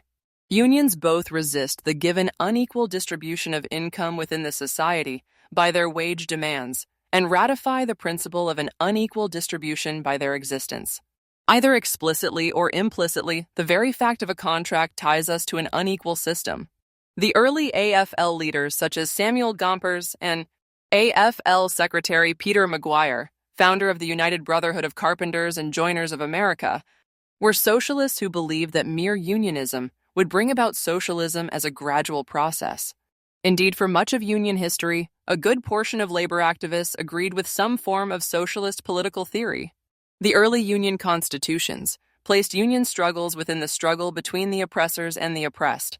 Some of the more radical unionists of Gompers' time came to believe that the labor movement activity could supplant capitalism, but that it would take a bitter struggle, including general strikes. This branch of unionism, known as revolutionary syndicalism, saw the union movement as a step toward a new society. According to Perry Anderson, the belief that the trade unions were the chosen instruments for achieving socialism was the main tenet of syndicalism, the revolutionary version of exclusive reliance on trade unions. For this tradition, the general strike was the weapon which would abolish capitalist society. The difficulty with that viewpoint is most unionists do not start out holding these revolutionary views. Workers join unions to solve immediate problems. Revolutionary unions face a difficulty that in non-revolutionary times, their unions would not necessarily be the instruments of revolution, but rather would have to make accommodations with capital. But even if unions don't bring about social revolution, they play an important part in furthering solidarity and class consciousness. Back in the early 1900s, intense class conflict bordering on warfare led the Western Federation of Miners to embrace revolutionary unionism. According to Melvin Dubofsky, 10 years of industrial violence led such men to move from pure and simple unionism to industrial unionism to socialism, and finally to syndicalism. For that reason, Marxist thinkers have long viewed strikes as important in building class consciousness and moving towards socialism. Anyone who has gone through a strike knows what I mean. Workers develop solidarity on the picket line. They learn who their friends and enemies are, and the role of government and media is laid bare. The root of this lies in the unnatural order created by the employment relationship under capitalism. We live in a society where we are supposed to be free people, with constitutional rights and individual liberty, at least in theory and differentially distributed. But when you enter the workplace, you are treated like shit. A strike, however, breaks these unnatural bonds. Ask any striker or unionist, the first days on a picket line are exhilarating. Today, the billionaire class is destroying the planet, impoverishing millions, stealing our pensions and our futures. They will never stop hating us. We are locked in a battle to the death. Class struggle unionism is the one force in society that has the capacity to pull tens of millions into sharp struggle with the billionaires. End of Chapter 6. Chapter 7. Class Struggle Strategy. In previous chapters, we discussed how our leading ideas, our tactics, and our organizing approach should all flow from our understanding of the class struggle between the working class and the billionaire class. The same is true for questions of overall strategy, meaning our program to revive the labor movement. This must also flow from our understanding of the conflict between the working class and the billionaire class. Business unionists seek modest improvements in particular workplaces. Labor liberals attempt to help disadvantaged workers by operating on their behalf, by doing things for them. Class struggle unionists, however, seek to contend with capital on a grand scale, seeking to change the balance of forces between the working class and the billionaire class. It is always hard when you discuss long-term objectives because the end goal seems so far away. The problem is, if we as class struggle unionists do not start redefining our objectives, future unionists will be having the same discussion decades down the road. My first involvement with labor, other than growing up in a union household, was the strike at Hormel in Austin, Minnesota in 1986, 35 years ago. Since then, I have seen the labor movement lurch from project to project, none really getting us closer to our objective. If we had continued to concentrate on building a fighting labor movement, we would be a lot closer to our objective. Over a decade ago, I was writing my first book, Reviving the Strike. Nowadays, it seems most believe the strike is a necessary element of union power. But back then, even in progressive labor circles, I got raised eyes for suggesting the revival of the strike was a matter of critical importance. Here, a similar logic is at play. This time, however, our issue is bigger, changing how we approach unionism. The reason laying out long-term objectives is important is because it helps give guidance to our short-term work. Day to day, we are not organizing entire industries or developing grand strategic approaches. You may be a member of a public worker local or a shop steward at UPS dealing with grievances, but our day-to-day unionism should fit within a broader framework and objective. What sort of labor movement are we building? What demands are we putting on union officials? Those questions cannot be answered without an overall class struggle strategy. Not surprisingly, in developing a strategy, we need to break with both labor liberalism and business unionism. Labor liberals are not primarily interested in reorganizing industries or confronting capital. They seek publicity to influence progressive legislation. In the past several decades, we have seen high-profile campaigns at the least densely organized sectors of the United States economy, including those that have proven difficult to organize. CU spent well north of $100 million organizing fast food workers over the last decade without organizing a single bargaining unit or creating any self-sustaining organization. Likewise, the United Food and Commercial Workers, UFCW, spent millions on a campaign of largely public relations efforts targeting Walmart, with little to show. Now, no one would deny that fast food workers need a union, but by traditional union standards, this is one of the harder industries to organize. It's a low-wage job, franchisees are the employers, and there's lots of turnover. If one was planning an assault on corporate power, it is hard to see an argument that this would be the key industry to start with. But as we discussed earlier, labor liberals use workplace campaigns as a springboard for legislative action, rather than as a means of organizing workers in an industry into unions. The UFCW spent millions of dollars attempting to organize Walmart workers from 2012 to 2015. Retired organizing director at the ILDU Peter Olney responded with an article titled, "Where Did the Our Walmart Campaign Go Wrong?", in which he analyzes the campaign's entire strategic focus rather than organizing mistakes. Olney notes that Our Walmart chose not to organize the strategic warehouse workers, focusing instead on the retail side, where it was able to get fewer than 100 workers to strike in their so-called nationwide strikes out of a workforce of over 100,000. But on a deeper level, the Our Walmart initiative targeted one of the largest employers in the country, rather than going after easier targets such as regional non-union grocery chains. Likewise, labor liberals are fixated on the gig economy. Now, this is nothing new. For decades, middle-class liberals have been declaring that jobs are disappearing due to automation and converted into casual employment. But a 2019 report by the Economic Policy Institute found that in spite of the rising popularity of service apps like Uber, workers were slightly more likely to have standard work arrangements in 2017 than in 2005. Specifically, in May 2017, the total share of the labor force working in non-standard work arrangements was 10.1%, down from 10.9% in 2005. That means 9 out of 10 workers were employed in a standard work arrangement in their main job, and this proportion has been relatively stable since 1995. This definition of non-standard work includes independent contractors, day laborers, on-call workers, and temp agencies. So 90% of workers work for a standard employer. The gig portion, which includes electronic platforms such as Uber and TaskRabbit, was much smaller, with only 1% of workers participating in either a first or second job. Finally, in terms of our strategic focus, there is a significant trend within the progressive wing of labor that views our problems as primarily a lack of correct organizing skills or techniques as opposed to a class struggle strategy capable of taking on capital. This has led to a focus on small employers, particularly the industrial workers of the world. While this has the advantage of testing out new strategies in workplaces that are more manageable, especially for a union without resources, this does not represent a strategic plan to take on capital. While experimentation has its value, it is time for class struggle unionists to pool our resources to reorganize the industries at the heart of the United States economy. Building class struggle tactics. If we want a fighting labor movement, we need to fight. In some ways, it is as simple as that. So while a lot of this book is about big ideas, the core of it is picking fights with the billionaire class. Putting the entire labor movement on a class struggle basis seems like a daunting task. So another way of thinking about it is, what type of workers' movement would it take to blockade workplaces, violate injunctions, and engage in outlawed solidarity tactics? How can we pick some battles and move them beyond the existing system? Can this be done in existing unions, or will it require new ones or a combination of both? This produces a more manageable set of tasks. The question becomes, what would it take to employ class struggle tactics in your industry or to organize a new industry? In all likelihood, it would take a core of workers, grassroots organization, and a set of ideas validating this activism. It would need to be pretty radical, a lot more so than existing efforts.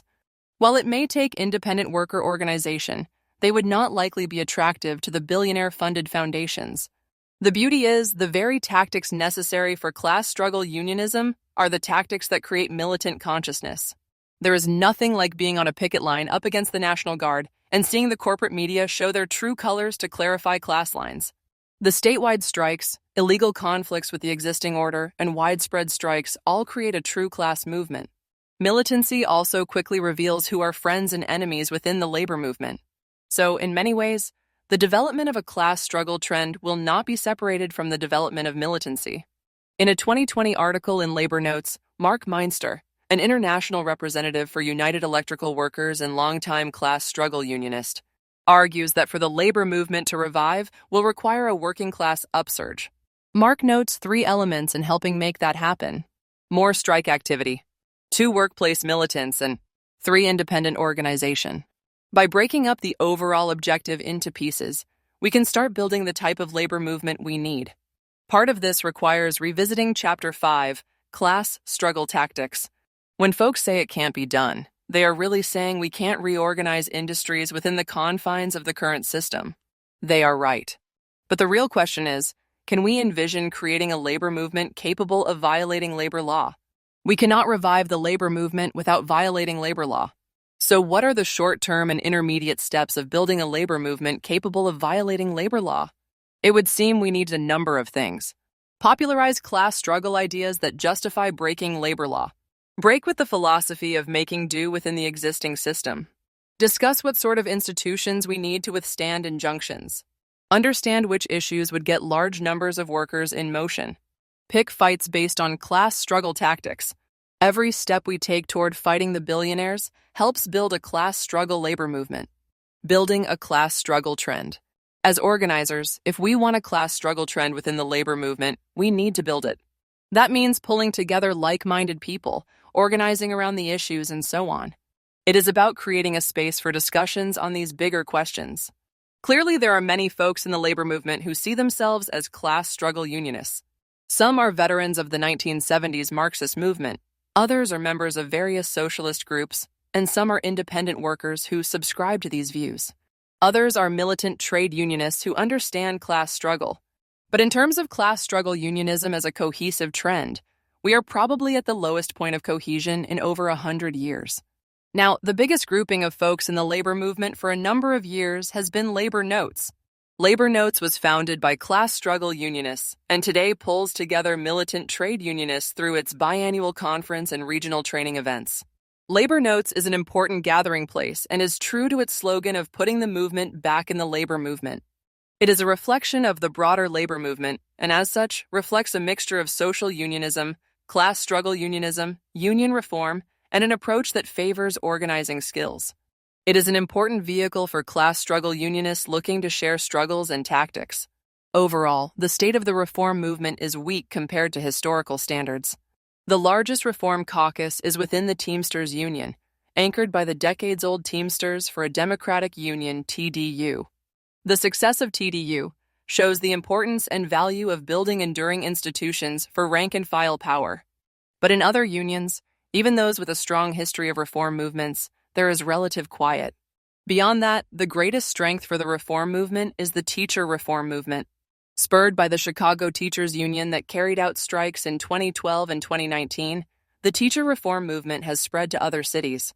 Rather than just offering a change of leadership, Chicago Teachers Union offers a class struggle approach to the crisis in teacher unionism. The elements include a break with pro-corporate Democrats who have participated in defunding and privatizing public education for decades. A militant rank-and-file approach that includes strike activity and the adoption of broad class-based bargaining demands. What then does it mean to build a trend or a tendency? In the years leading up to the 1930s, a very broad trend agitated for industrial unionism. This included folks who disagreed on many questions such as the IWW, the Communist Party, and reform-minded bureaucrats at AFL conventions. Likewise, in the 1980s, many left-wing trade unionists came together in a broad anti-concessions movement. In some ways, we can look at the movement of the social unionists over the last couple of decades. Now, in a sense, they have it easier because they can attract foundation funding and support of union officials because their program does not challenge the status quo. But they have put out a conscious line and even organized conferences. They explicitly advance an approach to labor's crisis. The absence of such a class struggle trend impacts our work more than we know. Without such a trend, it is hard to hold national officials accountable. How can we get national officials to believe in reorganizing industries when even we don't believe it is possible? If we think the problem is simply one of organizing strategies, we will put no demands on the leadership of our unions. In the last chapter, we discussed how the core of building the militant minority strategy in a local or industry involved putting out a program for revitalization. Among the international unions, the United Electrical Workers still holds to a class struggle perspective. One of the 11 left-led unions, UE, was driven out of the AFL in the 1950s and saw its once 500,000 membership relentlessly raided by pro-company unions. Nonetheless, UE remains true to its beliefs and in 2020 published a pamphlet of UE principles that parallels many of the ideas in this book. The pamphlet lays out many of the key elements of class struggle unionism and calls for a different type of labor movement, which it calls them and us unionism. Quote, "For the past several decades, labor leaders and academics have proposed a wide variety of strategies to rebuild the United States. Labor movement. From better communications work, to giving more money to politicians, to restructuring of the labor movement and its federations, to investments in staff-driven organizing efforts. But none of it has worked, because none of those strategies recognize that the core issue facing unions, today and throughout history, is the fundamental difference of interests between workers and employers in the capitalist system. The labor movement we need must be a militant movement, built from the bottom up, and it must be based on clear-cut principles. Aggressive struggle, rank-and-file control, political independence, international solidarity, and uniting all workers. In other words, them and us unionism. UE is dedicated to helping achieve that kind of a labor movement." End quote. These ideas should form the basis of discussion of how to revive the labor movement. Put no demands, expect nothing. Now, some may say our numbers are small within the labor movement, and we do not have the power to organize entire industries. That is true. We can come up with all the grand plans to organize industries we want, but how to put it into action? But this is why class struggle unionists have long put demands upon the labor leadership. With the understanding that our numbers are small, one of our tasks is to influence the course of the labor movement overall.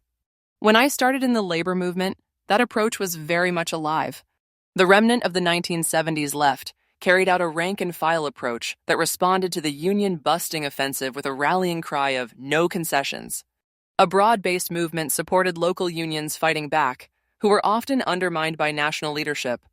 In 1983, Jane Slaughter of Labor Notes wrote the book Concessions and How to Beat Them, which was both a guide to activists but also a demand upon the national union leadership.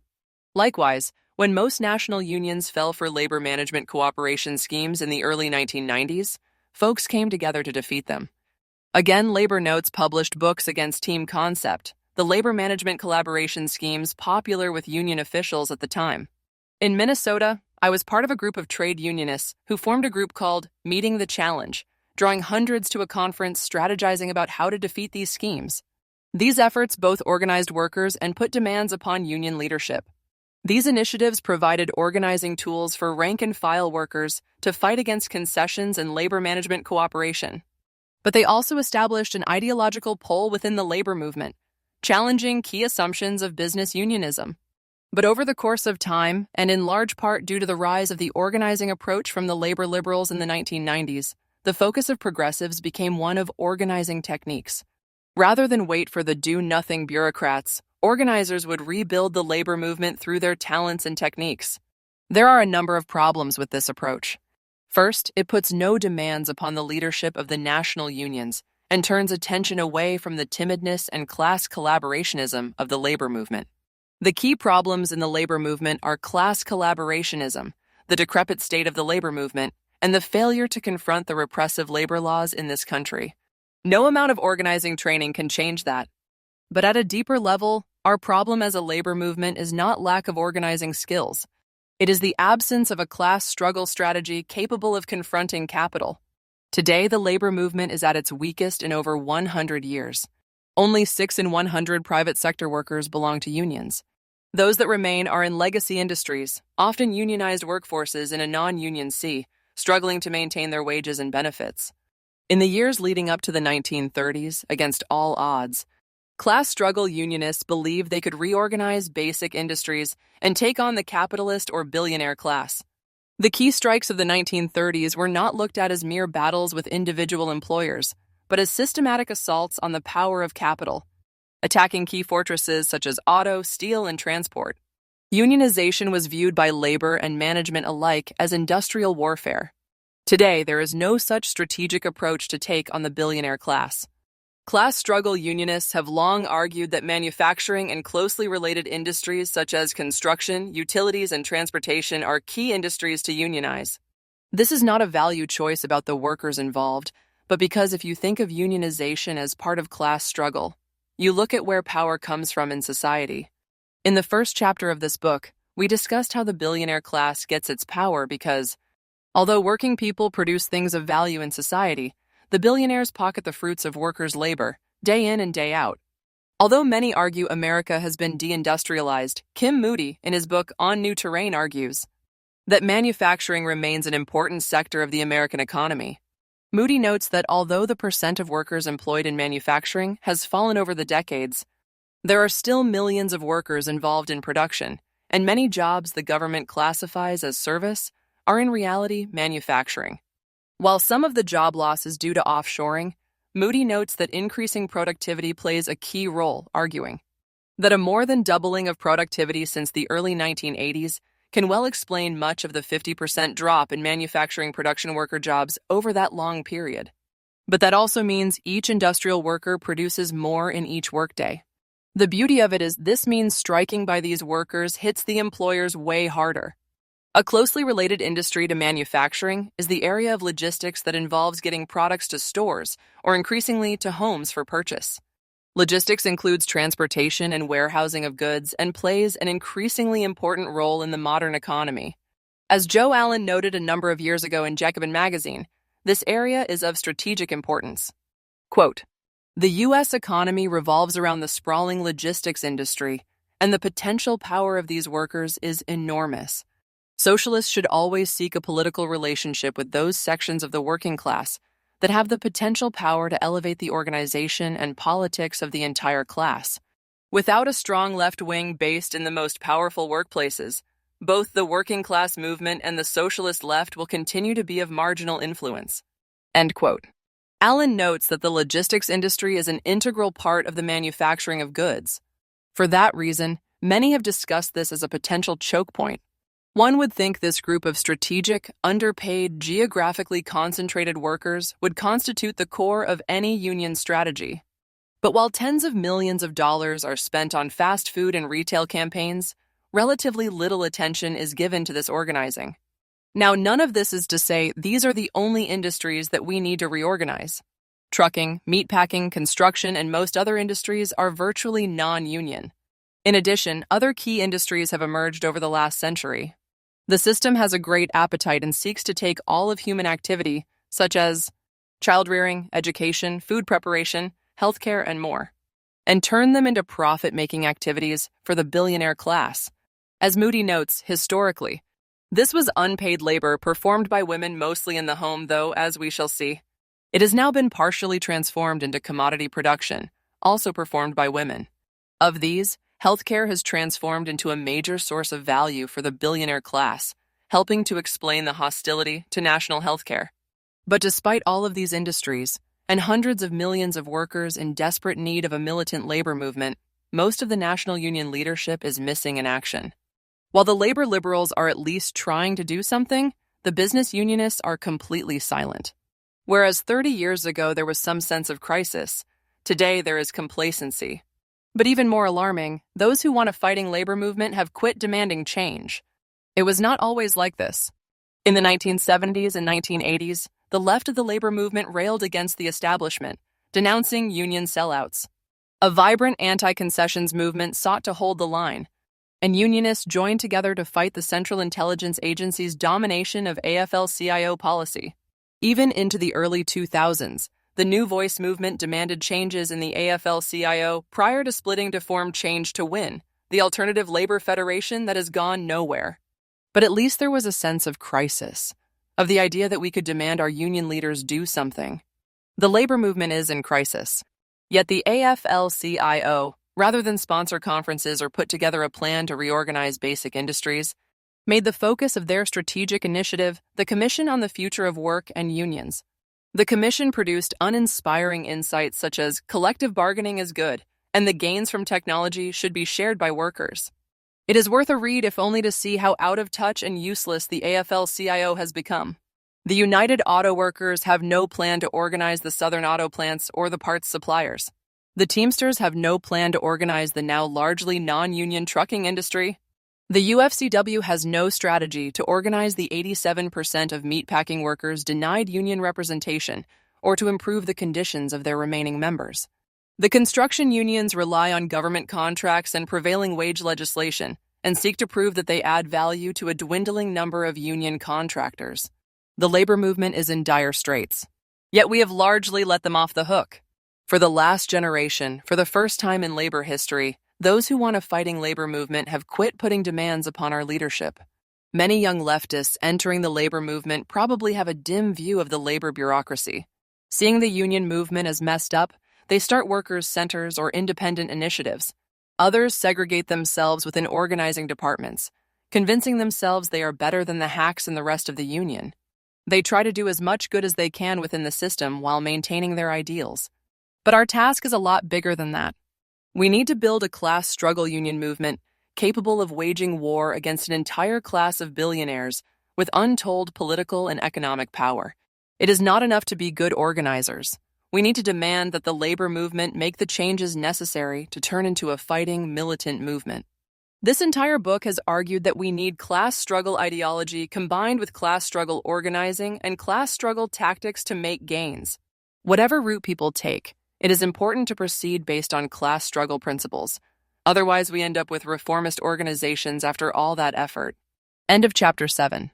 Conclusion. I have been doing labor work for more than 3 decades.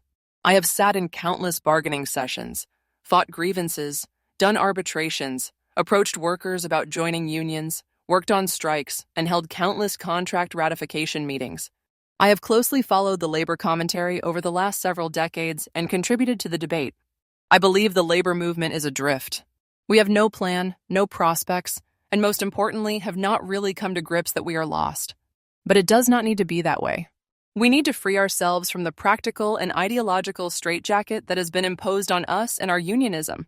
We are up against a ruthless and uncompromising enemy, one which believes every sphere of human activity should enrich them as a class and views our unions as one of the few things that can prevent their domination. The billionaire class views our unions as the enemy, as key institutions of the working class. Like it or not, they are engaged in a class struggle against us. We have a choice. Are we going to continue on the failed strategies of the last decades? Or are we going to adopt a philosophy with a proven ability to confront our enemies? Class struggle unionism is actually quite simple. It grounds all our actions and all our strategies on a simple proposition: that workers create all wealth and a system that allows the few to obtain billions in riches, while the producers of wealth live in misery is an illegitimate system. Once we accept that essential reality and act as a class, victory will be ours. I am incredibly hopeful. When I started work in the labor movement, discussion of class issues was taboo. Those who questioned the unjust economic system were marginalized. But a lot has changed in recent decades. The Occupy movement of 2011 put the 1% on the map, introducing the billionaire class to popular discussion. The Black Lives Matter movement has shown the power of working people rising up against oppression. The campaigns of politicians such as Bernie Sanders and Alexandria Ocasio-Cortez inspired millions to challenge a corrupt political system. Mass movements of workers, such as in the Wisconsin uprising and the Chicago Red State teachers' strikes, showed that real change comes from working people getting in motion. We know from history that real change happens when ordinary working people refuse to accept their conditions, when millions rise up against exploitation and demand a better world.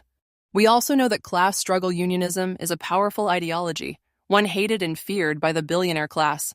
We have a world to win, and the future is bright.